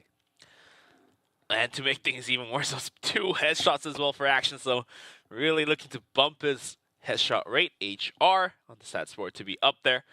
Minute left, and Beck and HTZ doing what they can do to scrape back in some kills, scrape back some rounds with the flash popping right in front of his eyes. Beck can't do much but to hide by the corner. In the meantime, HTZ made his way through underpass, but Silva and VNC is waiting at the bomb site, and we also have the rotation from, I believe that's Action to come through any moment soon. HTZ missed the shot as VNC is going to swing around the backside through it. Silva, 2 kills quick, and Vasco will find their 3rd. And unfortunately for Unknights, the dream seems to become slim and slim. Yeah, it does feel like they're kind of losing their touch here as the rounds do come along. But Vasco, shout out to them. Love the aggressive play. You know, getting in B bottom. They get that first kill on a Pietro, and then MG's getting just so much information, hanging out in quarters, spotting nobody over here, covering the back of A connector as well, so that if a rotation were to come in, he would be getting some big value there. So just good push outs from the side of Vasco here on GR. That's what you'd love to see. If you can get away with it, you should always look for angles for information. And now we do see, once again, big spread here from the side of Unknights. Not exactly sure where they will push in. This time not as aggressive from the side of Vasco. They have sat Silva in office at this point in time. But besides that, it does look like a very standard defense. Standard defense, as you talk about, and standard offense coming out from Unknights, as they're going to be joining forces back down towards A. But this time, the setup down towards A, not so usual, rather in the unusual side, as we do have VNC posted right by the entrance, not caring whether if a player would come through vents. So he will go back into vents, try to clear this one out, and Fefe is going to re-smoke the entrance that leads into A. 50 seconds remaining in Action. Out in the middle, trying to poke and prod, as the rest of Unknights are going to rotate back down towards B, and this may open up a slaughterhouse, because look at the setups. Vasco has already set up on B. MG up on site, has a good angle, finds one, and he's going to pop that nade. Stop the push. Silva out and long, couldn't do much. So it's all down to MG on top of the bomb site to hold this one down. And MG's taking a nice passive angle here. He knows he's got support. I say that, and he just flicks the corner. Not very passive for long as MG. I should have known. And Fefe will pick up that last kill here as well. So that is a 4th round now in favor of Vasco Esports, as they see the push coming and they shut it down with flying colors. Flying colors. Indeed it is, and 4th round going towards Vasco. Just continues to pressure the shoulders of Unknights, and it may just get into their heads as well. As look at MG's position, he just continues to be aggressive, and eventually at one round it's going to pay off, and that's going to hurt Unknights even more. Some overnays are being thrown, but that's not going to take away any health. 3-2 split here, as A has a really strong defensive position being taken by 3 players, and looks like Unknights are ready to throw out the setups and get it going with the top flash going through. They're going to send it in, actually getting clubbed, but doesn't matter. He's going to find another headshot to Beck. And MKZ trying to take his leading charge into the bomb site, but gets stopped by VNC instantly. And MG swinging out up and over towards Spawn. He's going to find the kill onto Pietro, leaving HTC all alone, scratching in his head, going like, guys, where you guys at? And Silva, to make things even worse, flanked all the way around the Spawn area. That's going to find the kill, the final kill of the round, and Vasco will be able to find their 5th. It's going to be 5-1 on the scoreboard. There you can see the push, not as clean as you would like from the side of Unknights. They try to get some utility over the top. They don't get those entry kills. Vasco just swarmed the site so quickly, and as you mentioned, there were flanks coming from multiple angles, like from Connector. We had a guy coming all the way around the back through Spawn. It was like Vasco read it, and we're a couple of steps ahead of Unknights. So these guys just have a vice grip on this defense on this map right now. Ankara looking very confident here for the side of Vasco. Unknights have yet to really challenge them outside of that first round, which was pretty close at the end of the day as well. So let's see if they'll find an answer here as they look to push through B bottom, maybe try to isolate MG, but MG has already read the situation, and he'll back up to a safer angle.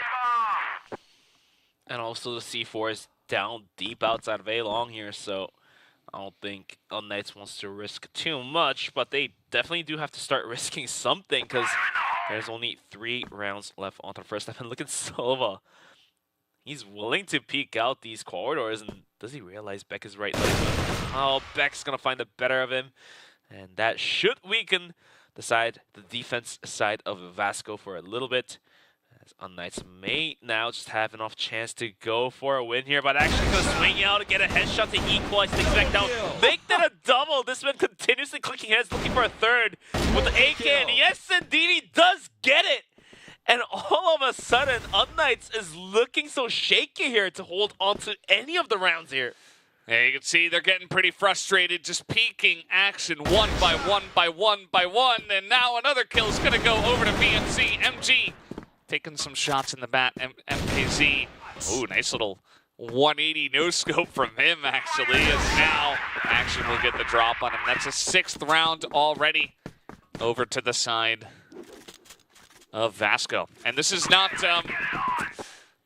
looking like a very close map so far, to be honest, Bench. I think Knights, they get that initial kill onto Silva. It's great. They've got this defensive setup. They're waiting for someone to push, to get aggressive, to get cheeky.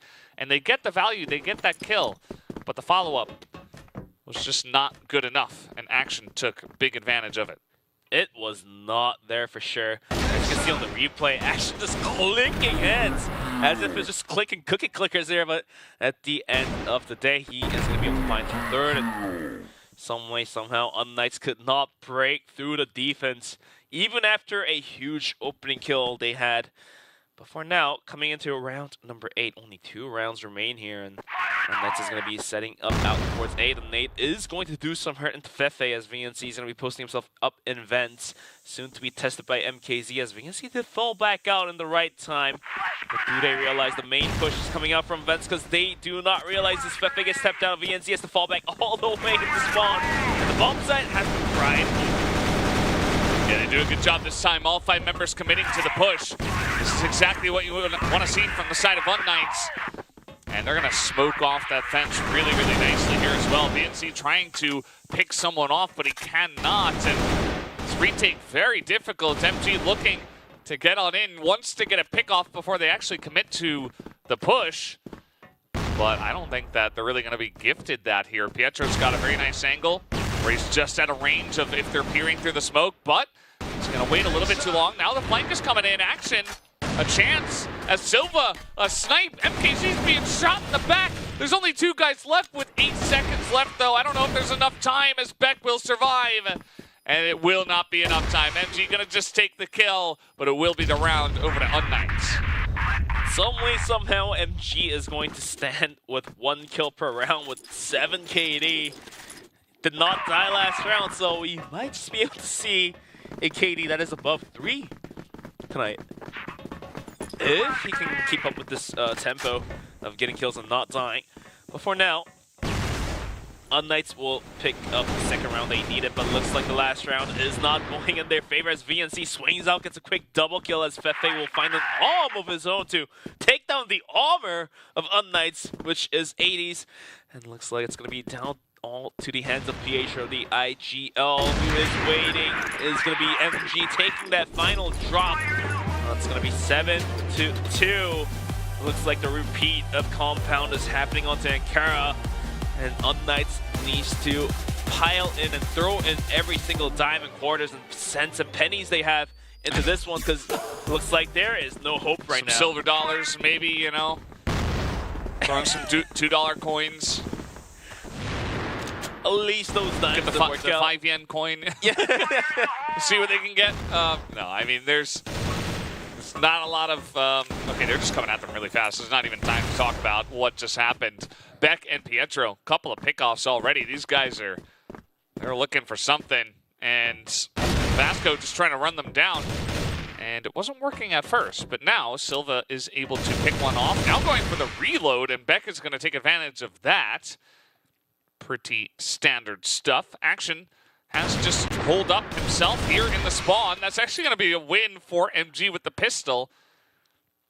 There's a chance still, actually, for MG in Action, especially with the but Action being pressured by multiple members, he's not quite able to tap on the heads, and that might just be the end of it unless MG gets a massive clutch. 18 HP and a Dream might as well as go high back in the spawn and keep Biscady. But at the same time, being a professional he is trying to find a better angle to play with. I mean, as long as MG can get off 1 kill here, 1v2 is definitely doable, and we've seen him pull off 1v2s from time to time. Let's say MKZ is waiting. He will find the bullet through the wall for the railings. Goes down, and Unnights will find their third. Almost as if you're repeating what happened on Compound. And then if Vasco wins this one, then it will be the equal repeat of what happened. But let's see if Unnights can break that pattern. Yeah, absolutely. They got to get something going here. And Vasco, they did not get away with just being overly aggressive in that last round, which is kind of what they did on Compound as well. They had a big lead, and they said, okay, let's just send it and see what happens. They're not going to get away with it here, at least for this first round. But now PNC, man, just the 2-tap. First one misses, second one hits, and that's 2 headshots. They get onto the site, and all of a sudden, it's just a plant already. Vasco gets the plant down successfully with taking down Kiko, and MKZ holding down the bomb side. VNC finds another kill onto Pietro. Action's going to swing up from back, so gets knocked out by HTZ, but at what cost of losing a round? 27 seconds and ticking. Beck and HTZ has it all to do. It's raised down Fefe to a lower HP, but eventually VNC is going to be there to take the kill. And HTZ, last medal, VNC swings out with the pistol and finishes him off. And we are sitting at 8-3 as Vasco only 2 rounds away from closing the series out to 2-0. Hey, you see those guys on the side of Vasco, they're having a good time. They're all laughs and cheers as they're winning by a pretty large margin. You saw the exact opposite on the side of Unnights, who unfortunately not quite able to get across the line tonight. Wishing them the best, but this is a tough pool. This is a very tough opponent in Vasco. And we'll see what happens at the end of this map. It's not over yet. Not yet, as Vasco still has a chance. They're coming from underpass up towards the bomb side. Action is going to tap out HTZ. And Pietro out and B Long is going to swing out. Try to do some damage, but eventually he has to fall back. Bomb site now being contested fully as VNC has already made himself up and over towards the bomb site. More smokes are being put out to close the angles, and Kiko is going to be dead stuck, but to rotate out. So all of a sudden, after get the bomb getting planted, and now it looks like they have switched sides as Unnights now have to break the defense of Vasco, which is so darn strong.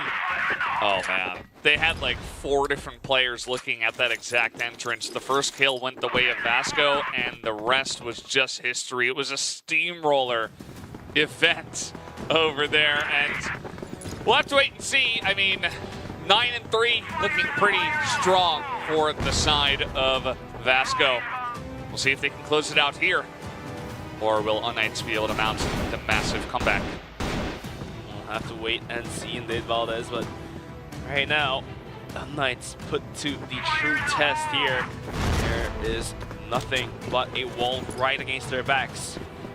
Nowhere else to go now. They have to hold onto the bomb sites. Vasco going for that mid push, led by VNC. May even be able to see it, that connected push with the nades being thrown out.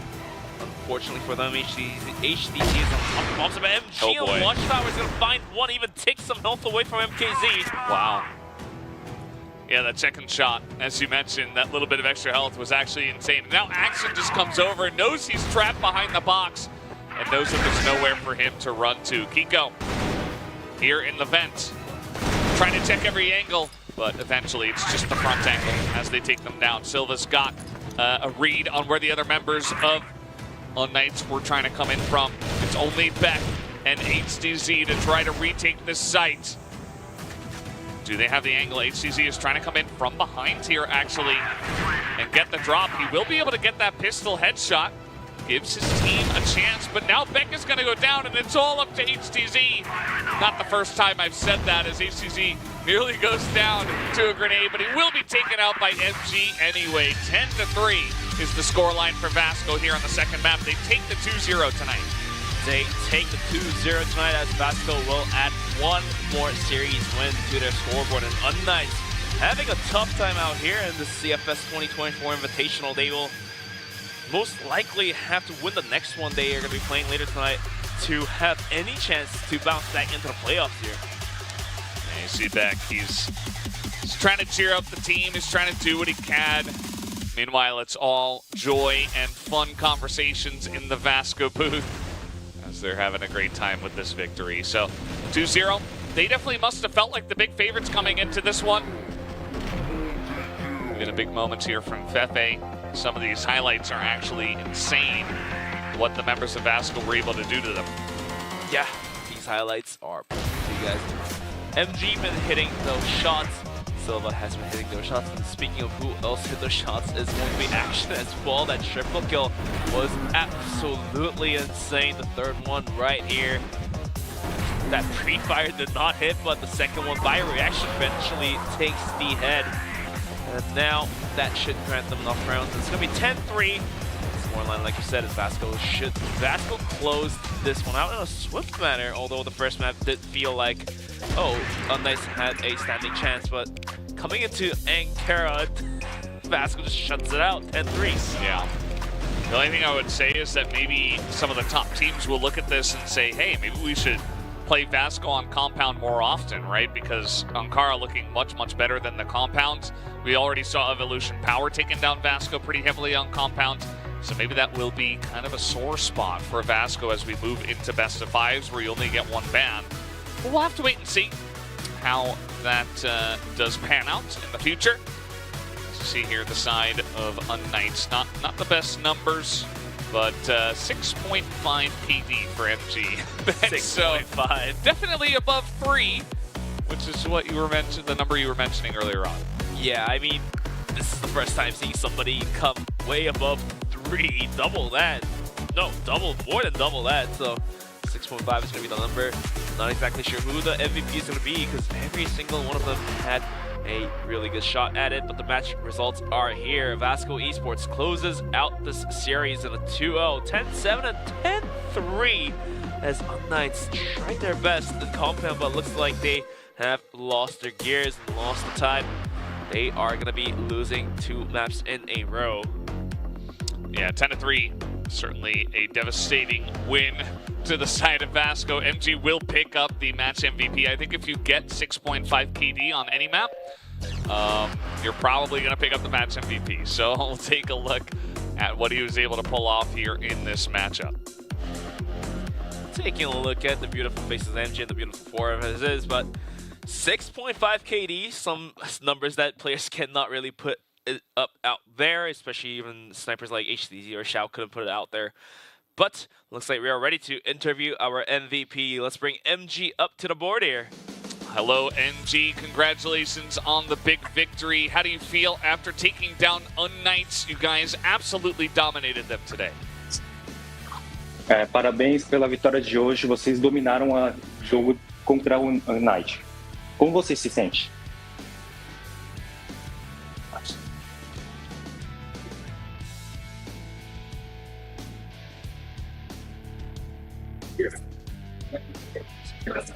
Well, looks like maybe they didn't quite hear the message, but I'll send it again. Congratulations on the victory. How do you feel about dominating Unknights here in this first match? Parabéns por dominar o jogo de hoje contra o Unknight. Como é que você se sente hoje, MG? Okay. Looks like maybe he didn't get the message. Parabéns por ganhar a partida de hoje. Vocês dominaram contra o Unknight. Como você está se sentindo? Tô me sentindo muito feliz. I'm very happy.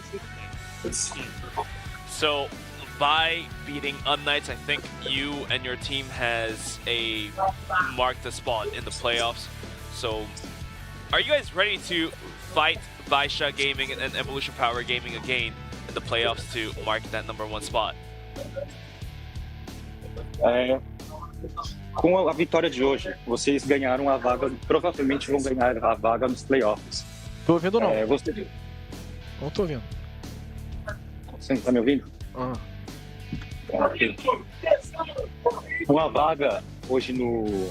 Não, com a vitória hoje no jogo, vocês estão quase ganharam a vaga, vocês já estão provavelmente com a vaga dos playoffs. Vocês estão preparados para enfrentar a Baixa e a G de novo para ganhar o primeiro lugar?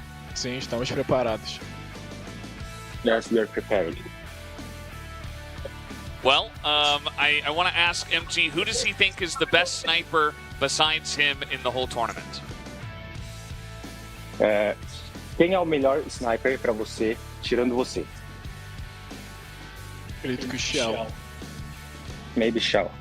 Well, that does make sense after all. Well, we won't keep you any longer, MG. Thank you so much for the interview and best of luck here at the CFSI 2024. Obrigado pela entrevista e muita sorte nos próximos jogos. Obrigado.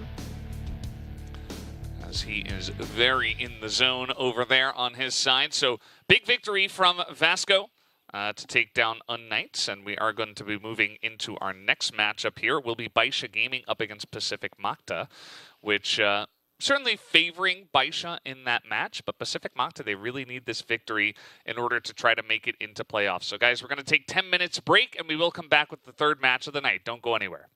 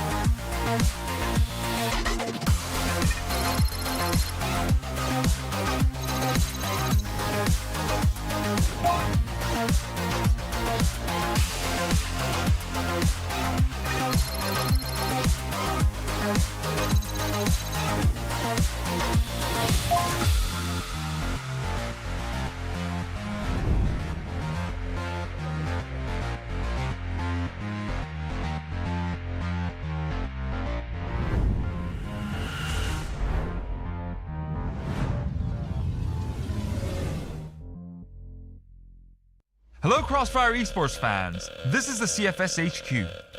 I am here to introduce the point system that will be newly applied in 2024.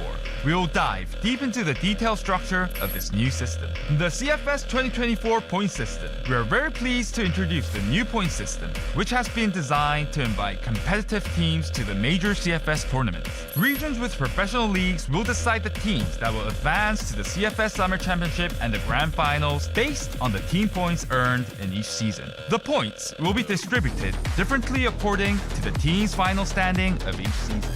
In other words, teams will obtain their opportunities for the major CFS tournaments by summing up the points they earned in each season. We expect this structure to give more solid motivation to all the teams participating in the professional league. In addition, considering that each region has a different league structure, the point system will be suitably modified according to each regional league circumstances. Next, let's find out how the CFS 2024 point system is applied in each regional professional league.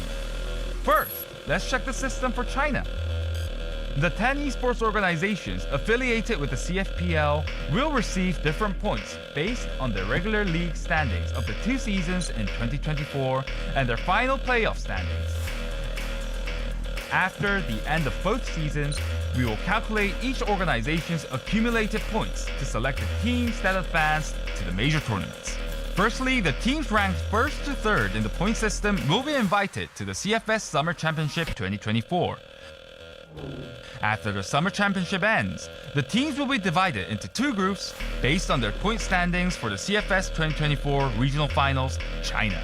The teams in the same group will compete each other to survive, or not to be eliminated. The teams will compete for the final seeds of the CFS 2024 Grand Finals through the Regional Finals playoffs. Next, let's check the system in EU MENA and Brazil. Both regions will have the same point system structure. The point distribution table based on the final league standings will be the same as that of other regions. However, it makes a clear distinction between the other regions by applying the same point system to the CFOL, the regional 2nd division league. Of course, the amount of points that can be earned in CFOL is insufficient compared to the 1st division league. It means the teams in the 2nd division league need to maintain a very good performance throughout the year to get a chance to advance to the CFS major tournaments. After the end of both seasons in 2024, the teams ranked from 1st to 4th in the accumulated point system will advance directly to the regional final. The teams ranked from 5th to 12th place will advance to the regional qualifiers, the sub-qualifiers of the regional finals. In addition, teams ranked 1st and 2nd in the CFS 2024 point system will be invited to the CFS Summer Championship. Finally, let's look at the system structure for Vietnam. Vietnam region's point system also has the same structure as the other regions. Teams will receive different points based on their final standings of the 2 seasons in 2024. However, the point system will not apply to the CSC, the 2nd division league in Vietnam. Same as the other regions, ranked 1st and 2nd teams in the CFS point system will be invited to the CFS Summer Championship. Teams ranked from 1st to 4th in the accumulated point system will directly advance to the CFS 2024 Regional Finals. And the teams ranked from 5th to 12th will begin their journey to the Grand Finals from the subordinate tournament, Regional Qualifiers. So far, we have briefly explained the CFS 2024 point system. Please keep an eye out for which teams from each region will make it to the CFS major tournament with the CFS 2024 point system.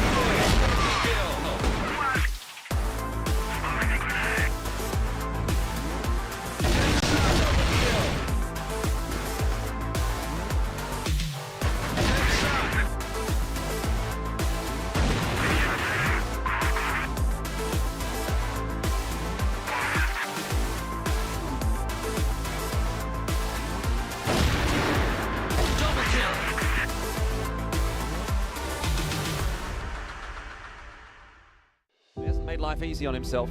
Pushing through the smoke against ZQ. No trade to be found from Zhui. Du was down the bottom as well. So here's where it starts to feel possible. Oh, gamers, you just can't let this happen. 3-on-1 for Zhui.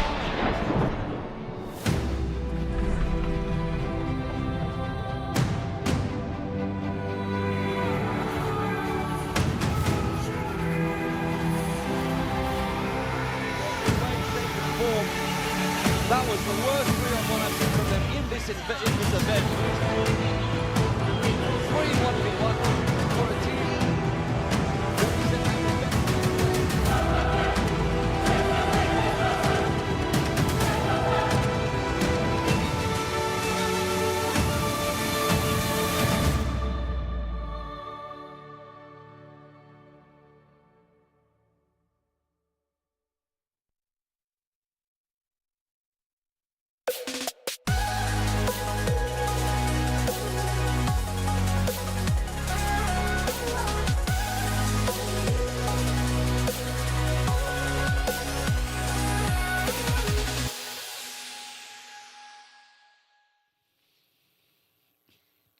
Hello and welcome back to CFS 2024 Invitational. We're here for the third match of the night, which will be Bisha Gaming up against Pacific Makta.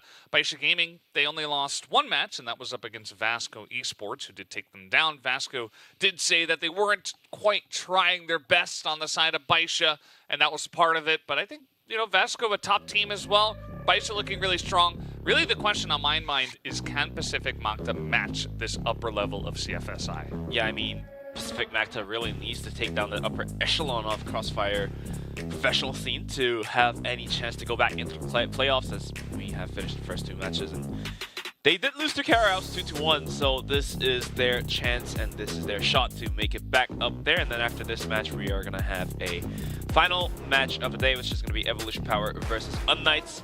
So that will wrap up the day today. But right now, we're presented with Bisha versus Pacific Makta.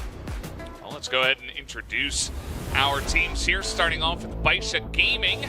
You should know these players' names by now. 577 and 9 Xiao, who MG said was the best sniper, CCY, and WN99. The roster only looking so strong here. Let's take a look at their faces here. And looks like Bisha not necessarily overwhelmed, and they're just going to play the typical Bisha things they are doing. And that's what's scary about Bisha. They don't try any funky strats, and they still win the rounds, which means that their individual strength is up on top. Quick, casual handshake from 577, and then 9's going to give one to us as well. Yeah, I like that. Just very casual. Xiao says hello. Hello, Xiao. CCY. I love how nonchalant they are. WN99, will he do his pose? Okay, well, he only gave us one thumbs up this time, but he gave it to us 3 times. So that's more than the 2 that he gave at the same time last time. It's almost 3 thumbs up for us. He says it's day 3. 1, 2, 3. So on day 4, are we expecting a 2 thumbs up twice? We better get it. Like double doors? Yeah, double doors. We can say quad doors. Well, I guess we're going to sub base now, I guess, since you've summoned it. But here is Pacific Makta. MVA, Justin, Aldrin, CYK, and Revenge, and King. Hasn't played yet, but who knows? Maybe he will at some point. At some point, we might see a sub come through, but for now, they're going to stick to their best roster. Of course, as you can see, even though they did lose to Carahouse, they made it pretty close, and they're definitely dedicated to pull themselves and spring themselves right back into it. As you can see, they're going to be giving us that shakes as well. A lot of waves from MVA. Jonathan as well, getting on to us as well. Aldrin talking to his teammates, but he's gonna not leave you viewers out there. He will give you the greetings as well. So ZYK and Revenge waiting on you, and there we go. He will get to one us as well. I think that one was specifically to you out there, viewer. Yes, you. Yes, you. Yeah. You see the stats across the board, very much just hugging around 1 KD across the line. But yeah, they did just suffer a loss against Car House, so they really need this victory. They have not beaten Bisha Gaming just yet. There aren't a lot of teams that have beaten Bisha Gaming, to be honest. So Pacific Makta, I don't think, should feel all too sorry about that, but I'm sure they're going to want revenge after all of last year, which did go 4-0 in favor of Bisha.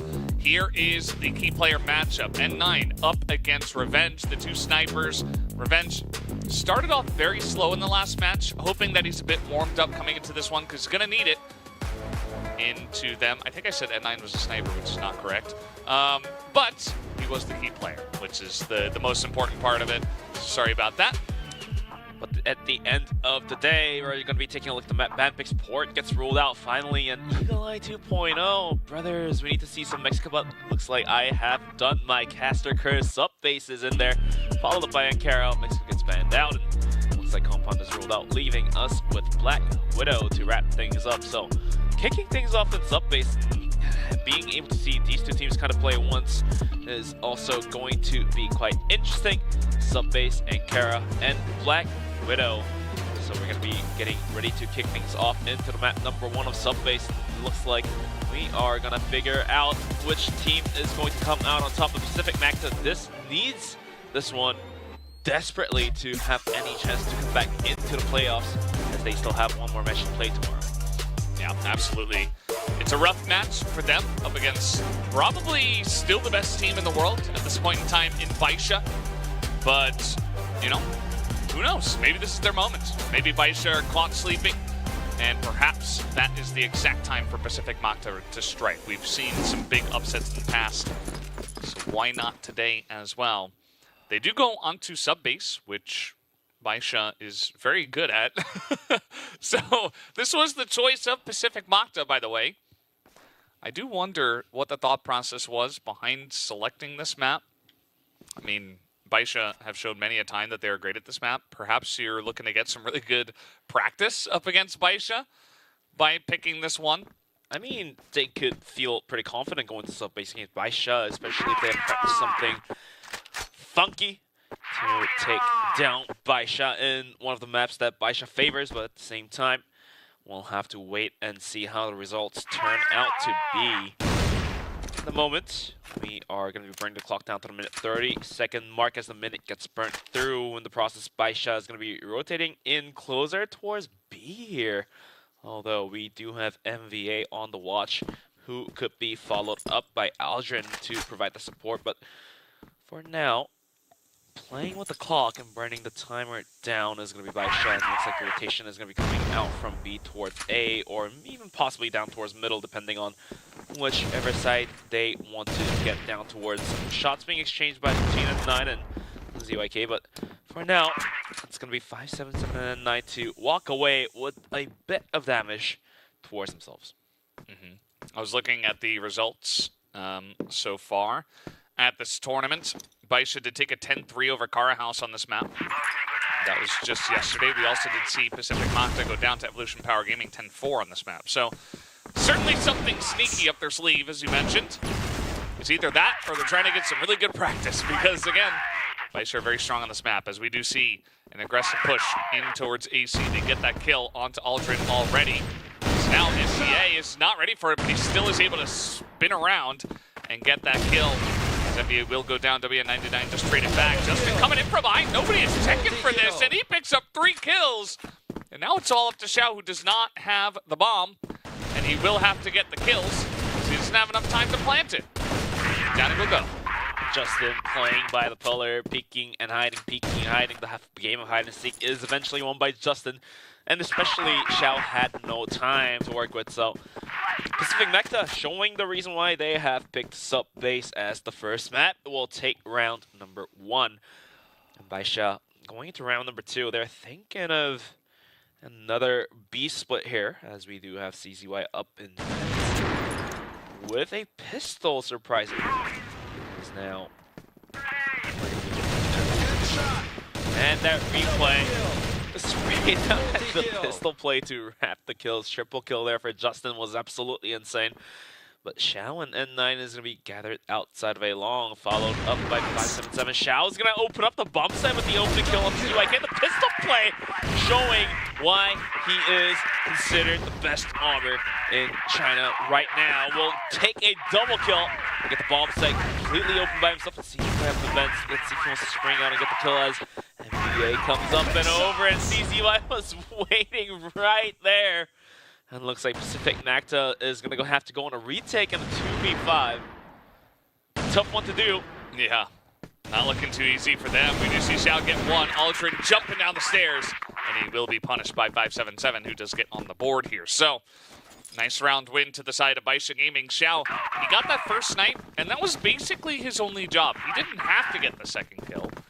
You know, he's working he was essentially overtime. going there. He's drawing the fire, right? By the way, Revenge is able to get a very nice snipe here as I'm speaking, and does take out Xiao. Yeah, he didn't have to get that second kill, but he did. There's now some aggression here onto A Road from the side of Pacific Macta. Not scared to back down from Bisha. Now WN99 is going to be taken out. And a chance. N9 took much damage. Just is going to get swung by CCY, but is able to take him down. N9 with the pistol, but too low of a health. Find the final bullet there, leaves 577 all alone. I mean, if it's anyone to clutch on Bisha, anyone could do so, but successfully is going to be 577. As I say that, Revenge is going to continuously land those arm shots after shots, showing why he has been picked as the key player. And Pacific Macta will be able to find their second round. It's 2-1. MVA clicking on two heads, man. This guy is on a heater now, but 577 is able to trade a couple of kills back. And all of a sudden, we are tied up 2-2 in terms of players alive. A big fight over there in the machine room. And now it's kind of hard to say who has the advantage. Xiao has a nice position in the vents. We also have the bomb out in lockers, but a big rotation around the back here from Revenge. Aldrin and Revenge trying to hold on to the bomb sites, but yeah, like you said, big flank. One looks like Xiao. 577 to make their way in. Revenge will take down Xiao, but 577 will find the refrag onto Aldrin to equalize it back down to 1-1. The bomb does get planted. Revenge versus 577 AK, but the smoke helping 577 here will be able to find that spray down onto Revenge, and we are tied back to 2-on-2. Bisha Gaming really showing why Subbase is their best map, is now gonna rush down towards Machine Room, which the bomb site is being held down by MVA all alone. Sure, last round he picked up 2 kills, but can he do it again this round? Well, he's gonna be up the stairs. Gives his position away with that little shot. And so frag thrown on in there. Bisha not gonna overcommit. They do take control over the locker room for the moment, but not fully committing to this one, and certainly thinking about a rotation out of this. You can always make a bunch of noise in locker room, throw a bunch of utilities, say, okay, we're going lockers, we're definitely going B, and then on sub base you just, 15 seconds later, you're pushing down the A stairs. You can rotate very quickly on a map like this if you go fast enough, as ZYK is trying to spot this rotation, but a lot of smoke being thrown in. 577 thinking about stepping in the quad doors. There you go, but it looks like he's not interested in going in just yet. Revenge going for some pot shots. In the meantime, we do have 2 players from Pacific Macta thinking about leaning out towards B, but looks like that's not going to happen either. Clock has been burnt down to the minute mark as a minute 30 seconds has been passed. 577 sweet, but Revenge was waiting with the pistol. Will get the refrag. The process of N9 taking down ZYK. Down to a 4-on-4, but less than a minute, and Revenge will quickly take that arm shot to the face of N9. All of a sudden, Bisha, they have to regroup. There's only 40 seconds left as WN99 will pick up that C4. And I'm surprised that N9 didn't expect to be shot as he was trying to get out of there. MVA, another slick headshot, by the way. Is going to push out a hallway and pick that one up. Revenge is watching lockers as we speak. There's still 4 members left on the side of Pacific Macta and only 20 seconds. It looks like they want to go A with this one. This is what I was talking about on this rotation. You can say, okay, we're definitely going B, but at the same time, all of a sudden you're on A. And in fact, they will be. It's only Justin that could potentially shoot him down and deny the plant, but this plant is going to get down. The bomb does get down with only 2 seconds left on the clock. Xiao, by the boxes, is going to juggle himself and tries to get the kill onto Revenge, but 3 players of Pacific Macta is going to be roaming down the staircase. Can Xiao hold this one down? What the AWM is the real question here. Comes the push to shove. He is looking for the kill with the pistol. Will find one, almost gets second, but WN99 is still alive. But as I say that, Algin's going to pick up a quick double kill and get the defuse come through.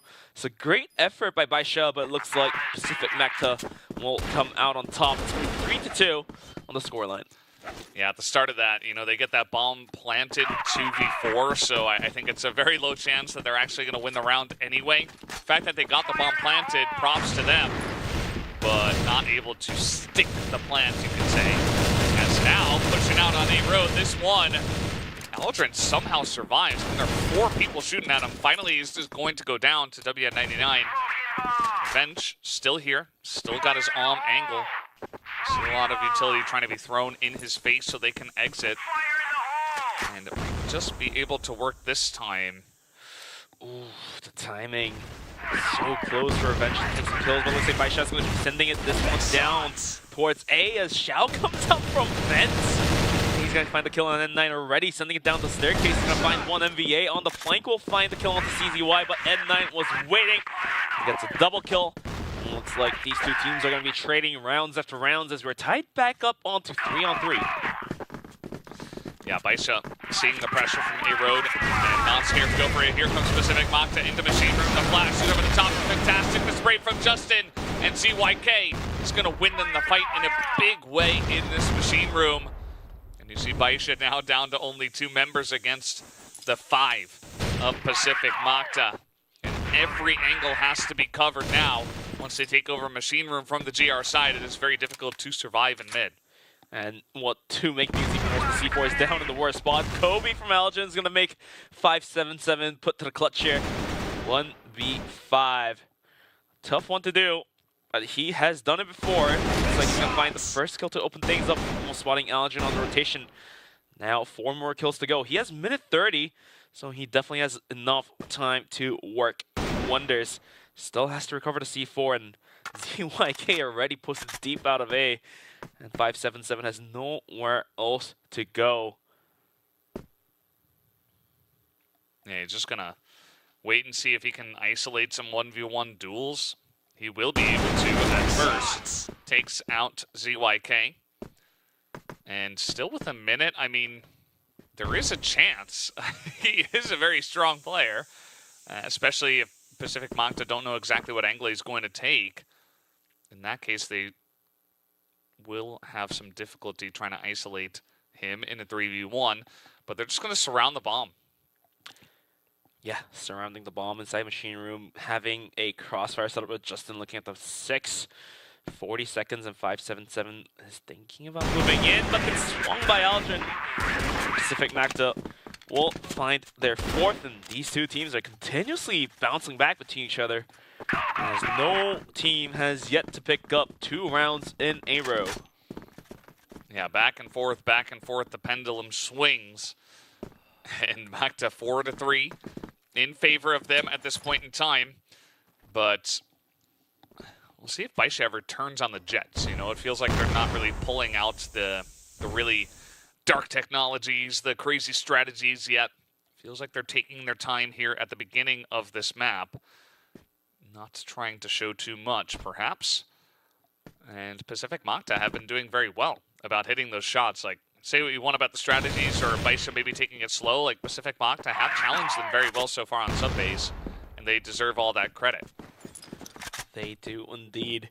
But now, coming into round number 8, with only 2 rounds remaining of the first half, can Bisha continue on with the pattern and pick up the round, or can Pacific Macta break the pattern and take more rounds to themselves? Another middle gathering coming up from Bisha, and looks like Revenge has no interest in taking some pot shots just yet. Could be a possible A push, and it more than looks like an A push coming to a shove. As Bisha, 4 players gathered outside of it, is going to be walking down, creeping into the faces of ZYK. He's been hitting the shots lately, but can he do so now? Finds one, but this is traded by Xiao. A bomb site is completely open in the meantime. Xiao invents is going to find the kill. So it does look like the bomb will be planted and the rest of Pacific Mac to have to worry about Xiao dropping down from fence. CZY coming down here. Revenge going to trade him back, but here's N9 to help him out. And now the rotation comes in from behind. There's only 2 members left from Pacific Makta. Flash on top of WN, but look at this. Xiao is right there to help him out. WN will finish off the kill. So back and forth, the pendulum swings. Bisha pick up their 4th round. And that is just so deadly. They know exactly the angle that was MVA was holding ZYK at the bottom of the stairs, and they just get right up to the edge of that angle, and then they push, and it just becomes so difficult to take them down. Just the 1 kill going his way, but that does give them free access onto the A site. Free access indeed, and this time around, Pacific Makta thinking of holding it down towards middle, just in case if any nades come down towards the staircase. They have Justin and Revenge to swing out from middle and try to go for the flank, and in the process, Revenge will find 577 to open us up here. And down a member by Bisha. Are they opting out to go A once again? Some spam at where those guys would be on the road, so they have an inkling that this is possible. Bit of a stack here.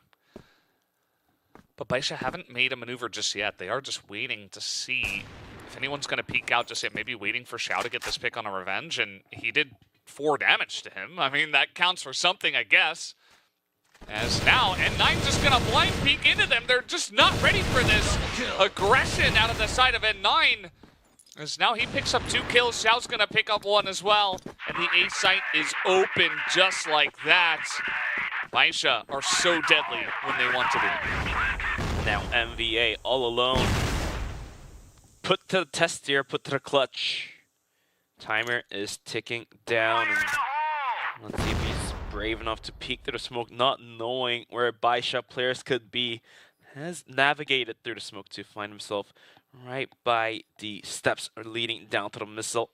Xiao on right behind missile, crouch peeking. I think MVA has spotted. There we go. That will be a kill coming through, and Bisha breaking the pendulum swing, and we'll pick up 2 rounds in a row. We're going to finish the first half in favor of Bisha, 5-4. And now we are going to be switching sides as Bisha now on the defense. Pacific Makta on the blacklist side. Yeah, so a bit of a swap here. We'll see what the aggression looks like here on the side of Pacific Makta. Their global risk side, pretty strong as always. I think they did just about as good of a job as you can, as that's a nice little trade there. ZYK able to trade out Xiao. I would say that's a trade up here for Pacific Makta to take down Xiao. Extremely talented player. So what is Pacific Makta going to look like from the blacklist side, though? I do wonder. They stemmed most of the tide, stopped most of the aggression of Bisha. I mean, it just really comes down to whether Bisha be able to hold on to the bomb sites, because yesterday, Bisha, even though having a superior blacklist side, they mightily struggled to hold on to the bomb sites when they came to the global risk side. So will that repeat here tonight, or will it be changed up? As now we're looking at the clock being burnt down to the minute 20 seconds here. And we saw a lot of damage being done there to Aldrin. Goes down to 11 health by N9. Now 577 looking to peek this one. He knows he's got support already. N9 charging down the opposite stairs, getting in position to help out if they do actually push down. And you know what? Pacific Makta will back away, and they get that peek on a CZY. So now, I mean, the entire middle of the map is just wide open here for Pacific Makta, and they are going to use this real estate and push on towards B. They've got a smoke in position to stop the flank as well. N9, though, he can be deadly from behind, but Revenge does get that first kill. N9 coming in from behind, but Revenge was ready, not able to hit the shot, though. And N9 makes this interesting for his team. We do have 577 on the flank, created by NVA, leaving N9 all alone, having 2 kills in this round, but can he find the last 3 kills? N9 spotted out by ZYK now on the roll, but looks like ZYK is going to be able to move himself around the pillars, but gets tapped out. 18 seconds. N9, one more. He's got to stick the bomb, and MVA has to run in and gets caught out, and then 9 to the clutch here. Bisha Gaming showing why they are the king in this lobby right now. And 9 steps up to the plate. He puts the team on his back when they need it most. The last guy alive. And they even know what angle he's going to attack from. They even have the first guy to check it. They have the support, but N9's just able to isolate 1v1v1, and they're never quite able to take him down. I don't mind Pacific Makta not willing to peek him until the very last moment, but it does allow N9 a lot of control in that situation, and he will use it to an incredible amount. And now Xiao's going to start them off with a snipe of his own in this next round. CZY up in the lights. That is... Drops. It gets dropped by Revenge, unfortunately for CZY. Didn't quite happen there. But the nade is going to be flying Aldrin's way. Eats 37 damage to replay though. And 9, this guy is farming kills left and right. Gets the kill on the bomb side as well. Taps the bomb smartly. Waits the rotation and peeks out, gets the kill. He did not even have to do that. He could have just stuck the defuse and stolen the round because the last guy was pretty far out away. But now back on this round, round number 11. In the process, Justin died, Revenge died, down to 4v3, and Pacific Makta now struggling to hold on to it. Now going cautious and NBA up in the heaven. He's gonna get swung by WN, leaving Aldrin all alone, and Aldrin goes down to Xiao, and the 7th round is gonna get picked up by Bisha Gaming. Yeah, Bisha getting warmed up now. They're taking some insane angles to pick up these kills. Xiao starting off. I mean, look at this. This is so thin. Like, how do you see through that? Revenge is also trying to challenge this one. I don't know if he should, to be honest. I mean, he's a great sniper in his own right, but it feels like sub-base sometimes does come down to which sniper is going to hit this double door shot. Quad doors. Yeah. The 4 doors. 4-door coupe. Yeah. Sedan, whatever you want to call it, but Xiao is not actually going to stay on the angle. That is probably better. I mean, he can get a shot in, but the moment he does so, all guns blazing from the rest of Pacific Makta could be the wallbangs hitting his body, so might as well as back out of that one. Pacific Makta hitting for A. Looks like it's going to be gathered outside, but the nade from 577 is going to not do much. Too far. A little too deep. He's still waiting here with a flash in his hand and can be ready for the push. He is going to see it now, flash down as N9 charges down the stairs once again. We've seen this defense already. 577 gets a smoke in his face, doesn't really care. He's not going to hit the shot as N9 will be the one to clutch it from behind the missile. Picks up 2, make it 3! Gets the multi-kill, and the push is stopped in its tracks. Only Revenge will get the 1 kill. N9 hitting shots after shots after shots, and not just last round, but coming to this round, he's continuously putting up the numbers here. I don't think Pacific Makta has it there to stop the performance coming out from N9. 16 kills for this guy, and Xiao quietly gathering 14 kills of his own. So 30 kills divided between these two players for Bisha. Revenge now up in heaven. He's WN, but takes a bunch from N9. I'm not exactly sure as to what he wants to do, but Xiao will come flanking from behind. And Bisha, their 8th, is in the pocket. The 8th round, just as dominant by N9 here. And he's able to essentially carry them across the line. Xiao definitely saw that. This Revenge is hopping by. He's playing with fire. Aldrin's doing the same. Maybe trying to draw some aggro. And Revenge would be happy with that. But Xiao, ooh, it's getting pretty close. Now the rest of PM is trying to charge on through. Xiao is still going to get 2. As he stops him in their tracks, and now WN99 comes in from the side. Even gets the guy hopping out of the vent just like that. kind of an insane reaction time from him. Absolutely insane reaction time you speak of, and all of a sudden down to the hands of Revenge. Can he make this happen is the real question. He has a good angle to flank, and I don't think CZY realizes this, but CZY swings the corner in the wrong time, goes down. WN down pretty low as well, so this is very, very possible for Revenge to make the clutch happen. What do they call it? They cross paths and can the spray land. No, 42 HP between these two players as well, so yeah, it's quite equal. Yeah, that's pretty interesting. Now they're going to bounce here once again, but Revenge is going to hit the headshot with the pistol. Gives a 5th round over to the side of Pacific Makta. A very, very thin angle as he does pick that one up in a big way for his team. Gives them a chance to stick in this one and not go down just yet on sub-base. Remember, Pacific Makta, the ones who chose this map into Bisha.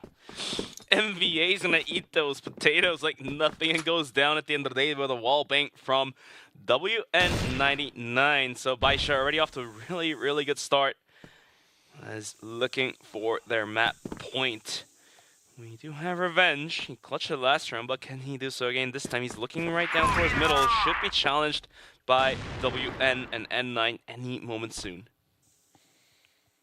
Well, let's see if it does actually come to fruition here.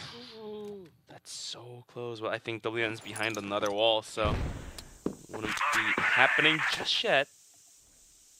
That smoke, that angle, they should know that they're coming in at this point in time. Lots of utility being thrown in that door. Tons of damage already being done to the members of Pacific Makta, who are just trying to sneak in. But Bisha have 3 people around here ready for this push. N9 gets the first. N9 gets the second. N9 gets the third. He is not to be stopped in this lobby. Picks up his 19th kill. And CZY will pick up one as well. So now they are on map point here, 9-5. And secretly and quietly, Xiao has picked up a couple more to have 17 kills to match that of N9 in the process. Machine Room being aggressed down by Pacific Makta, and looks like Bisha is going to be sending some support in towards the B bomb site, having 2 more players kind of roam around here and there. Pacific Makta at risk, not only for this map, and the nade is just continuing to put the hurt in there. The rush is coming through. CZY spray down, good for one, and WN's name, a double Kobe. Talk about basketball, and this guy will hit those nades. And ZYK, last player alive in a 1v5. The C4 is down, looking to recover it with the wall bang from CZY, even though him going down is going to do a bunch of damage. And then N9's going to add 1 more kill. 21 kills for N9, and 10th round, and the map being picked up by Bisha Gaming. Sub-base. Pacific Makta's pick not going their way, and looks like Pacific Makta is in a lot of trouble right now with all this. Yeah, they definitely are. Set 1 taken by Bisha. It was going back and forth. It was looking a little bit close. And eventually Bisha just decided, okay, we're just going to win now. And they did. They won a bunch of rounds in a row. They got 5 rounds in a row, and then 1 round went the way of Pacific Makta, and then 2 more to close it out.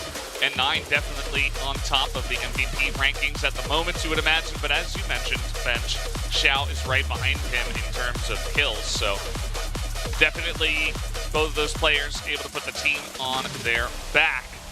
And now we're going to have Ankara up next, which is the choice of Bisha.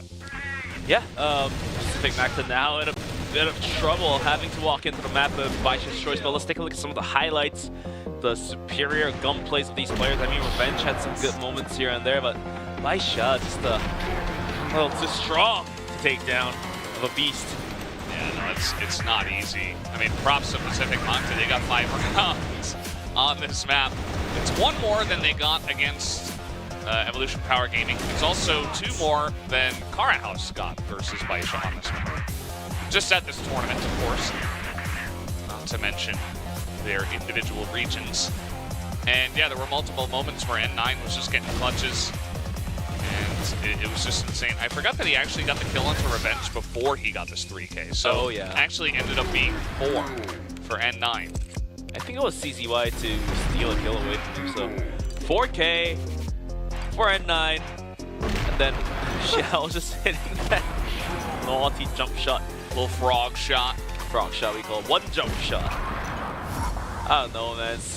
It almost feels like Bisha is farming max for kills right now, for at least for sub-base. I mean, Ankara, you never know until you open the book up and read it.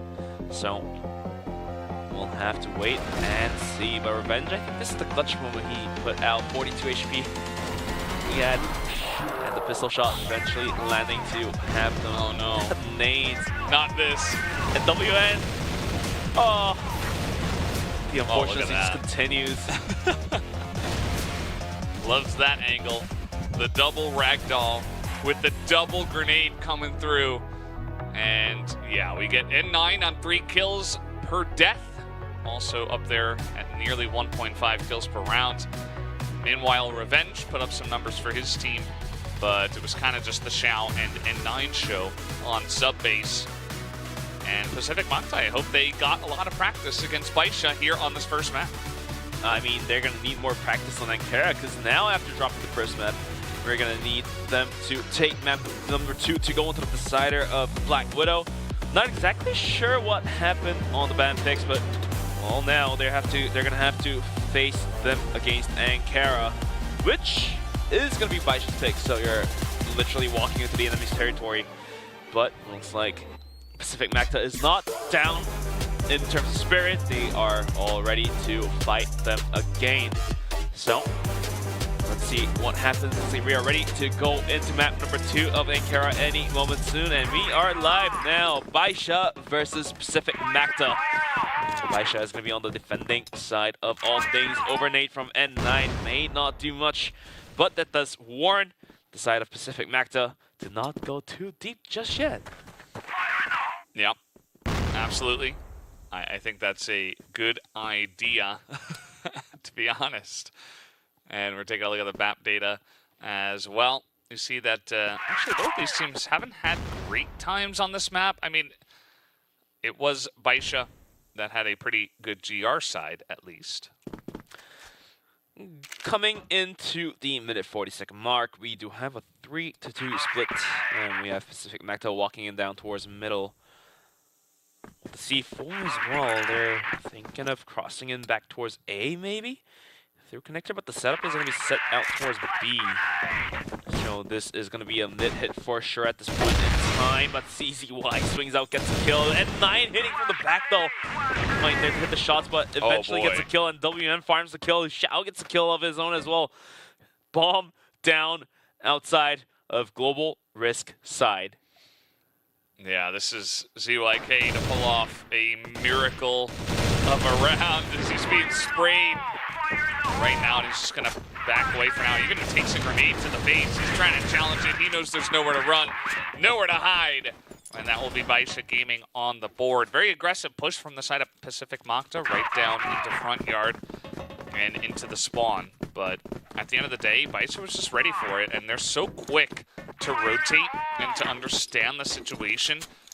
Not to mention the fact that they rarely miss their shot, right? So if they know where you're coming in, just like we saw with N9, he is going to mow you down. N9 has already put up 2 more kills in the first round, and he's looking for more. As we do see Pacific Magta still trying to gain control outside of A, but they will have to worry about vents, because we have seen from time to time players will go pretty aggressive out towards vents and peek out there. That's why we see MVA's crosshair was looking right at, and now we have Revenge out deep, far back, and they long to have an Overwatch. In the meantime, that failed mid-take is going to be the go sign once again for Pacific Magta, trying to get a success on this one once again. Yeah, it just feels like this time Bisha are even more ready for it. I mean, they're covering both windows at the spawn as their CCY to pick up the first kill, and N9 isn't even started yet. Xiao gonna get another one, make it 2 as they run straight into his crosshair. Xiao wanted a third, but WN just steals it away. And now Revenge is like, well, I guess I'm alone. Where am I gonna come in from? He is looking to go through the back of A. Actually, a nice read from him, seeing that there shouldn't be a lot of players over here, and it is a nice long angle for the sniper. But at the end of the day, he still has to go in and get that C4.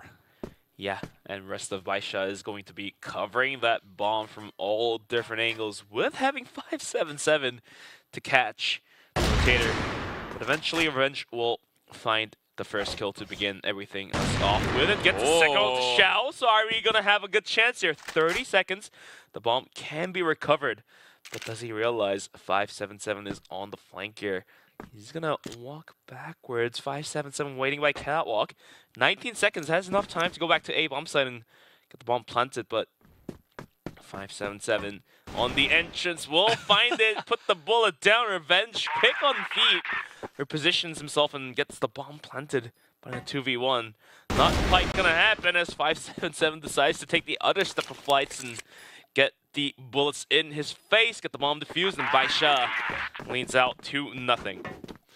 Yeah, 2-0. That time was only made interesting because Revenge was on something, right? He was hitting some crazy shots. He knew exactly where they would be peeking him.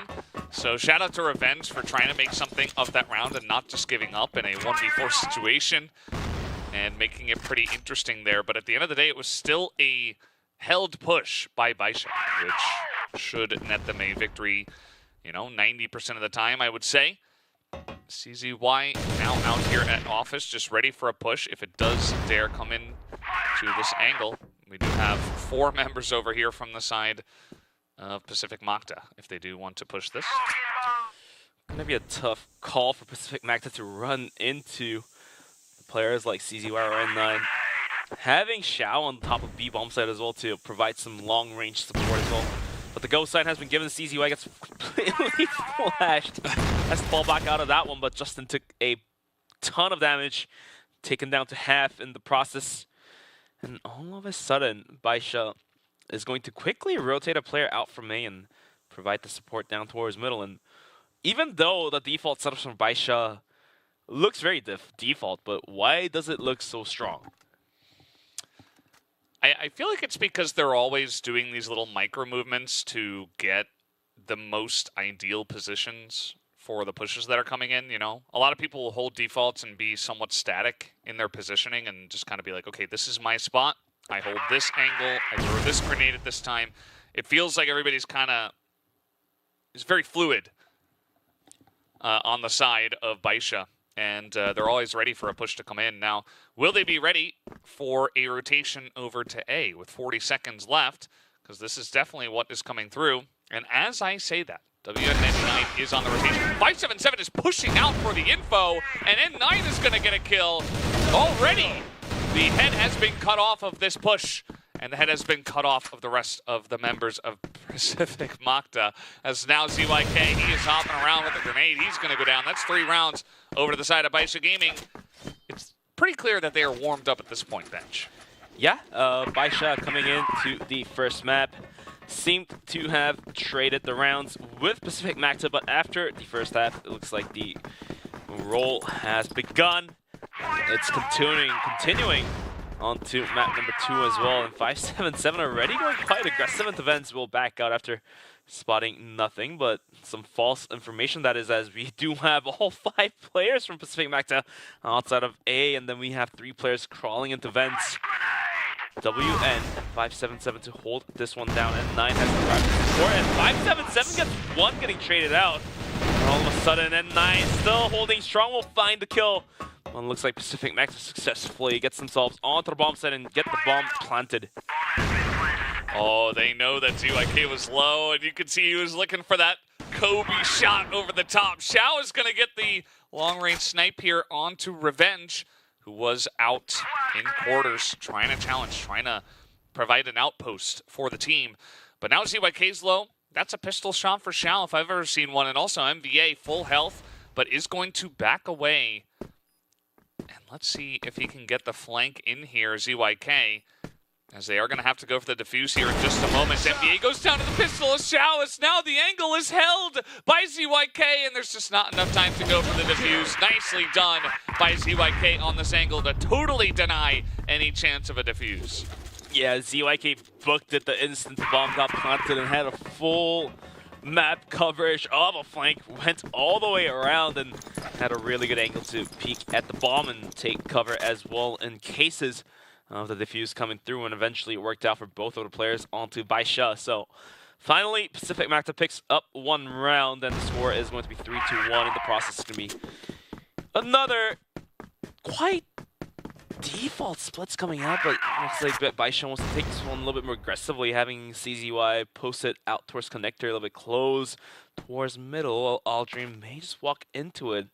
I'm not exactly sure if he wants to do that, though. Yeah, let's see if they actually do challenge Xiao here. It's looking likely based on their position. And he's just waiting, and he's gonna get it. Shoots him right in the top of the leg, right at that artery. Xiao gonna take him down. And you see that Aldrin and his buddy maybe gonna look to repeat this, but I don't know, man. Xiao is just, he's just so clean with his shots. It is very difficult. Oh, he's gonna try to re-peek it himself. And that, he does get a second kill, but he does pay for it. I mean, this is how Revenge went down. 577's gonna flank again, another kill of his own. And now Pacific Magta is dead, stuck outside of B, but Aldrin will open up towards CZY, so that does allow them a bit more room to get onto the bomb site. We do have WN99 on top of it to hold this one down, but the rest of Bisha is all already up on A, now sending Hot on foot towards rotation, but WN seemingly holding this one down by himself. 3 kills for this guy, and Bisha Gaming picks up the 4th. And going back to what I was saying, Revenge going down, I think it was Aldrin who peeked first, or crossed first, and then Revenge died to the shot of Xiao. Yeah. So we always say, in the mercenary word, the middle of the combo is the most dangerous part. Yeah. Yeah. Yeah, it makes sense. And Xiao this time is going to take some damage on his little journey here. He's going out to that outer part and looking to see if he can get someone down there, but it's not quite going to happen. They have a stack of 3 people on the A site. The spray control, by the way, from WN99 on those 2 kills at the end of the round was spectacular. He's always looked really fantastic at that box on the B site. And now you see they are rotating over towards B. Maybe that fluid movement I was talking about from Bisha could come back to bite them. It's only 577 here on the site. Maybe it doesn't matter, because he's going to pick up 3 kills in a blink of an eye. Looking for the 4th, and he will get the 4th. Looking for the ace. Now Revenge left all alone. The rotation you were talking about this does not matter, because this guy will single-handedly hold onto the bomb site, and Revenge is now getting covered in from every angle. 577 going for the ace. The nade might just do the work. The nade, yes, he does pick up the ace after his death. And Bisha picks up the 5th round, and so does 577, getting 5 kills all to himself. I was really worried he was going to have it stolen away, but it was his teammate throwing a flash that baited me. They were actually trying to set him up for the ace. You know, sometimes you got those teammates that are like, nah, I'm going to steal your ace, haha. But no, they set him up for it, but most importantly, 577 set himself up for the ace. I mean, by himself on A. And he played that spot before, so they should know that he's there. And I feel like they didn't. I mean, the flash doesn't hit him. He sees everything. They're not really checking it. You see that the 3rd person in, Aldrin, does land some shots. And then there's the 4th guy, ZYK, trying to spam through the smoke, who also can't get the job done. And it's the grenade from the grave to pick up the 5th kill and the ace. And you don't see that every day, ladies and gentlemen. that is a special moment here at CFSI 2024. Coming into round number 7, after 577, just shutting down, blockading the bomb site by himself. You're going to be looking at ZYK going for some crouch peeks. Bisha, we already have CCY out way in deep long B, and we might have to see Pacific Magta. How are they going to react to this one? Yeah, we'll see if he goes any farther, because, looks like he will. There is one guy to potentially check for it, ZYK, who is back there, but he's not looking the right way at the right time. Oh, boy. CZY is getting some good info here. They know they're coming in from mid. That's ZYK rather, to go down. And now this push coming down mid, going into B. You see that Xiao is going to back away smartly. He doesn't want to take the shots. He could have easily tried to challenge them, but instead, he'll wait for his team. Yeah, sometimes you have to have that patience, but swinging out, it's going to be a 9. Eventually, WN swings 2, and Adrian's going to be able to find a big headshot. CZY gets knocked out as well. It's all down to the hands of Xiao. This man could make wonders with the big arm shot. Gets a double. Looking for a third. 17 seconds. He needs to find both kills. The swing from the top. Revenge on top of Watchtower. Will find a quick headshot, and looks like Bisha is going to lose this one. Still, the scoreboard looking in favor for Bisha. It's going to be 5-2. Yeah, I mean, that's one of those rounds where it felt like Bisha maybe thought 100% they had that round in the bag, and they just kind of ran in one by one. After regrouping, they're like, okay, now you go, now you go. So a little bit disjointed on the retake, just at 9 trying to get the off timing, and he goes down, and it just doesn't quite work. So unfortunate for them, but Pacific Makta will pick up the second round, so nice for Pacific Makta's point of view. And so now they're going to try into A once again and hope that 577 isn't there, but he is. This time he gets the 1 kill, but they finally do get the flash down. And that is going to be a take here onto the A site. So a decent shot here for Pacific Makta.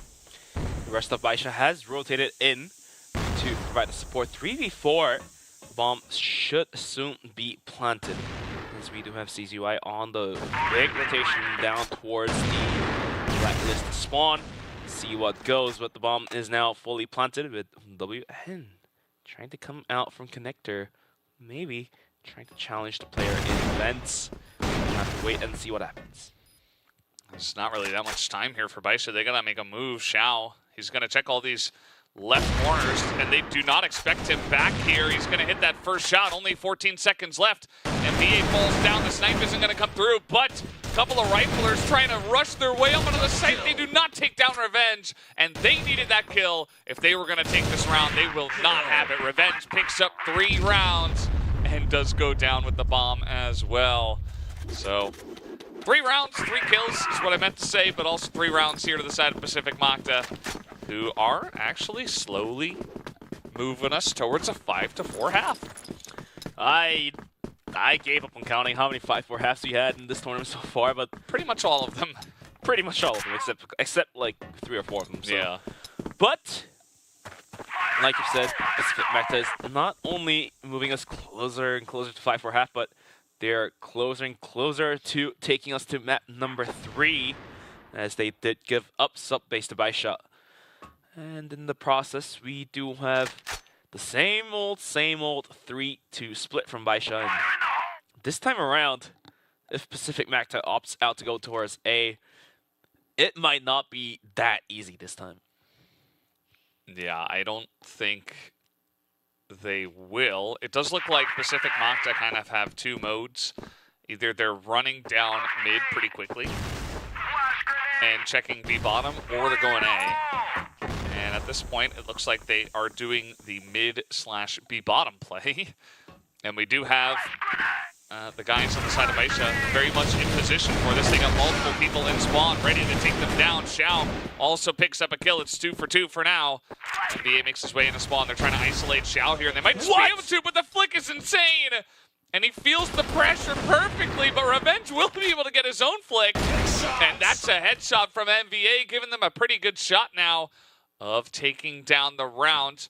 A tap on the bomb. Not okay, now he's going to commit to it. The 577 is coming up here, and he is looking for the 1v2. Revenge must have seen him there. And the shot to be landed by 577. He's gonna smoke out. Oh no, it's not a smoke. MVA is gonna be playing the clock, and he peeks out at the right time. And looks like we are having yet another 5-4 half all this.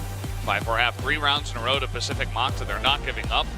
They notice that Bisha may be playing a little fast and loose, a little happy gaming, and then all of a sudden, they say, you know what? We can beat these guys. And they put up the Jets. Those last 3 entries were very, very nice from their side. And Now they're going to get it started off with a nice grenade to the face of Xiao, who's down to 45 health. I think it landed right under his feet. Aldrin has taken half HP away from Xiao successfully. And Revenge is an angle, but he falls back in the wrong time. Had he held that for just about half a second more, would have had a kill onto Xiao. Eventually, we do have Bisha Gaming kind of doing similar tactics of what Pacific Macta did, kind of run down towards middle, see if they can take control of connector and maybe roam and swarm D under B. Xiao barely dodging those bullets from Revenge did gain control of that B connector, and that kind of allows the rest of teammates to come out towards long B, but MVA is going to be holding the office, and he soon will be put to the test. Let's see if he's got this angle covered. The answer is no. 577, quick headshot right around the corner. And meanwhile, we got a little lurker in here. Aldrin feeling the pressure, but it does not matter. Quick headshot from N9 this time, as he's sneaking around the back here. Revenge goes aggressive, takes down 2. But it's still a free B site to Bisha. So we should be able to get this planted here and have a nice advantage of an extra member. 3v2, and the nades are going to slow down the retake process of Pacific Macta. Justin's going to be going all the way around, while ZYK looking to push out with a smoke in his favor, almost having an angle onto N9 as well. He does find a corner to duck in. The wall bangs will do the work. 577 gets one, N9 gets one of his own as well, and we're going to have a 6-4 with N9 sitting at 8 kills and Xiao and 12 and 577 at 14. Yeah, at the end of the day, just a very clean entry towards office. They get the entry kills themselves. N9, you know, being the guy who goes through mid and gets the 1 kill for himself, making some disruption for the team. And now we're going to have actually CZY going down in mid as a little bit of a clamp down here from the side of Pacific Macta. They do take down the rifler of Bisha. Flash over the top as they are trying to challenge here, and Aldrin hits the quick headshot. 577 gets a kill, but he is down to 1 health himself. Barely alive, but N9 not afraid. Will hop right in towards middle. He might be good to catch off Revenger, who is not ready. There we go. That's the opening frag he needed. And for now, WN out towards long has a really good shot, but N9 is there to steal the kill away from his teammate. And the bomb site once again is completely pried open. And then Nine's going for a big rotation here. I don't know if they're going to be ready for this. They're checking behind them, but N9 is already behind the 2 members. This grenade gets some nice value onto Justin, and take a look at this timing from N9. It is literally perfect as he gets the shot, and it's a headshot as well on top of it all onto Justin. 7th round taken down by Bisha. Max value rotation from N9 gets a 4th kill for himself in some way, somehow. Bisha seems to be steamrolling right now on Pacific Macta. Yeah, they're certainly also not taking their time with this one. They are they're waiting 30 seconds, maybe sniffing it out a little bit, saying, okay, where do you want to fight us? And then they take the fight directly to them. Not going for too complicated of rotations or anything like that. Bisha not having to show too much, I would say, from the blacklist side of Ankara. So now they're going to pick up the bomb, and it looks like they're going A. Like I said before, you know, they're just going to send it in here as now, oh God, 577 going to take down 2 just like that. And it's a free A site at this point. Aldrin desperately trying to scramble over and help out the team over here on the A site. He's got 72 health from a grenade. And now it's, just another headshot from WN99. As they will take them down. Only 2 members left here on the side of Pacific Macta. They're trying to peek in. They are trying to hit these shots on the snipe, on the short range. But there's smoke in their face. There are too many members of Bisha in their face as well. MB is getting sprayed through the fence, and that'll be 8 rounds to the side of Bisha. Pacific Macta tried to clear out A long, sending 2 players out through the entrance and 1 out through vents, but 577 had a lineup right there, sprayed it right out. 2 players out, and that was free bomb site. Revenge now thinking to go quite aggressive. I was going to be looking out towards a long, but imagine if N9 just sprays him out to the lobby. That would be interesting to see. ZYK opting out to an arm of his own. Got a wallbang to N9 to take his health away, but B under is being contested completely while 2 players was holding. It's getting tapped up by Xiao. How in the world? Bomb site is now completely free. Well, they weren't expecting a second person to come out of the office, and now Aldrin picks up a 3K. He's throwing every piece of utility that he's got. He's on 8 health, but he's already done his job. 577 takes him down. Can he take down Justin? The answer is no. Justin picks up a 2K, and that'll be another round here for the side of Pacific Makta. Nice retake. Second person in office.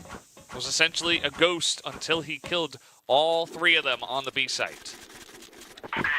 8-5, and the way how Bisha picked up 3 rounds coming to the second half and losing 1 might suggest to us that they're willing to take the last 2 rounds swiftly, or can Pacific Makta hold on to dear life. Right now, that last round seemed really, really doable as Aldrin popped springing out and in all braveness finding 3 kills of his own. And now we're in round number 14, and looks like the aggression from Bisha is also going to be under once again. Yeah, I mean, they sent it really quickly through B under. It was very unexpected, especially when they saw Xiao. So it started off with Bisha getting the better of them, but then it ended with Pacific Makta getting the last laugh with the second lurking player. And now it just looks like a pretty standard A hit at this point. Revenge is on a pretty aggressive angle for a sniper, just in the air duct looking for that first kill. But now he's backing up just a little bit.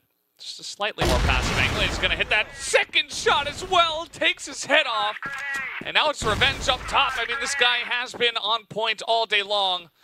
And even at the end of the last match they played as well. He's going to hit another shot, and ZYK is given enough time to regroup and support him. ZYK will regroup indeed, and now Xiao being contested Aldrin from the back will hit that shot. As now we have Pacific Makta picking up their 6th. It's going to be 8-6. Bisha needs 2 more to close this one out, and looks like Pacific Makta will need 2 more to tie us back up. Yeah, I mean, it's getting pretty interesting. Oh, this time Revenge tries to go for the aggressive angle, and he gets punished for it. And Bisha, they say, hey, we took down the one guy who's stopping us, so we can just do whatever we want now. And to be honest, they kind of can, as they're running them down, straight down the middle. And it's only Justin left alive, and I think they know exactly where he is as well. CZY going to take him down. 9th round taken by Bisha. They're 1 round away from taking this entire match. That round happened so fast.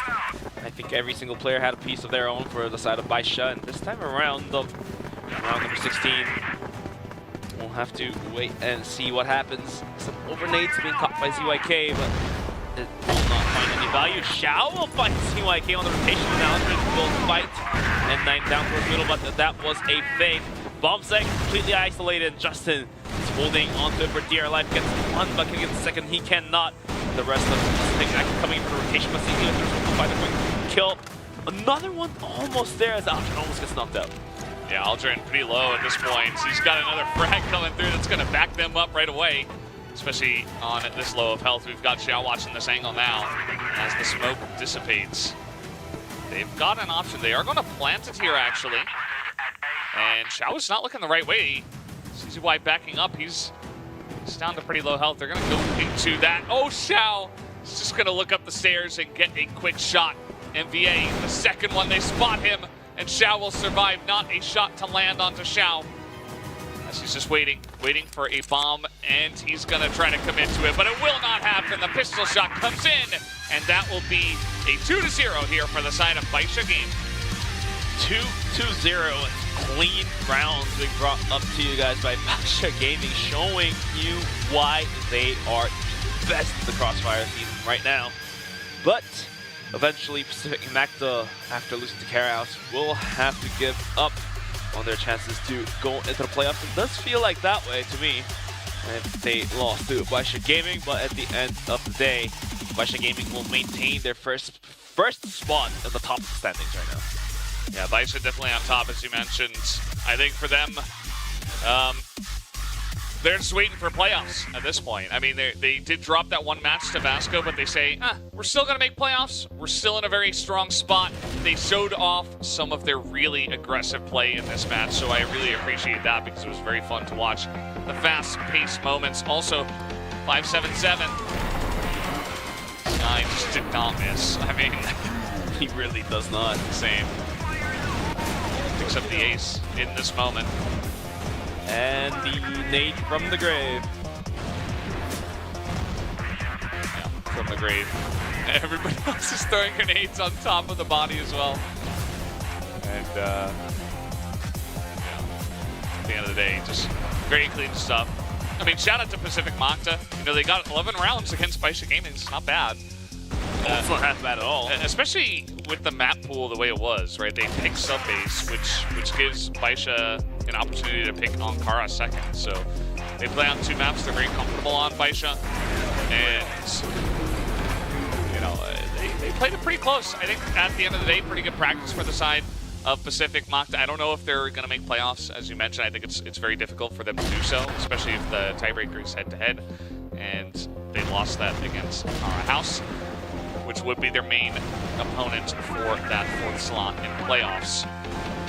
Yeah, and at this point in time, now they are going to have to fight for that 5th or 6th place. So can they make the best out of it? I am not exactly sure, but definitely some good props as they did pick up 11 rounds.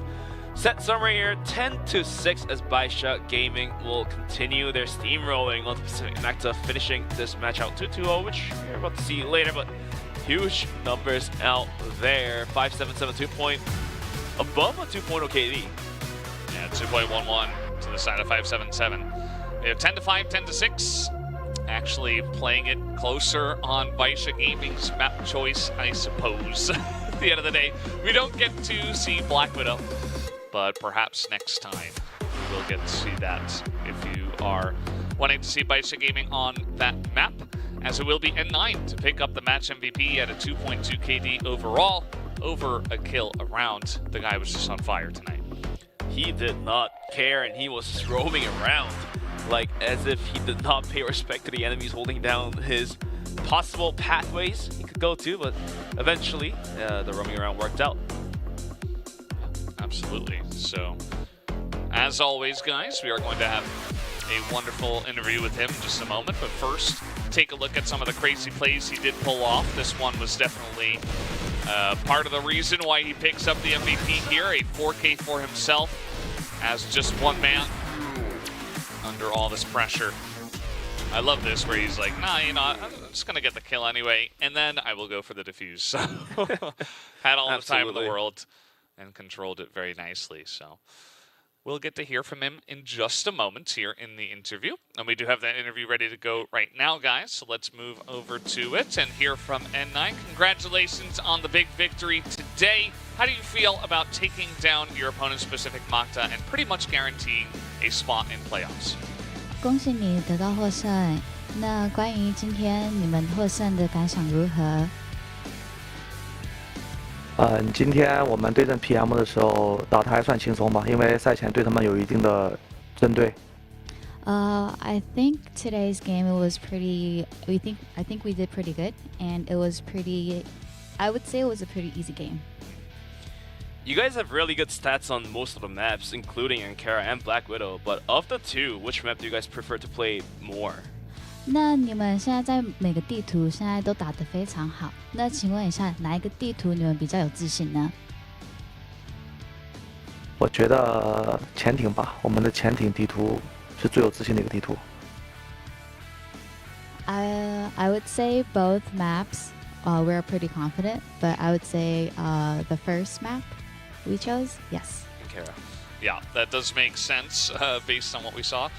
So for the final question, I am curious. You know, Bisha Gaming always a very big team to have in any tournament, oftentimes called the best team at many times for a good reason.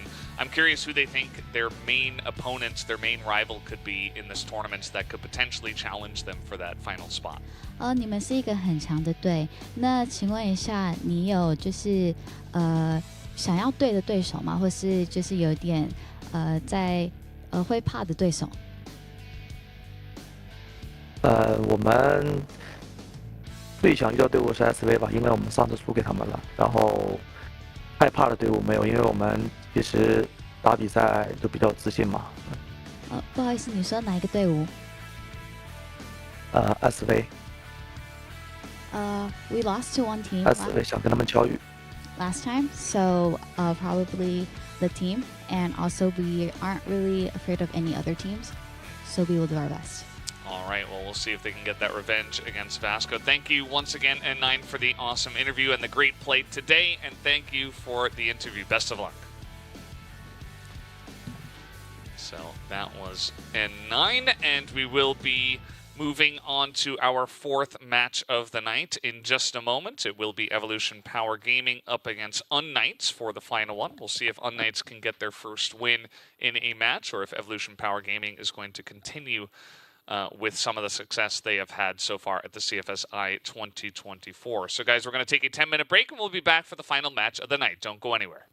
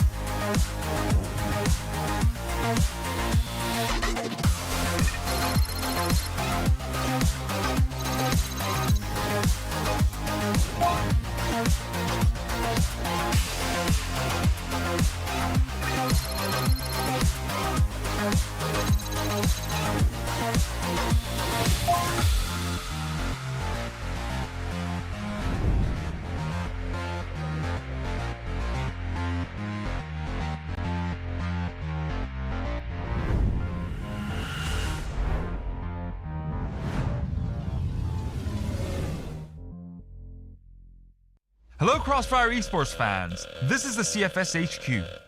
I am here to introduce the point system that will be newly applied in 2024.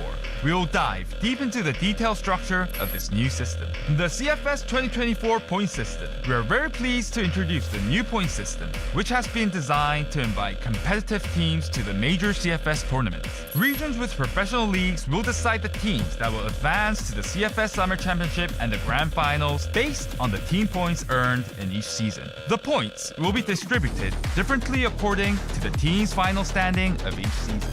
In other words, teams will obtain their opportunities for the major CFS tournaments by summing up the points they earned in each season. We expect this structure to give more solid motivation to all the teams participating in the professional league. In addition, considering that each region has a different league structure, the point system will be suitably modified according to each regional league circumstances. Next, let's find out how the CFS 2024 point system is applied in each regional professional league. First, let's check the system for China. The 10 esports organizations affiliated with the CFPL will receive different points based on their regular league standings of the 2 seasons in 2024 and their final playoff standings. After the end of both seasons, we will calculate each organization's accumulated points to select the teams that advance to the major tournaments. Firstly, the teams ranked 1st to 3rd in the point system will be invited to the CFS Summer Championship 2024. After the Summer Championship ends, the teams will be divided into 2 groups based on their point standings for the CFS 2024 Regional Finals, China. The teams in the same group will compete each other to survive, or not to be eliminated. The teams will compete for the final seeds of the CFS 2024 Grand Finals through the Regional Finals playoffs. Next, let's check the system in EU MENA and Brazil. Both regions will have the same point system structure. The point distribution table based on the final league standings will be the same as that of other regions. However, it makes a clear distinction between the other regions by applying the same point system to the CFOL, the regional 2nd division league. Of course, the amount of points that can be earned in CFOL is insufficient compared to the 1st division league. It means the teams in the 2nd division league need to maintain a very good performance throughout the year to get a chance to advance to the CFS major tournaments. After the end of both seasons in 2024, the teams ranked from 1st to 4th in the accumulated point system will advance directly to the regional final. The teams ranked from 5th to 12th place will advance to the regional qualifiers, the sub-qualifiers of the regional finals. In addition, teams ranked 1st and 2nd in the CFS 2024 point system will be invited to the CFS Summer Championship. Finally, let's look at the system structure for Vietnam. Vietnam region's point system also has the same structure as the other regions. Teams will receive different points based on their final standings of the 2 seasons in 2024. However, the point system will not apply to the CSC, the 2nd division league in Vietnam. Same as the other regions, ranked 1st and 2nd teams in the CFS point system will be invited to the CFS Summer Championship. Teams ranked from 1st to 4th in the accumulated point system will directly advance to the CFS 2024 Regional Finals. And the teams ranked from 5th to 12th will begin their journey to the Grand Finals from the subordinate tournament, Regional Qualifier. So far, we have briefly explained the CFS 2024 point system. Please keep an eye out for which teams from each region will make it to the CFS Major Tournament with the CFS 2024 point system.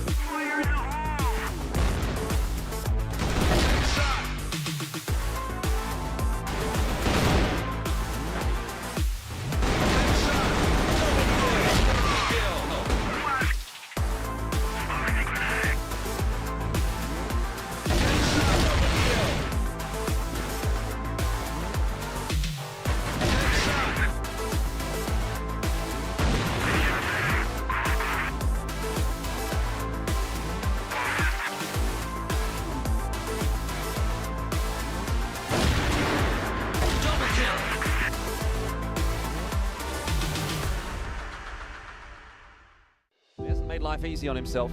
Pushing through the smoke against ZQ. No trade to be found from Zhui. Du was down the bottom as well. So here's where it starts to feel possible. Oh, gamers, you just can't let this happen. 3-on-1 for sure.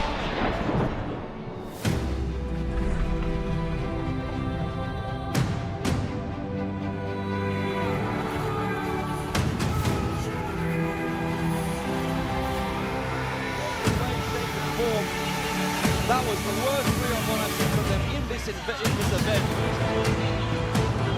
3-1v1 for a team.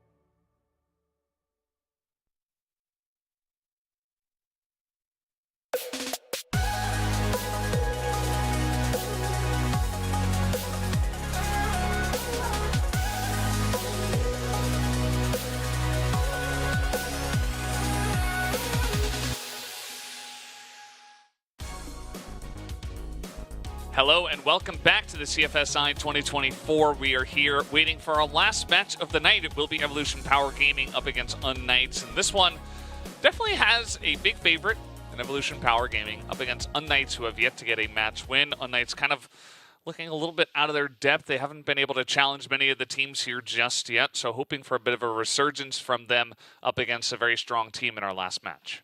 Yeah, definitely looking forward to Unknights to pick up a map or a match, but we will have to take a look at what's going to happen. But we did go through the first 3 matches of today, and we are left with Evolution Power versus Unknights to wrap up day number 3.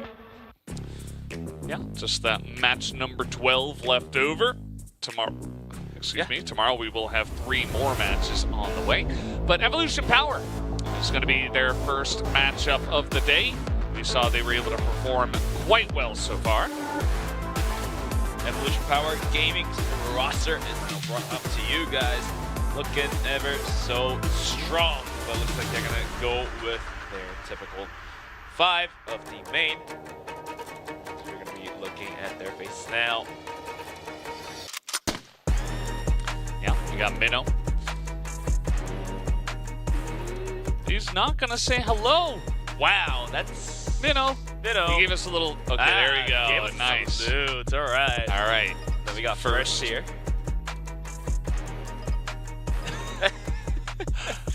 I feel like you can tell the moment they know they're on camera.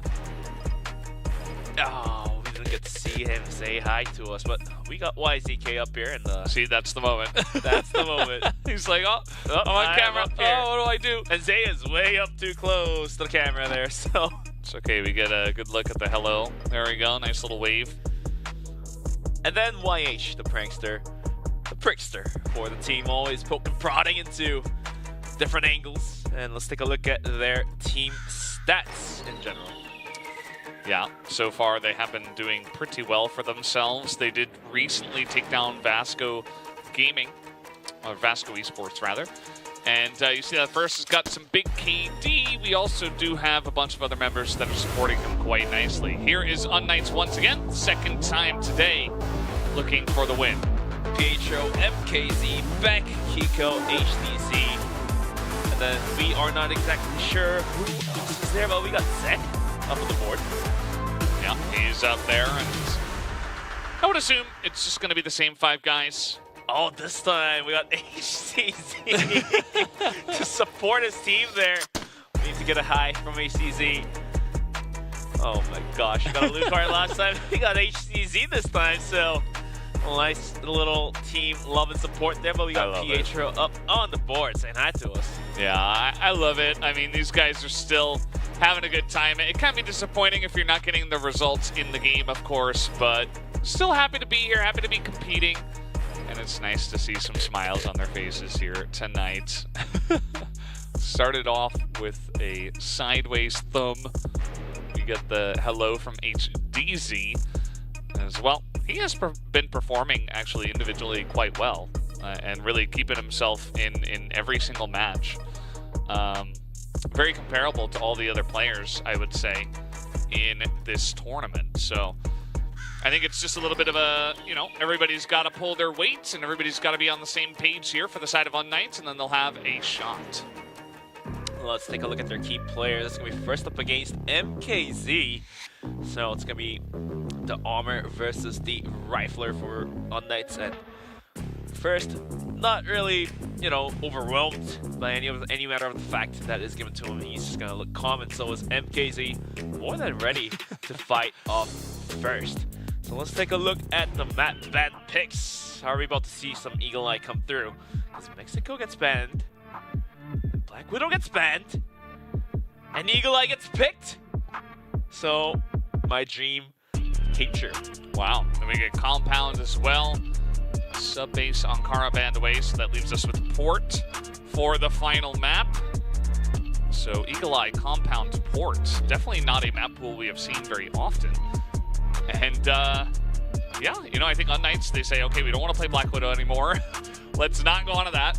And that does leave the Eagle Eye 2.0 available. And Evolution Power say, hey, why not? We like this map. Let's play it. Might as well, right? Yeah.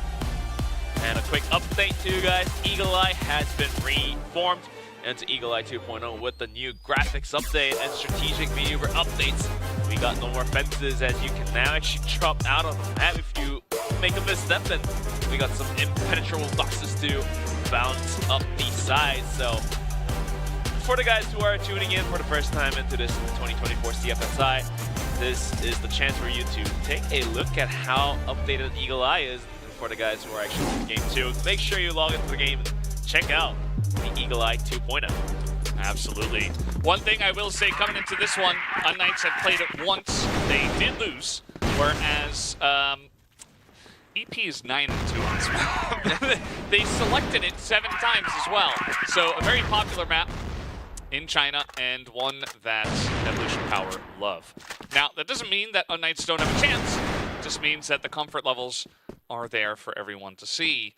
And we'll see if Unknights have something nicely prepared, because they should have expected this map to come through. And so far, they're doing great. But YZK and Minnow able to trade a couple of kills back. And that flash is going to get him out of dodge as well. Down 3 players is going to be Evolution Power. But also, Pietro took a bunch and is barely alive, so it's going to be 3-on-2. The C4 is still outside of Hotel, down towards B long, and looks like YZK may have to fight against Kiko any moment soon once Kiko starts springing out. Or is it YZK taking first, and Kiko will eventually take him out? Yeah, we do have Minnow. He knows what was going on over on that side of the map. But he's just going to come in here through mid, and he will be taken down. So first round goes over to Unknights. A nice starting round going their way. A couple of pickoffs at a Hotel fight. And that does give them a nice little advantageous position to finish off the round. So, ooh, that grenade doing an insane amount of damage. 150, and now Beck pulling out the Alm. Once again, going to get a kill here. Also, the nades doing a bit more, so max value from these frag grenades. All of a sudden, first goes down to PH from the process. Zay's going to start peeking into Hotel, soon to be greeted by MKZ on the other end. Waiting to get a double swing come through. MKZ ready, and he's going to spray down one, take a bunch away from Zay as HTZ is going to finish him off. PH swings him, but YZK, quick to flick, gets a headshot. C4 is down, and Beck comes in with a pistol of his own, and all of a sudden we are looking at Unknights finally showing some signs of life in them, and will be able to pick up 2 rounds in a row. Yeah. The score is going to be 2-0. Absolutely. And I think Evolution Power thought they would just kind of run at Unknights and take them down. The answer is absolutely no. Unknights, they're in a better mood now, and they're playing without a lot of pressure, and I think that's a big difference that we're seeing here. Unknights are looking great. Evolution Power need to actually... Ooh, that was a very nice shot right through the box. Y8's going to spot another one, takes down Kiko, down goes Pietro as well from a snipe from first. So that gives them an opportunity to plant here on the A site. Beck, once again, has the Alm in hand. First took a bunch in the process, and now down to a 2-on-4 with the bomb being planted. Alm and an AK put to use. Let's see if MKZ can make the best out of it, but look at the flank from YZK. First is going to find the frag, and YZK ends up springing out from his flank. Looks like Evolution Power is going to be able to make up 1 round. Maybe 2 rounds was what Evolution Power needed to get fully warmed up. We'll have to wait and see if it continues into round number 4. Yeah, I mean, at the end of the day, Evolution Power, they still need to get a big win against Unknights if they want to put themselves in the best position for playoffs. As HDZ going to take first head off. Here comes YH, very aggressive once again. He's got YZK with him. And down will go HDZ before YH even has a chance to fire a shot at him. KZ's got that very long angle from the watchtower. We do have Beck on the other very long angle from the top of B. But they're still going to get the plant down, which will force the guys from Unknights to move over towards this A site. And the timer is against Unknights and trying their best. 2v4 once again. Going to be the same players of Beck and MKZ. But the timer is still ticking down, and they don't have enough time left to start moving in. MKZ starts moving in a little bit. Zay will swing out, find the Ed. And now we are tied back to 2-on-2.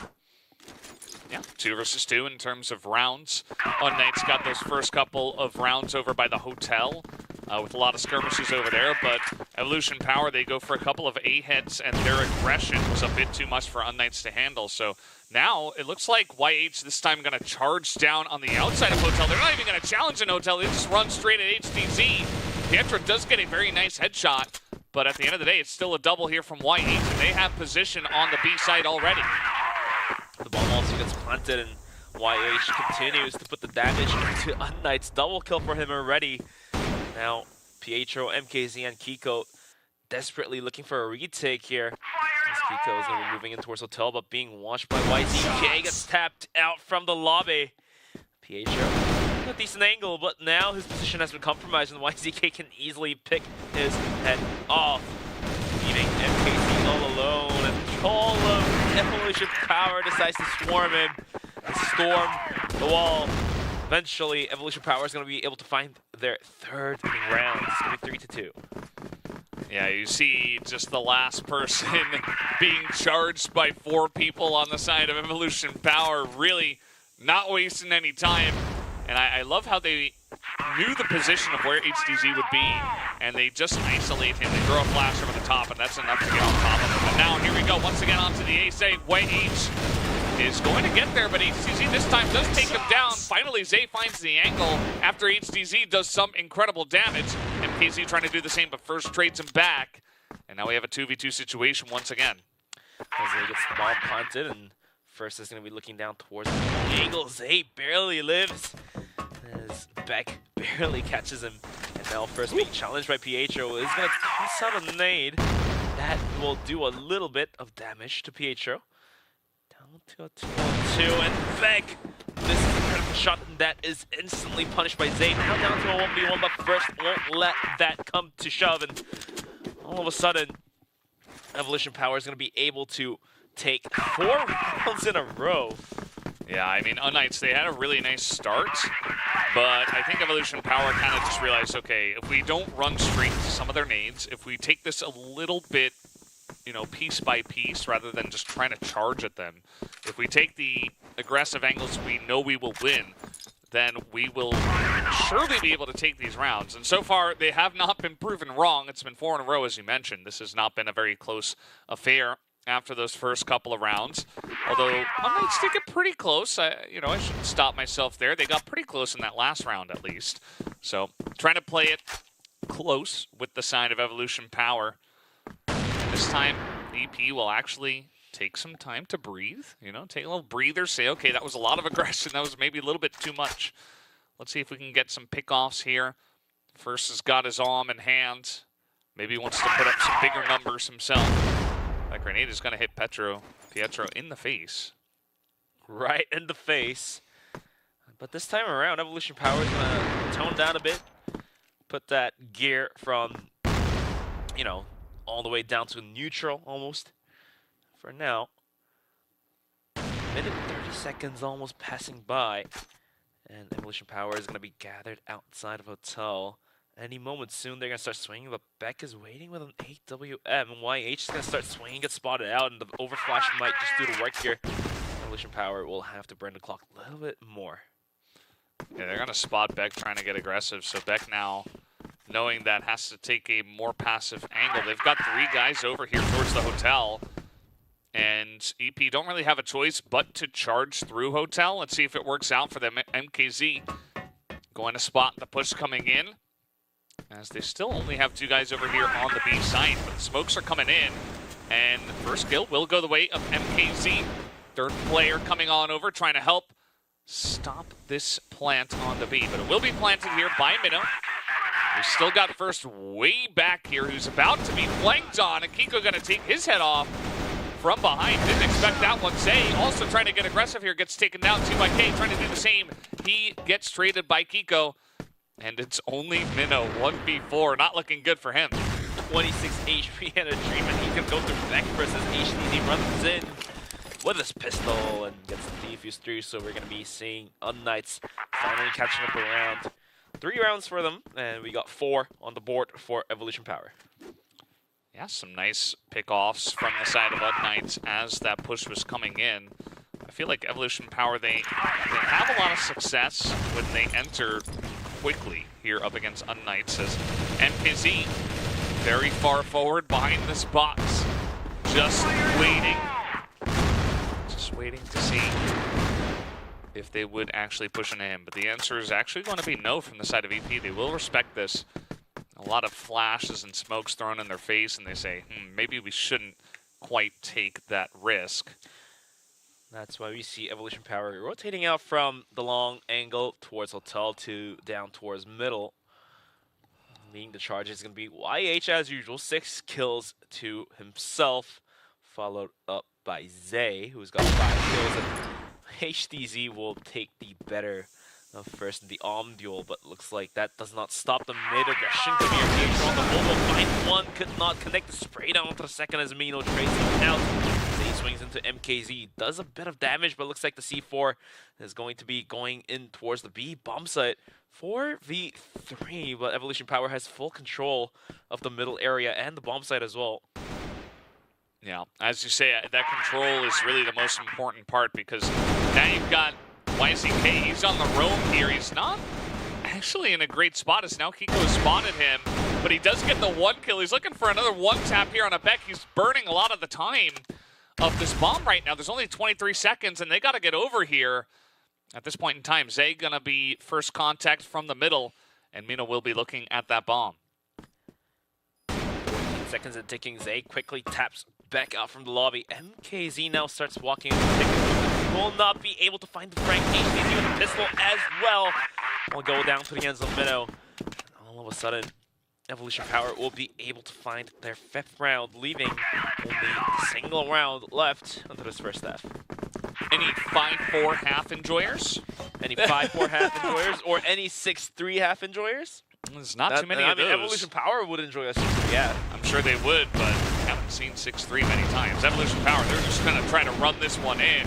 And the key player here is going to be HDZ. If they can take him out, they should be okay. But in fact, he's still alive, and MKZ and Beck going to pick up a couple of kills for themselves. HDZ holding on to the site very, very well on the backside of that. He's now the last person alive, though, and he will be taken down by Minnow as they charge into the A site and take it down. So 6-3 enjoyers do rejoice at the end of this one. Evolution Power with a stunningly fast first half.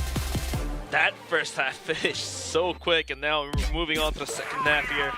As now we have Evolution Power on the defending side, sending 3 players down towards A, and then we got Unknights trying to get on to the bomb sites. Leading the charge is going to be MKZ, but YZK not really looking to go out too aggressive. Or is he? It takes a bunch of bullets to him, but gets out without getting hurt. Yeah, he is like Neo from the Matrix. I mean, he was just out there. There were 3 people spamming at him. Not a single bullet touched him. He's like, nah, I don't care. I'm good. Yeah. Totally fine. I say Not that, anymore. and immediately he dies, of course. The caster curse in full effect. In full effect indeed, and now the bomb is getting closer in towards B bomb site, hence is why Evolution Power is going to be sending 2 more players down to rotate. But the nades may do a bit of damage. As I say that, another caster curse, the potato, will just become a potato. Yeah, they did not take a bite out of that one. Look at this angle. Is HTC going to spot this? Looks like he did, but it was a little bit too little too late. YH already picks up 2 kills, including HTC. Now Minnow on the bottom side, looking to get that spray, but Pietro is good for 1. It gives them a chance to get this bomb planted on the B site, but we do have a bit of rotation already coming in here from Zay, and Pietro not looking the right way. Kiko wants to take the fight first, but first is just going to back away from this one and wait for his teammate. Checking out the window, but the rotation comes in. Kiko going to bring this bomb over to A. But look who is waiting. First, reading that like a book. Gets his rotation in as well, and will be able to find the kill with a pistol. Now Evolution Power will find their 7th. It's going to be 7-3 on the scoreboard. Yeah, 7-3. The Knights need to get some aggression going, especially on this map with Eagle Eye. This isn't one where you can kind of just wait around. They're just going to get rotated on. They are going to find angles. There are way too many on this map. Even the updated Eagle Eye 2.0, still good for it. HTC will get a pick off here at A, actually, while the rest of the team is looking to push into the hotel. We got a big backstep from Zay on top of the bridge here. He can always spring down anyone soon. Looks like Zay's going to whiff his spring down. Pietro is going to find the better of him. Down to a 5-on-3, and now Knights really have a chance of picking up a round. As we do see, Mino is going to go quite aggressive here. Now he's going to get 1 kill, but Pietro and Kiko springs back out and finds the kill back onto him. It does feel like the members of Evolution Power are trying to be the hero each individually. They're like, all right, it's my turn. I'm going to go in 1v3. I'm going to take them all down. It's going to be a huge flashy highlight. I'm going to pick up MVP. Bench is going to interview me. It's going to be a great moment. But honestly, you should probably just peek altogether if you're going to get in there. At the end of the day, it's fine. I mean, First is holding on to the spawn, but he is being checked right now from many different angles. Nearly gets that flick on HTZ, who is going to jump peek him and take him down. So yet another round to go into the hands of Unknights. They pick up 4 so far. So far, the aggression from Evolution Power down towards B is not really working out. The hotel seemingly being the death zone, the hot zone for this round here. This time around, having no interest is going to be Evolution Power, only having Mino go on top of the bridge here. Whilst all that, HTZ, after taking a kill last round out towards A long, is going to be using that impenetrable box out towards A long, see if he can juggle around it. Almost getting YH, but gets gunned down at the end of the day. Yeah, and he and Pietro are actually the ones putting up the big numbers right now for Unknights. So he's trying to play his solo game out there, and that's actually totally fine, looking for the peaks, but it did not work out for him in this round. Minute 40 left onto the clock, and Evolution Power will start off nicely with a kill into their pocket as YH. Although he himself took a bunch, was able to finalize the kill onto HDZ, the armor, and the ace for Unknights. YZK. Oh, nice look there through the smoke. Another pick off here, only a minute 20.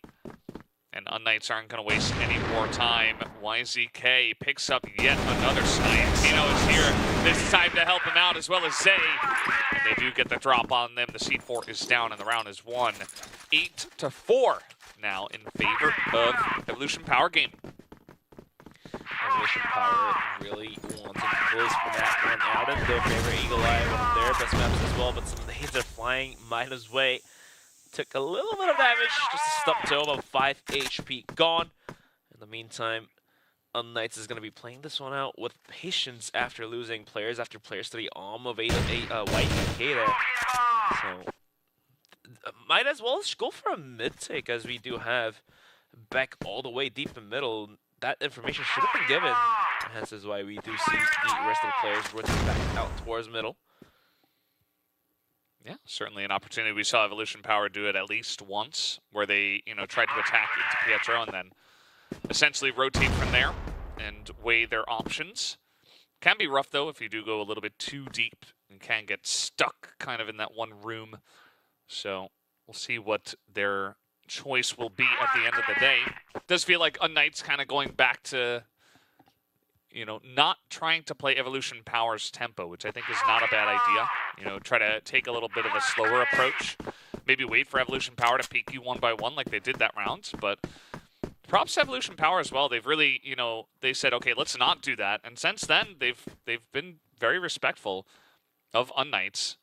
But reading the rotation like a bug, all 4 players are coming in, but Unknights with all guns blazing is going to try to get bomb site opens up. But why H with the pistol is going to find a double kill. 1 kill being coming from M4. MKZ now up on top of Watchtower trying to get a kill of his own as well. The timer is ticking down. The C4 is down where first can take a good look at it too. Oh, the timing. Right as he just poked his head out there to throw a grenade. Very unfortunate for First, but now YH is going to have his head taken off. First has it all to do 1v3. He's being rotated on from the right as well.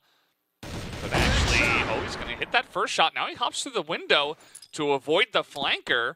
A chance here for First, who throws the flash ahead. That's another kill. Headshot coming through from First, but he is being rotated on. It looks like he did identify it. Can he hit HDZ is really the question, though. As in he goes, HDZ will take him down and gets a 5th round for Unknights. HDZ playing the game of chess will rotate all the way around. Get the kill back onto First, and Unknights are still in talk, although they still need to pick up more rounds. In the process, MKZ is going to take a bunch of damage. Looking at the kill board, though, 13 kills onto Pietro, so the all-time legendary is going to be performing out tonight. Yeah, it's nice to see him putting up some numbers. Has been struggling a bit so far at the tournament. Maybe taking him a little bit longer than the others to get comfortable. So good to see he's having a good day out, as you mentioned. They set up MKZ here in Hotel. These two guys are on the opposite side of the doorway, and now that mid-push you were referring to before, they are going to go mid towards B, but currently the angle's covered by Minnow. Down will go MKZ in that Hotel fight. Now they have control of Hotel as well. A lot of different angles that BP can run at them at, and that's another 3 kills going their way as it's only Beck, and he will take out 2 guys actually, credit to him, but he only has so much health at the end of the day. 9th round will go into the hands of Evolution Power. Yeah, at the moment the player in Hotel getting knocked out meant that Unknights would have been completely boxed in, having nowhere else to go. So after all that, it was Evolution Power just, you know, closing the gates and closing the walls and pressure slowly and take the kills. But now coming into round number 15, Mino playing with fire here. Will almost get a kill on Kesset. He does. Will rotate back up. A PH through the smoke will be a fine kill there. This is looking pretty good for EP to close it out here. Kiko taking a huge chunk of damage, a huge scoop of it. And Kiko is going to dodge the grenade at least, but you can see that Evolution Power, they may have had just enough of this map. They are charging through the Hotel. They are charging through mid. The charge through Hotel does not work out. Pietro going to pick up his 15th kill as this guy is having a much better day. YZK gets the 1, pulls out the pistol, doesn't expect Kiko right there, but it's still a 2v1 Kiko with very little health. And let's see if he can pull off an insane clutch from this position. Might as well. He's got all utils, so he can put out a smoke towards B and then just book it to A and get the plant done. I can only say this because we get to see the minimap buff for Kiko. Yeah. A lot of things are going through his mind. Is there a rotation coming from A? Is there an enemy coming from behind? Well, sure, indeed. There is 2 coming from behind him, so less than a minute remaining. And Kiko, can he pull this clutch off? Well, he gets the 1, but he will not get the 2nd, and that will be map number 1 going into the hands of Evolution Power Gaming. They take down Unknights in pretty strong fashion. 10-5 will be this first map of Eagle Eye. We did have the Black Widow ban from the side of Unknights, and so they had to fight Eagle Eye here for Evolution Power, who is very comfortable on this map. And now we will move on to Compound for map number 2. So let's take a look at some of the highlights of what happened on Eagle Eye 2.0. Eagle Eye 2.0. 2.0. Wins 3.0 coming out. That's what I'm wondering about. Gonna talk to the small gate developers and figure that out. I mean, the changes were good. I think they're good. I think it is an improvement. So mostly, it's the same way mostly just memeing. It's the same way of you asking when is Lost Ark 2.0 coming out. Yeah, I'm mostly just memeing.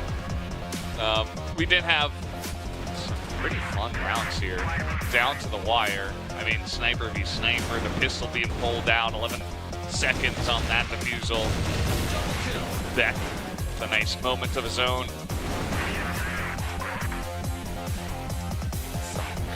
Crazy on the shots and rifles to play here.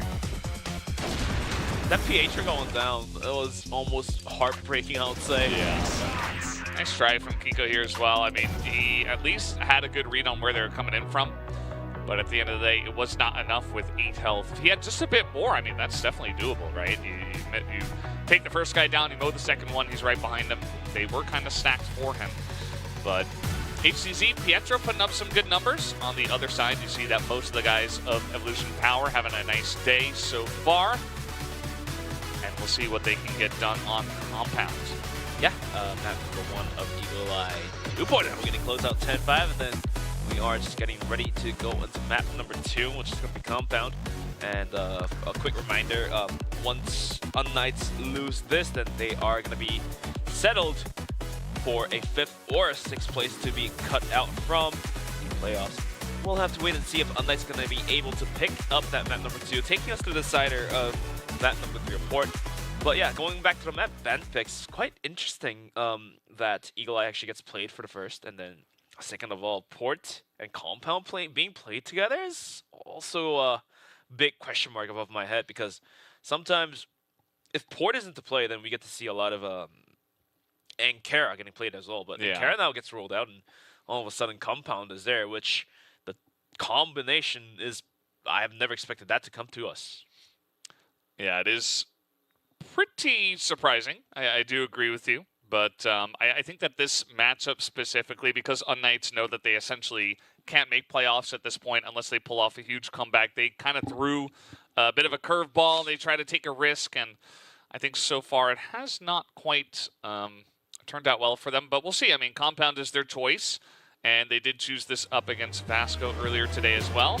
And perhaps they can get something going here up against Evolution Power, especially if Evolution Power takes some liberties, which I think the beginning of that map we did see a little bit of that, but eventually they slowed it down, they showed some respect, and it became a pretty fun back and forth map. Yeah, back and forth indeed. And also that I had to fight for life or death, drink the whole place in there, so I won.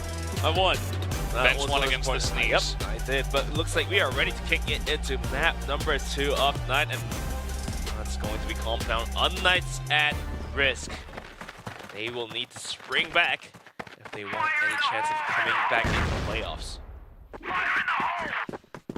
Absolutely. Well, let's see what's going to happen here. Unknights from the blacklist side first. How aggressive is Evolution Power Gaming going to be from the GR side? I do wonder. They were sending some very aggressive angles on Eagle Eye 2.0, but that map is a little bit of a outlier, I would say. Compounds, you can get aggressive, you can look to push and be very cheeky. We even saw Vasco doing that a little bit against Unknights on this map. But for now, they're just going to play it slowly. They have a couple of guys in mid, just throwing some utility. They've got YH positioned in the off angle, as he always is, regardless of map, regardless of, you know, side selection, stuff like that. He's always going to be in a weird lurk spot. It's just the way he plays. That indeed is the way he plays. Well, it looks like Unknights is going to be slowed down once again as the clock is ticking down towards the 60-second mark. Only 71 seconds remaining, and the C4 finally gets picked up by Pietro. But look at the setup they have outside of B for Evolution Power. All 3 players just waiting with open crosshairs. Now they're going to rotate back into our servers. But I'm not exactly sure if that fake towards middle is going to be sold to Unknights. Oh, YCK's also gotten on, and he's just going to line up that shot. HCZ does avoid it, and now he's going to get revenge and takes him down. Beck as well, going to win there against First up in the B room, and now a hit onto B is coming on in. They haven't quite cleared this out. Minnow is waiting on the off angle, but Kiko with the 180 crazy shot there was very nice to see. YH now looking to enter here. Not very easy, but Zay's got the off angle and is going to make it interesting. Now YH pushing on through, and Pietro's going to go down. Zay just getting way too much value on this flank, and that will be the retake here to the side of EP Gaming. As if Zay just flanking and flanking and flanking will be able to grant his team the first round. It only looked so strong for Unknights until that double kill from Zay happened. Now moving into round number 2, Unknights must feel a little bit off here because Zay's angle was completely out of expectation too, because nobody was looking that way, even though having all 4 players up. Yeah, I think originally you would expect both players to come from spawn, but he just came from behind so quickly that they just did not expect it, right? Because eventually you're looking at spawn for like 5, 6, 10 seconds even, and then you look behind, you say, okay, the rotation can come in by this point, but he was like already there when they were planting, so they just really did not have any idea. So yeah, just huge value on that flank. And now, continuing with the double setup here, first and YZK. One holding an angle into mid, another first holding an angle at B room. Just trying to make sure nobody gets in there.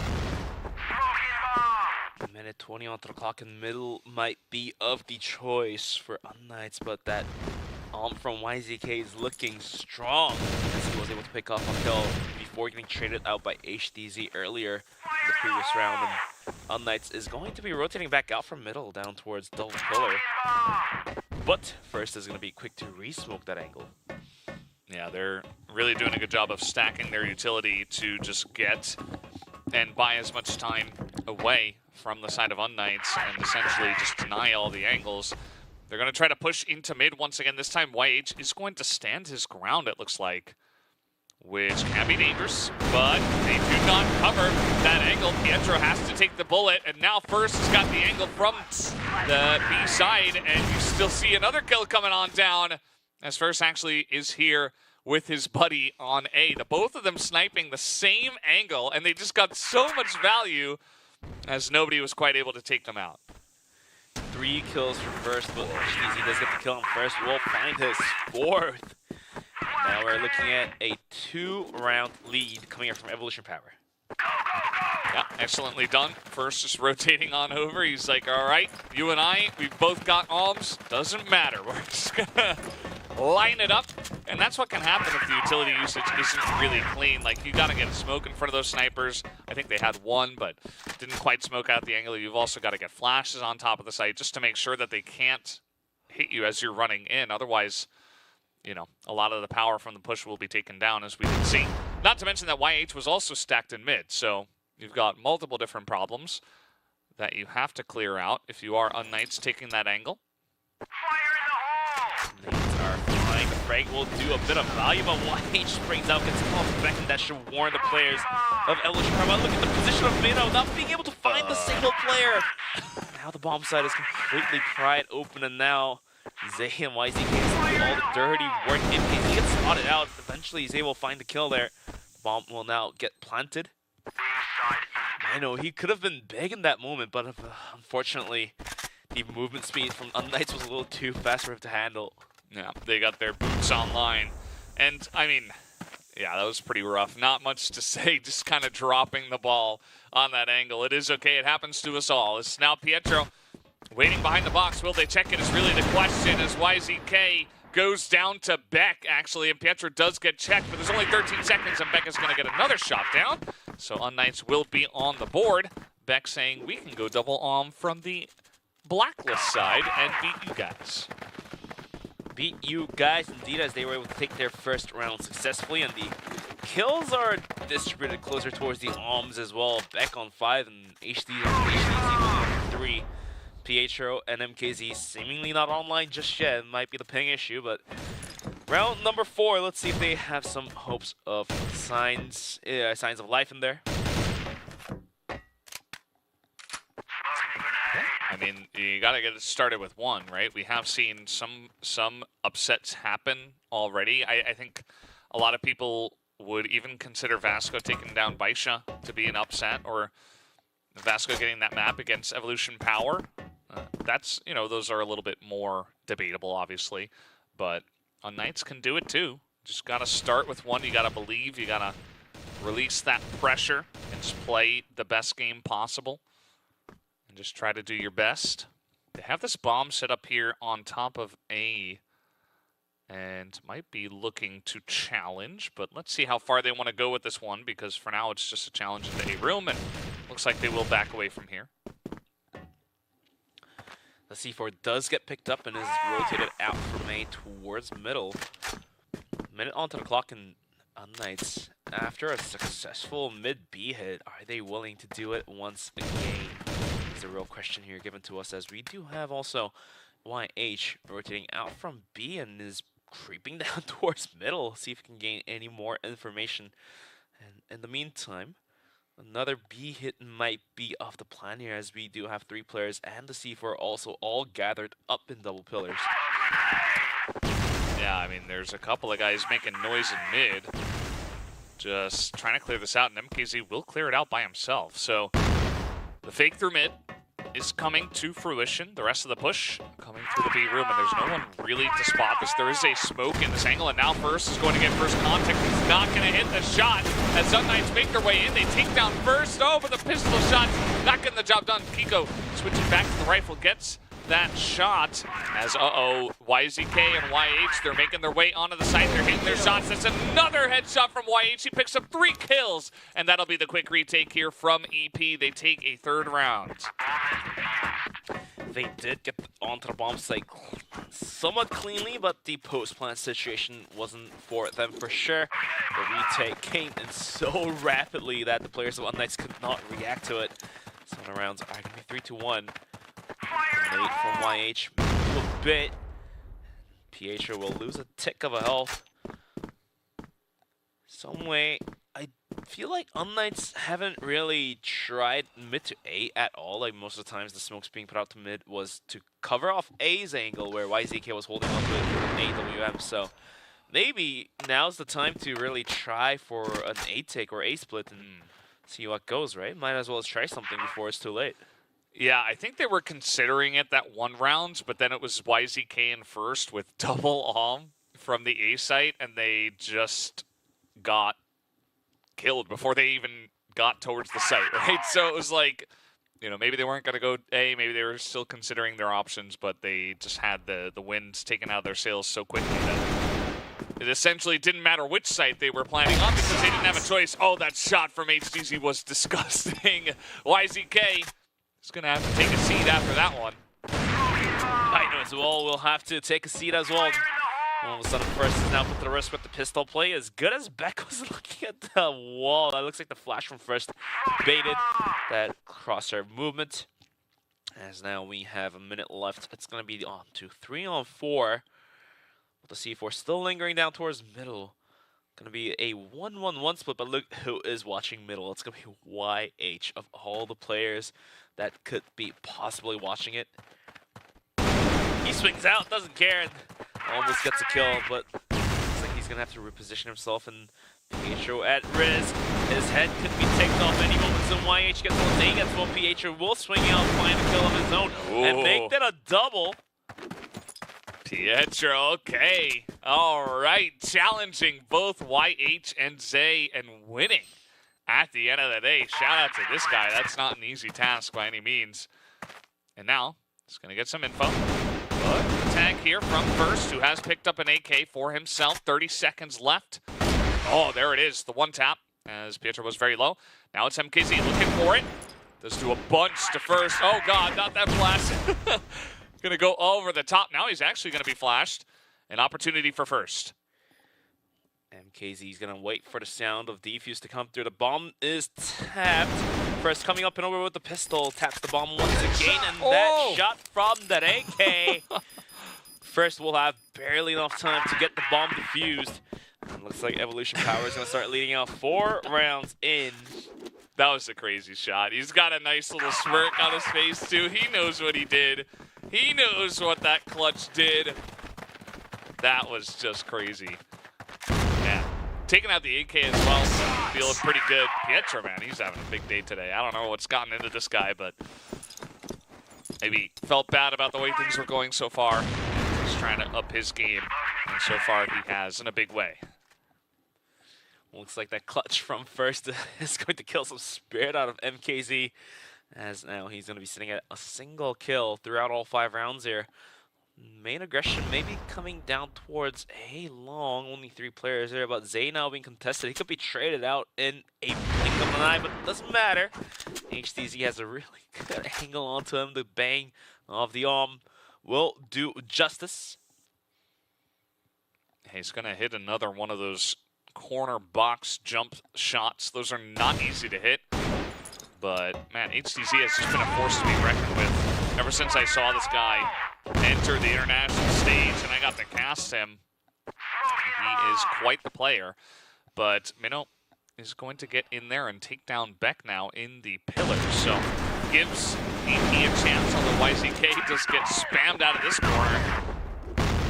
Knights definitely moving pretty quickly here, but they line up for YZK pretty nicely, and now Minnow as well just to help out, but YZK doesn't need help, he says. Picks up 2 kills, and now they're going to have to back at A long. That push did not work. MKZ was not having that, so he was spraying the boxes for all 30 bullets in the chamber, and eventually goes out to the hand of Minnow.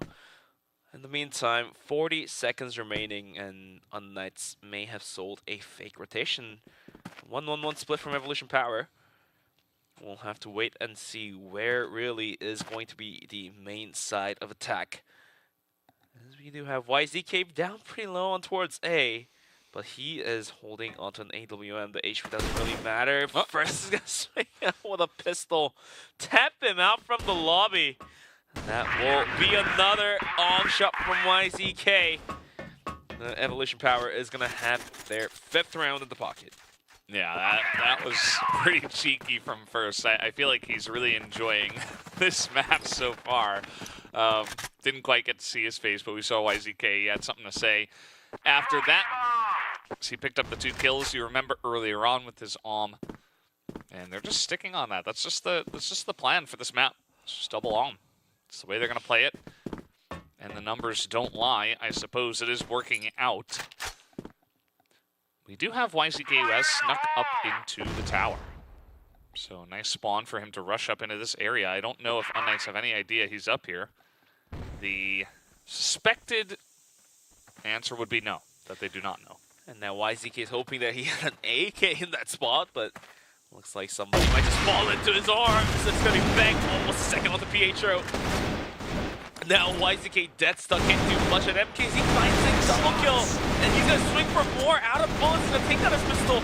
And now somehow Kiko's going to find a triple kill of his own as well. And Zay now all alone with an AK M3. Does he realize there's a player right on top of him? It's going to be not just 1 but 2, but he does get a drop with the Pietro. But eventually, Kiko will swing back, find the kill, and find the round for his team. For a second there, I thought Zay was about to kill the entire team by himself. There were at least 4 members, but it wasn't meant to be. There were just too many angles. And yeah, nice response here from Unknights after that. Just a cheeky tower play from YZK. He gets the 1 kill that they traded back, and then immediately they challenge into mid because they know that EP wants to follow up on it, and they win the firefights. They take it to them, and props to them. I mean, YZK was expecting P8. Oh, but the mid-aggression, then KZ swings in the right time, and YH has no time to respond and gets tapped out in the lobby. Yeah, but I think YZK was expecting Pietro to kind of creep down towards middle. That's why he was up there and he watched over the AWM. Little did he know, it was all 5 players of Unknights out there. Zay's coming out here. Oh, that flash is huge value. Gonna help him out. Kiko does re-swing the angle and takes him down. But trade of 1 for 1, still relatively close in terms of manpower. And a lot of dead bodies out there around the middle of the map. Not much could have been done by Zay after picking up 1. We'll have to go down on the trade process. Down to a 4-on-3. Having 2 out towards A and only first in servers with an AWM. Not exactly sure if that's the right gun to hold a bomb site by yourself. Sure, you can get the opening pick, but maybe that is the idea. Just get an opening pick and then just fall back out and get the bomb planted and, you know, wait for your team to rotate back in and go into the post-plant situation, rather. I think the reason for that is because Evolution Power is feeling confident. If a team isn't confident enough, then they will have the rifler holding servers most of the times. Yeah, well, they've got Minnow over here to help out with this one. Flash comes in. It looks like First has read the situation. He gets that first pick on a Pietro, and Minnow is here, but he immediately gets taken down. Nice pistol shot here from First, who's looking for more. Can't quite get the quick scope. And now it's up to YZK, who also has an AWP himself, but he's not going to hit it. HDZ does punish that and takes him down as well. So third round now for the side of Knights. Not half bad, finding their footing here on Compound. They finally have some footing in here, but they do not want that 6-3 half to repeat once again, so they're gonna be looking for that 5-4 instead.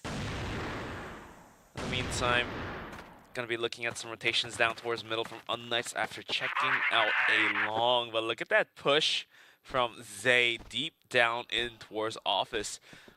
Also supported by YZK with the AWM. Minnow, though, having a pretty slow day, having only a single kill throughout 8 rounds. Of course, he is the anchor, but well, not a lot of players was coming his way, and even for the chances, the swing is going to happen. Zay trying to hold this one down by himself. Flashed in, the flash will do justice. MKZ will spring out, get the kill, and back out. But speaking of Mino, yeah, he had some chances to go for some duels, but ended up losing all of it so far, I feel like. So, going to be having a slow start for player number 5 of Evolution Power. See YZK, he can sense it.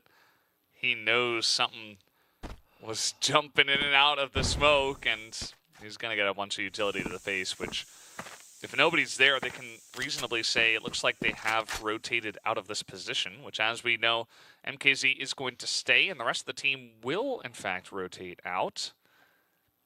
YZK, I mean, he wants that kill. It's not going to happen, and he will back away towards the A site, and now this push looks to be coming in towards mid. Nades are being thrown to hold down the bomb sites, but the flashbangs will do good. But looks like Kiko doesn't care, and he will start swinging. Get the headshot onto YH. All of a sudden, it's going to be a spawn to a rotation. YZK is dead, stuck. And he's a dead mid indeed, and he will go down. The bomb site is now completely Unknights. To make things worse, Pietro doing Pietro things will take down Mino and HDZ quickly. Out first, that will be a 5-4 app, and somehow Unknights is going to be able to claw in 4 rounds, which seemingly felt like Evolution Power's that. Yeah, I mean, they come back in a big way 3 rounds in a row, and Unknights, I think they were pulling out, you know, they're looking at the last chapter of their strategy book. They're like, what are we going to do this time around? And some pretty cheeky maneuvers on the map. You know, they clear out the room, they get that kill, the pick off, and then they're able to back away, go mid to spawn into A. So, big rotations coming out, and Evolution Power just seems like they had no idea what was going on in that last round. Like, we saw people getting shot in the side of the head, in the back of the head, nobody's looking the right way, and they are going to have to really hunker themselves down. I feel like they will benefit from being on the blacklist side, just based on what I've seen from this team. Now HDZ is going to position himself deep in a bomb site with an arm of his own, with the setup being ready. They're going to close off the corridors down towards A and try to get a crossing. HDZ barely missing that shot, and now 3 players of Evolution Power is going to be closing and inching in closer towards the B connector here. Pietro's actually right outside of it.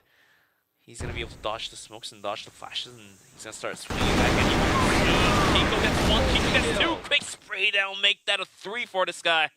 Eventually, YZK will trade him out, but now, with a man disadvantage, YZK cannot pick up the C4 just yet, knowing there's 2 different angles he has to cover, as MKZ, just like that, had a slight gap to hold on to it. Yeah, at this point now, they're expecting somebody to be covering the bomb, but you'll see that both of the players on the side of Unknights have backed away, so essentially giving them a chance to plant onto the B site. Beck also could look around at the exact right time. He is going to take a bit of damage here, but this plant is coming in now onto the B site. They have a smoke as well, and chance here for the side of EP to win this one 2v3. Let's see how quickly Unknights make their way onto the site. 2v3, can they hold on to the bomb site? Beck has an arm of his own as well. First, Kiko any moment soon. He cannot, as Beck and HTZ will find a kill each. And the defuse comes through, and finally, Unknights first night is going to be able to tie the rounds up to 5-on-5. Yeah, actually showing a pretty good performance here up against Evolution Power, who have definitely lost a lot of momentum, losing 4 rounds in a row and really struggling to figure out Unknights at this point in time. And Evolution Power are going to have to figure something out. The snipers are just doing better on the side of Unknights. The riflers rifling better. And the shooters shooting better. Well, they're all shooters. So what if you're not a shooter? We do have some grenade kills, that is true. You're on to something. Grenadiers, you could say. But that is that, and now we do have the C4 going towards double pillars. Haven't had a moment from Mino yet. This one might be it for him. Yeah. Generally, players, you know, if they're not having a good day, they'll have that one big round where all of a sudden it's like you don't expect it, and they pick up a 3 or 4K, and then you're like, whoa, where was this guy? So we'll see if he can have that moment. Where is Zay now? Because he got tapped out by HTZ. Beck almost getting that kill too. And all of a sudden he's getting completely pressured out. Kiko swings out. Gets a kill. Pietro swings out. Gets a kill as well. Down to a 2v4. Pietro absolutely slaughtering the side of Evolution Power by himself right now. Yeah, he absolutely is. You saw Evolution Power. They say, okay, Beck must be alone, but that, again, it's just not checking all your corners. It's not being as clean on the attack as you have to be. And these 2 snipers on the side of Unknights are just doing so much work. Both Beck and HDZ are putting up some big numbers. Not to mention that Kiko now up to 14 kills himself. And now we have Unknights in the lead here up against Evolution Power.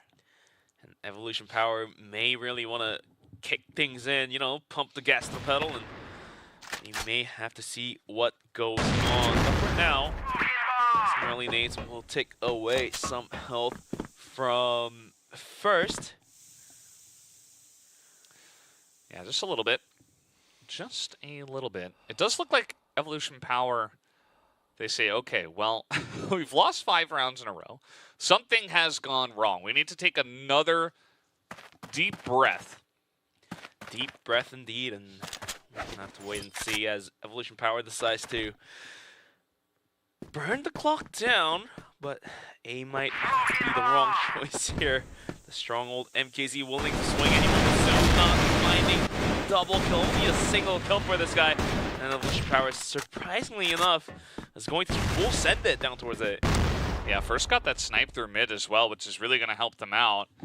And we'll see if they actually do continue to commit towards the A sites. We do have a lurk from Kiko from the pillars, but it does appear that Minnow with the C4 has taken an eye on this. Is he going to peek into that? That could be pretty dangerous. He should wait for the team if they are going to retake the pillars, and that does seem to be the play. Will Evolution Power check the corner? That is the real question. They will, but they cannot hold on to it. Kiko with the spray down. It's going to find quick 3 kills.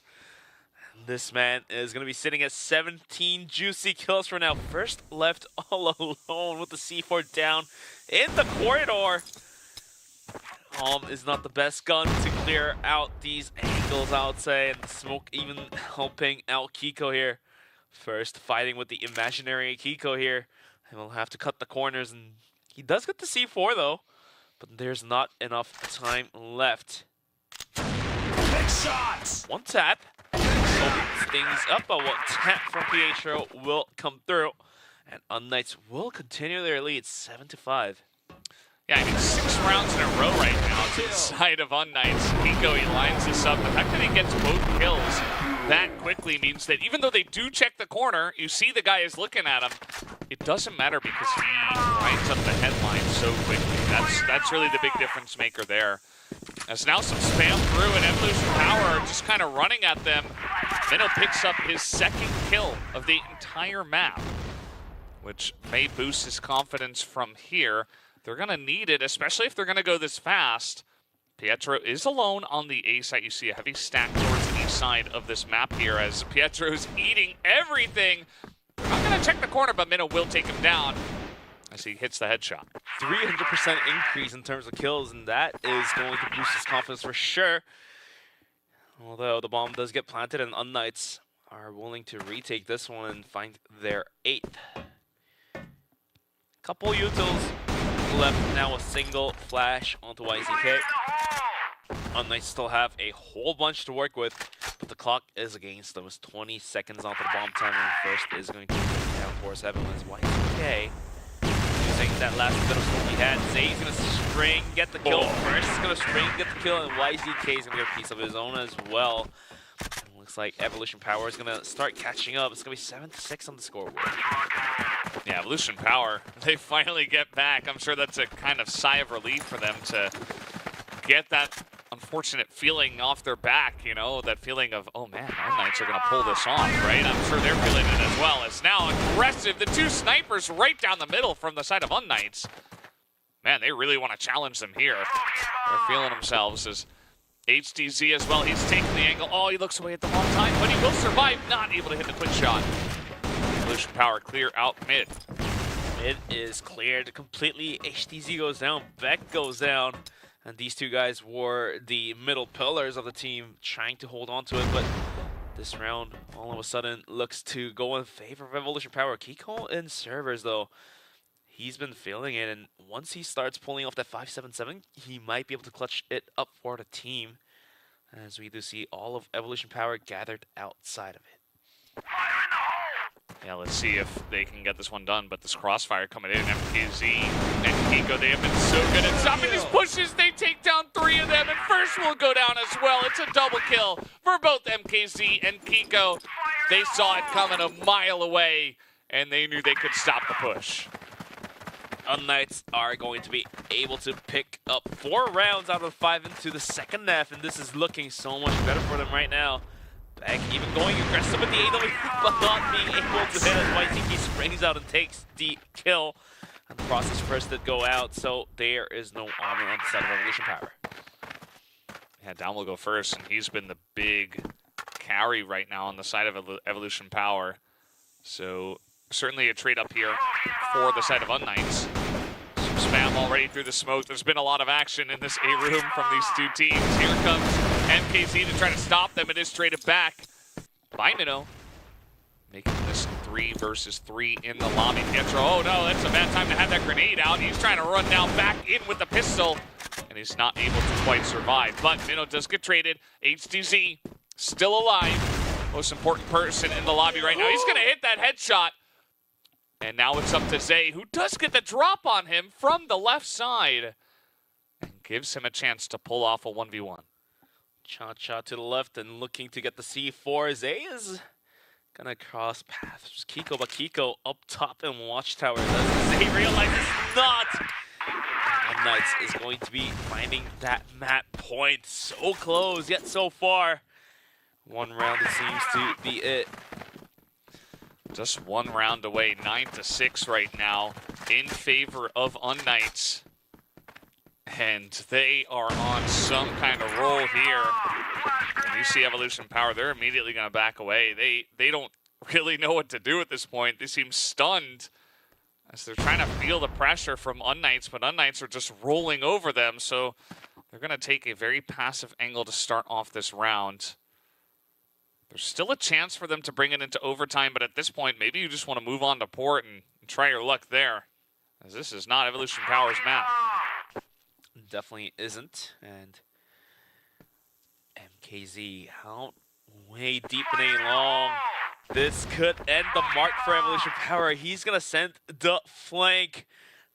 MKZ sees, he waits, gets 2, and backs out.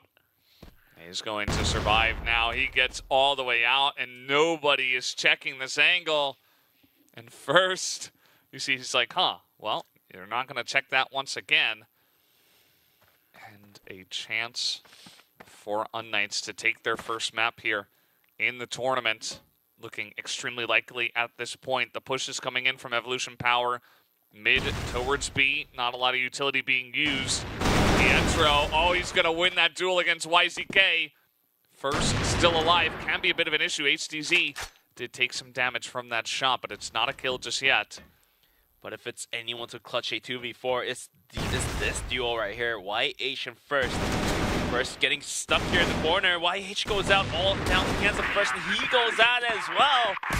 Knights will finally pick up a mat they desperately need. It's going to be tied back to 1-on-1.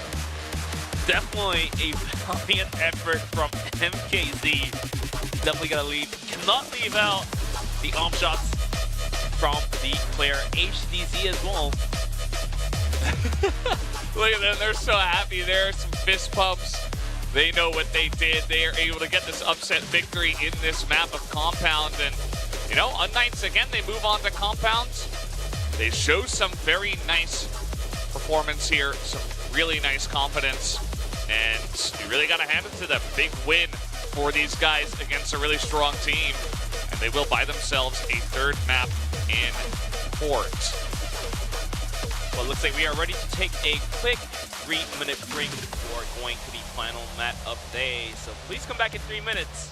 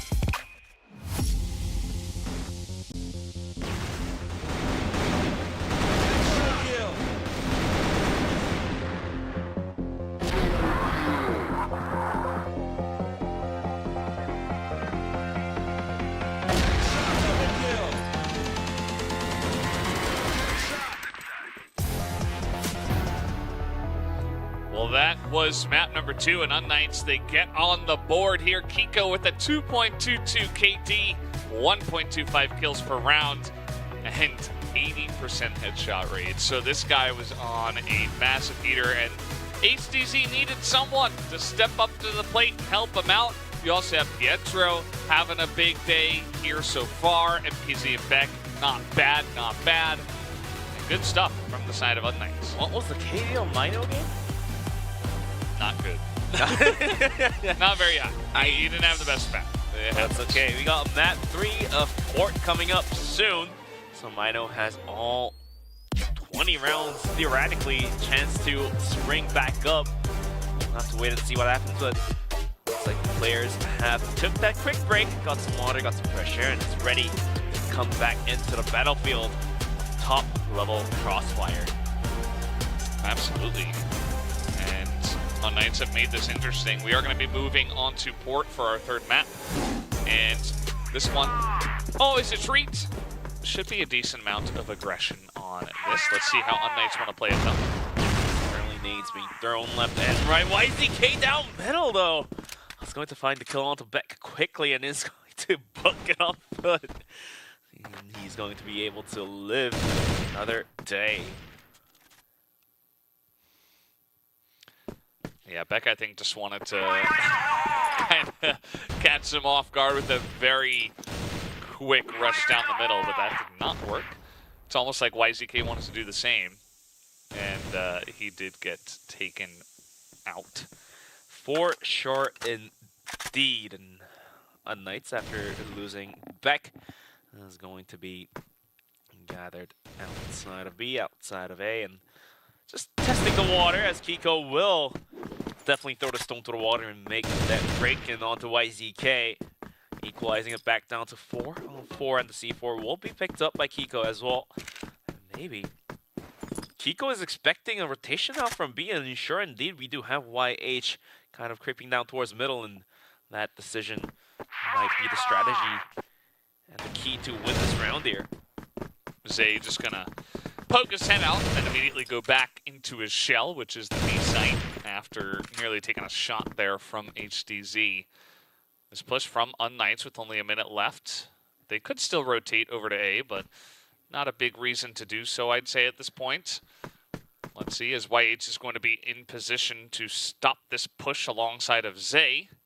Those will be the first two people to get contact here on the site, as here comes the push. Grenade over the top wave with a very nice spray to start, but afterwards the flash is pretty good. But Mino comes over and Zay is here as well, and they will shut down the push. Kiko from the right side, they don't expect it. He's got a chance here. This guy's been very clean with the headshot, so he needs to line them up once again, but he will be taken down by Zay here in the first round, going to EP. 1-0. Unknights, they need every single round to themselves, and so far it's not looking that way. Even though it's a failing effort by Kiko, taking that kill out towards A long to bait the rotation, and then the B hit almost put to the halt, but Kiko kept it alive with the pistol kill of his own, but eventually wasn't able to find the lineup to get a double headshot. And all of a sudden, Evolution Power, after dropping the last map, is willingly trying to close this one out in their favor. They have a 3-1-1 setup out towards middle and out towards A, and even Mino kind of poking prodding out towards B corridors here as well. I'm not exactly sure what he wants to do, but YZK, not the this time, has an M4, and he's looking to see if he can get out towards middle.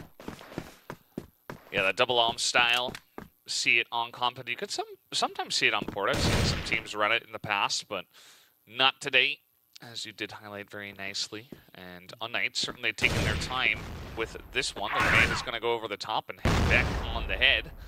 Do about half his health in damage, so he's going to have to consider his options here. Another grenade fired in that direction. If Beck had backed off, may have taken him out, but not to be the case.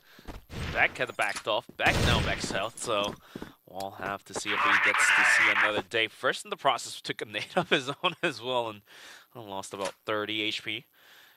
In the meantime, the C4 did rotate over towards B. That last hit worked out, somewhat worked out, but we do have Zay from Evolution Power tucked up in the corner. with a pistol out in his hand. He's waiting to spring out. Looks like the rotation from Evolution Power is going to be sent in. Mino on the react angle here. Going to be wall banging, gets thrown to MKZ. Alright, and then now Ace springs out and gets a bunch of damage in and a kill. And Unknights is lost as to where to go. YTK continues to farm the kills. YH through the wall and through the edge. Gets a nice lineup, and Kiko and Beck goes down. So all of a sudden, Unknights losing the hopes to get the rounds back, and losing the gear and losing the tide. Not exactly knowing where to go. You saw that Kiesha was like, I want to go back into more. So. Yeah. That was kind of funny. They ran into each other first, got to get his head taken off by HDZ. Nice little aggressive push from the side of Unknights. And trying to utilize that aggression to work against EP. Now they got to charge through the smoke. It's not going to work out. Kiko is just insane right now. I mean, 7 kills for him right now. 1 kill for all of his teammates. So a very nice fast push onto A here from Unknights. And they get a ton of value out of that one. First, not able to hold down the top of A is going to be the big starter to that. As I feel like those kind of plays really utilize the power of HDZ and Kiko at this point in time. So you have HDZ to take down the sniper and then Kiko to essentially hold the angle. Yeah, definitely that long push, the fastest one ever. Definitely caught Evolution Power with their pants down. Nobody was having a strong position to defend onto the bomb site, so easy, clean take. Now round number 4 is present to us, and we do see Zay up in his connector push once again, but looks like he wants to fall back out while the smoke is still there. Going to go fall back into the B bomb site.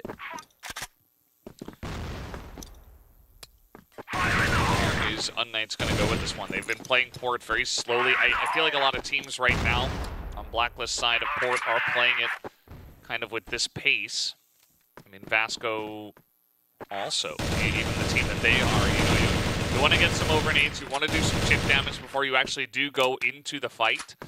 So you try to wait for people to get in position and then throw grenades on top of them and try to take angles away from your opponents to get as much of an advantage as you can. As much advantage for sure needed. And now there's only a minute left, and Unknights have to depict on which site they want to get to. And looks like they're dreaming of getting onto B, but looks like that's going to be held down by YZK with the support of Mino. And also, YH can come through any moment, any soon they want to come. And looks like the push is coming in. The wall bangs are just putting the hurt onto PH. Goes down. Sudden, more wall bangs, and first the YH gets a piece each. Only down to the ends of MKZ and HDZ. Zay is going to sell a flank as well. Now HD is stuck in no man's land. Although he does find the kill back onto Zay and is going to be able to retreat back, but the bomb is down deep in B. With only 15 seconds, he has no choice but to either go or tuck behind the corner and buy his team some time to talk over some tactics. Yep. He's just going to sit there, hold on to his 3-2 KD. Not a bad idea. He doesn't have a chance to win the round at this point. I don't blame him at all. Actually looking for another kill on the backside of that one. Not going to happen. So, third round going into the hands of Evolution Power.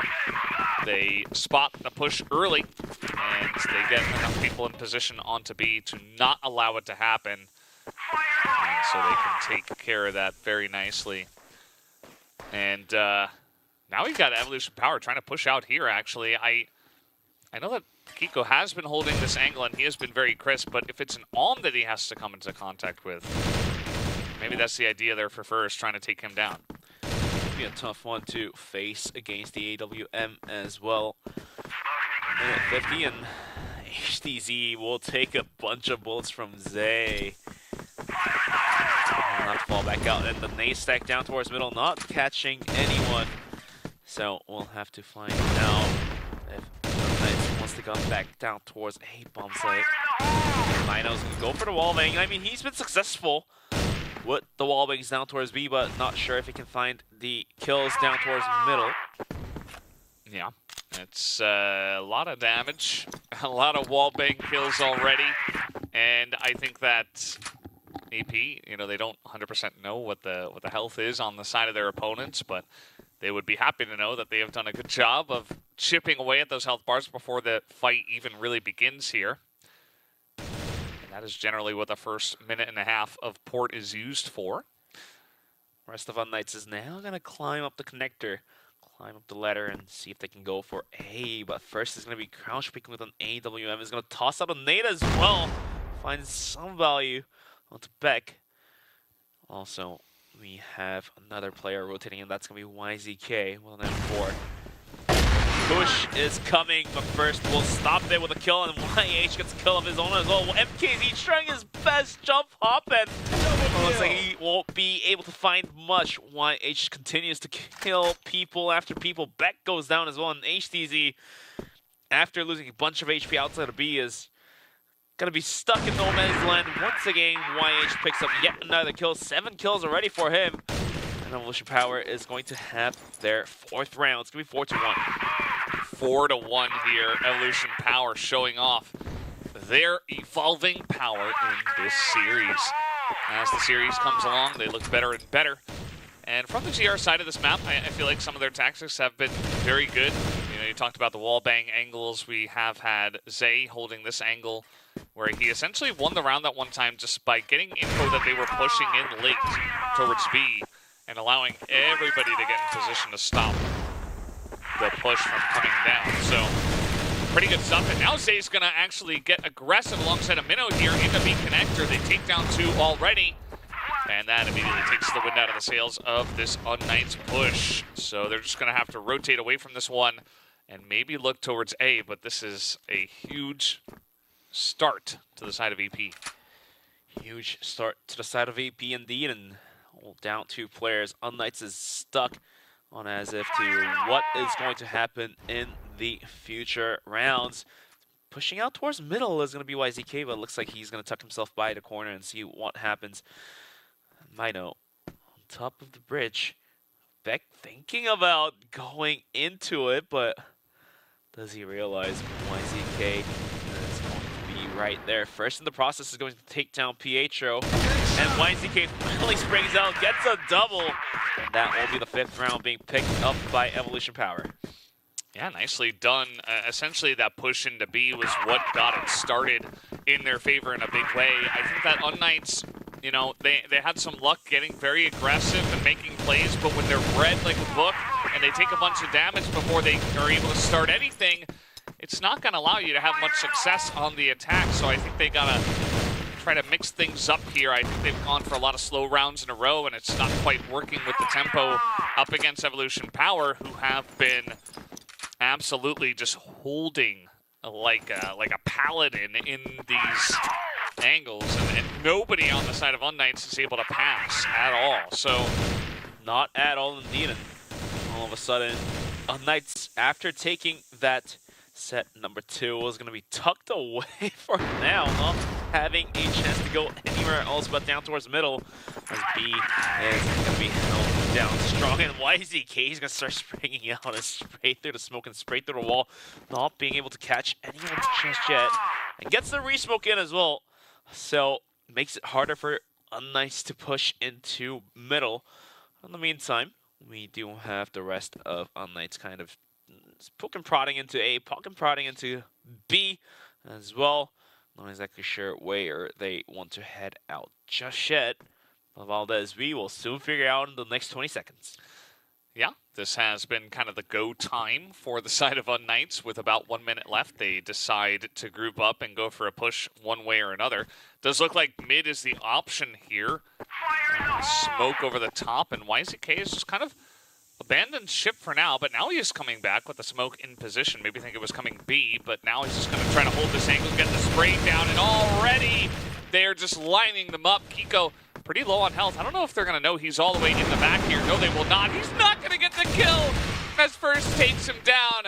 I don't know how he managed to not get that one, and then First with this insane flick onto him, and that takes him down. So HDZ once again left alone with nowhere to go. HTZ say, no way, Jose, to his teammates, and the nades are flying his way as well to make things even worse. 8 seconds and not being able to go anywhere. More flashes coming his way. And Evolution Power is doing dirty to HTZ. Yeah, you see the face of him. You know, he's got a little smirk on.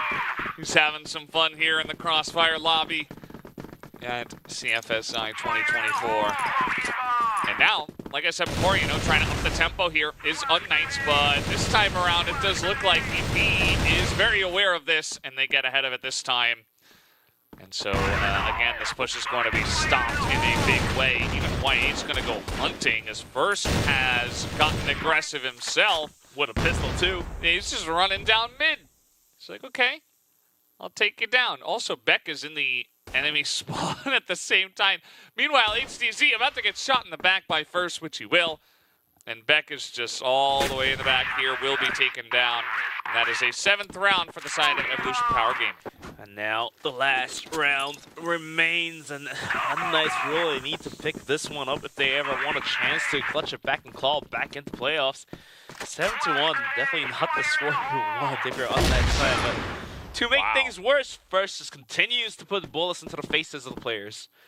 Another death for the side of Unknights. Beck goes down, but unfortunately, this doesn't stop the push of Evolution Power. You see 2 players out towards A long looking to peek out. First on YH. They're just thirsty for kills right now. Yeah, they're just going hunting at this point. I mean, they know that Kiko's been holding that angle this entire time, and they wanted to take him down if possible. It didn't quite happen. First took some damage there through the wall. And here comes Kiko, maybe looking to jump onto the bridge. For now, he is just going to stay in that spot where he could look to push towards A or bridge. So let's see where they decide here. Probably going to have to wait about 25 seconds, as that has been the go time for the side of Unknights. And First, even though he did take a bit of damage, he has moved over to the top of A and continues to hold that down. Looks like Pietro and HTZ might want to clear out B connector first. This has been held many times by the side of Evolution Power. So if they were here, could be a bit of a problem. But Pietro low on health. I think he wants to kind of lurk over and clear this out and get some information for his team before they go for a real push elsewhere. Elsewhere indeed, and not going elsewhere. It's going to be MKZ getting caught down by YZK once more. And with only 40 seconds, there's nowhere else to go. HTZ finally gets a kill onto YZK to open things up, but less than a minute now, 30 seconds and ticking. They will have to send it down towards B, but Zay is going to be on the response here. 20 seconds. This is all go, go, go. But Mino has already arrived for the reinforcements, and bodies are flying left and right. Not exactly sure what Kiko can do here. I mean, he's had some huge moments, but Zay is going to find his triple kill of his own. The first half is closed out in 8-1, and Unknights at severe risk right now. I'm not exactly sure what they want to do, but they will have to find a lot of rounds right now. Yeah, I mean, the global risk side probably going to be a bit better for the side of Unknights, but you've already put yourself in a big hole. Evolution Power not fooling around anymore as they come into map number 3 on ports, and they show their true Evolution Power. And now just 2 rounds away for them. We'll see how they want to close it out. How fast are they going to look to rush into Unknights?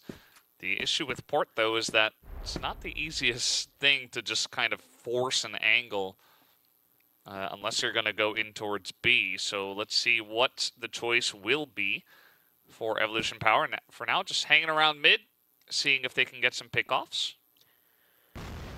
Some nades are flying, but no major damage has been inflicted unless we do have YH who got happy tucked away. Ooh, Kiko gets a nice kill on the YZK as he keeps out the connector, and that kind of warns YH to spray that wall, although he cannot find much damage in the process. Beck thinking about springing out towards middle. The smoke is not helping. Mino onto top bridge. Will be able to find the kill onto Beck. Looking for the second onto Kiko. So the man, like I said, finally has some chance at shining. MKZ has a really cheeky angle onto Minor. He goes down at the end of the day, but the damage has been done to the side of Unknights, losing 2 players and YH in first. Or are they thinking about a B hit? YH with the C4 coming in deep towards B as well, driving MKZ out of his position. Yeah, it does look like we're going to have first looking for A long at this point. Might be able to find HTZ, but little does he know that HTZ is in mid and is going to hit the pistol headshot onto his teammate of YH. And first is just going to rush up here. I mean, there is a flash. There's only 20 seconds, so he would have to get all the kills by this point. And he does get the one. MKZ waiting for it, and he just hop out and spray him down. So second round picked up here for the side of Unknights, who essentially, you know, they move over to the GR side. They look a bit better from here, and we'll see if they can get some more round wins. Going to need a lot more than a single round. Needs to pick up 6 more. Tough ask, but Evolution Power is going to be sending it down towards A. We do have HDZ on top of A. Bomb site to go for it. The hits. The nade from middle is going to do some value. So we do have YH up close. PH are up close as well. Let's see if the Vectring can hold this one down. No, he cannot. And the flashes are going to drive HDZ out of position. Vectring hold this one down. Cannot. Looks like Unknights, Kiko and some valiant effort will take the headshot to YH, but the bomb has been planted in a 2v4 retake situation. That's going to be a tough one, Valdez. Yeah, it's definitely going to be tough. MPZ not getting that angle there. Kiko also going to go down in first. He's going to gobble up both the kills before any of his teammates can have those. And he will pick up number 8 and number 9 for himself. Speaking of which, number 9 on the rounds to the side of Evolution Power. Looking much better here on ports. And now they are on match point with this situation. HTZ going to start it off with a shot to the face of Burst. Good opening for sure indeed. Going to need 4 more of those to win up a round and possibly have a chance of going into overtime. KZ down in the middle. Once again, Beck as well trying to find some angles to go for some pot shots, but so far not happening just yet. Yeah, that initial kill onto first is going to feel very nice for the side of Unknights. Gives them a legitimate chance to essentially, you know, not get picked off by any snipers. I don't think anyone else on the side of EP would pick up the AWM from this position except maybe YZK, but on the attacker side of port, perhaps just stick with your rifles, and that he will. For him, he's just hanging around in sideways to A. And with the C4 heading this way as well with a minute left, might be the choice at the end of the day to head towards A. Did work out for them last time. KZ scouting out, gonna find a quick spray down, traded out by Mino, 3-on-4 now. And all of a sudden, quick on feet, the next players down towards B, but all of a sudden YH will find that head through the gap. And the go sign may be given for Unknights to rotate towards A. And if Evolution Power can pick off this detail, rotate back up, but for now, it looks like YH wants to continue to put the pressure, get a double kill, looking for a third onto Kiko, who is down bad low right now. 1-on-1, 30 seconds bomb so far. Kiko will find the frag, keep the dream alive. 9-3, 6 more to go. 6 more to go as they are attempting to pull off this comeback from here. As I said before, you know, from the GR side, I feel like they have a much better chance. But we got a above 3 KD member on the side of EP right now. YH, 16-5. Looking to hold on to that KD. See if he can end this match with it. Or if Unknights will have something to say about that. Beck is going to have a hard time. The nade taking away so much health from him. First, almost having a shot onto HDZ as well, so let's see what Evolution Power opts out to do. That A take last time didn't quite work out, but it had to came down to the wire, so maybe they're looking to go A once more. We do see players jumping on top of the connector here. 3 players already and make that 4 with the C4 as well. PHO is going to be tucked up in the corner to look at the drops, but it looks like only Zay is spotted out. The information is given for the rest of his teammates. The go inside is given all guns blazing on the side of Evolution Power. MKC will pick up a quick double kill to hold him down with the bomb site. Beck will position himself on top of it as well. Yeah, he's got a great position now, and MKC staying alive is actually hugely important. He's going to hold the off angle very close. YZK gets 1, but it's Beck for 2 more. And now first, looking, he's got to 1v3 at this point. He's got a decent amount of time, but no bomb. And Beck is just sneaking around up there. I think first might just post up here and look to take some 1v1 duels. We'll see if HTZ wants to take it. Looks like he does. But as I say that, he has backed away. They're not sure if he has rotated out here. As we know, he has not. Beck, HTZ misses the shot, but Beck is taking pot shots as this is all happening. Flash comes down, and we got the rotation coming in at the same time. Will first check it is the question. No, he will not. Kiko picks up another round, and that will be 4 now for the side of Unknights. 9-4. 5 more for Unknights to go into overtime. Desperate. 9 more rounds. They're going to be sending 2 players down towards B corridor. But Evolution Power is quick on feet as well. It's going to be sending players down towards middle as well. YZK leading the charge, going for some pot shots. Not going to hit yet. Once again, they're opting out to go on top of A connector and see if they can get a drop onto any players. This time, Pietro looking to get some information. Last time, he couldn't hold this one down, but can he do so now? He cannot. Once again, YH will find the kill. HTZ, though, failing to find the kill. The second shot not landing as well, and Evolution Power is storming the wall on the Ray bomb site. MKC gets the 1, but now he is the last one alive. He's going to pick up the arm. He gets a kill. All right. Going to try to start the ace clutch right now. He's got a pistol. There it is again. Takes down YH. 3 kills, and with Zay low, I mean, there's still a chance at this. Look at the off angle, though, here from Minnow. I don't think he's going to expect this deep of a off angle. And yeah, there it is. The spray comes down, and Evolution Power will be able to take down Unknights in 3 maps. They finally get the job done. 10-4 is going to be the final score. Looks like it has to come down to the decider to see who can come out as a win on the series. This is of the players of Unknights. A little disappointment there, but great effort though as they were able to take map number 2 away from the top Chinese team. But at the same time, it would have been better to taste the victory here. And the victory will be tasted by Evolution Power Gaming. And yeah, this one, Port looking much better, I would say, than what we saw on Compound. They showed a nice amount of respect, a nice amount of M4 firing through the walls, as you always love on this map in many different locations. A lot of grenade damage as well. Just good reads. I feel like Port from the GR side can feel somewhat decently easy, but there's a lot of little micro things you can do to get that little bit of information or that little bit of extra damage, and EP did a wonderful job at that. Speaking of patience as well, it looks like Evolution Power had a bit more patience. YZK, you saw just moments ago, could not spring out, and eventually Beck sprung out first. The shots, after shots, after shots, the shot caller, shots too. Pietro getting some shots in as well. Eventually, Evolution Power ended up coming out on top of Unknights. The headshot here too. They're just like that. How do you even line those shots up? Takes an immense amount of skill to do that, and patience as well, because he had the shot at first, but then he just waited for the right moment and he lines it up.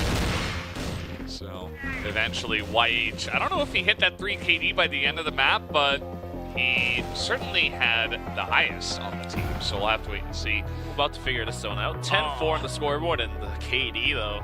Yeah, not quite 3, but 2.43 is pretty good too.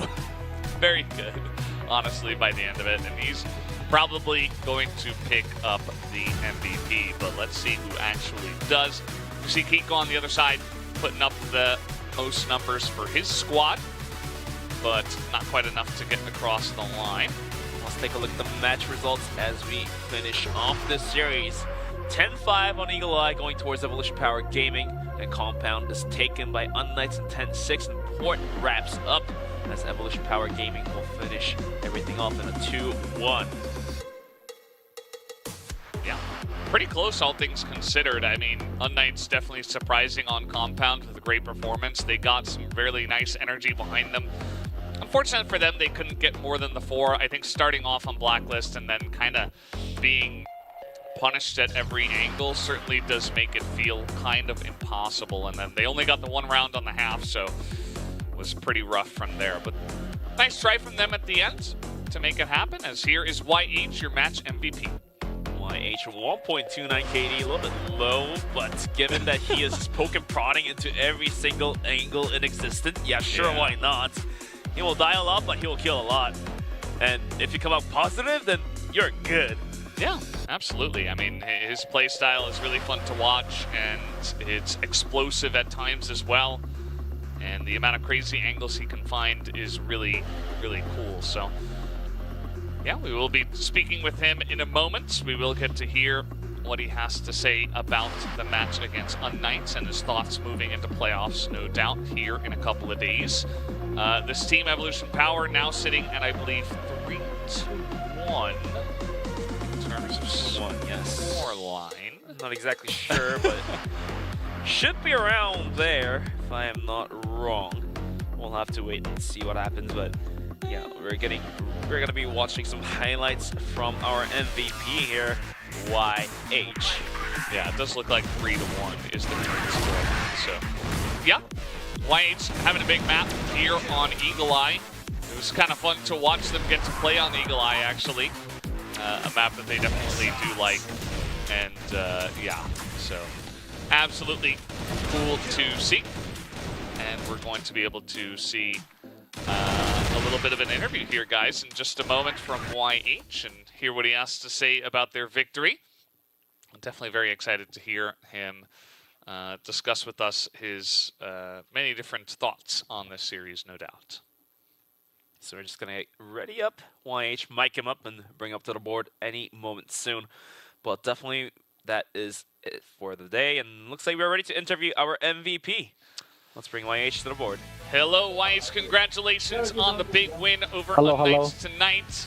Hello, and how do you feel about sitting at 3-1 in the tournaments? What do you guys think are your chances moving into playoffs? 恭喜你先获胜，然后你们现在3-1。那请问一下，你觉得你们进前四强的感想如何呢？预想之中。We actually estimated this result. I got a good question.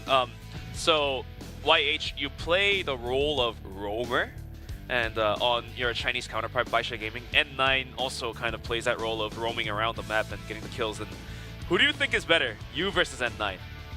那你比赛的时候，你通常是在地图上面就走来走去，然后绕来绕去，然后就像在白沙的 N9 一样的角色。那你觉得你跟他对比的时候，你觉得你比较强，还是 N9 比较强呢？ N9 最强。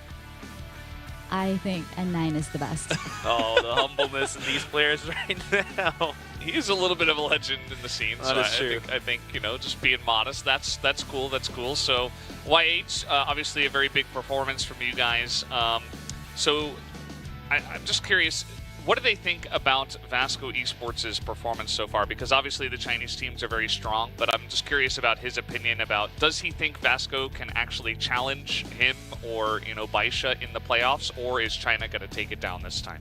那可不可以讲一下你对 Vasco 的感想如何？你觉得他们的表现现在如何？然后你觉得你们进前4强的时候，对他们的时候，你觉得他们会过胜，还是你还是觉得中国队会过胜呢？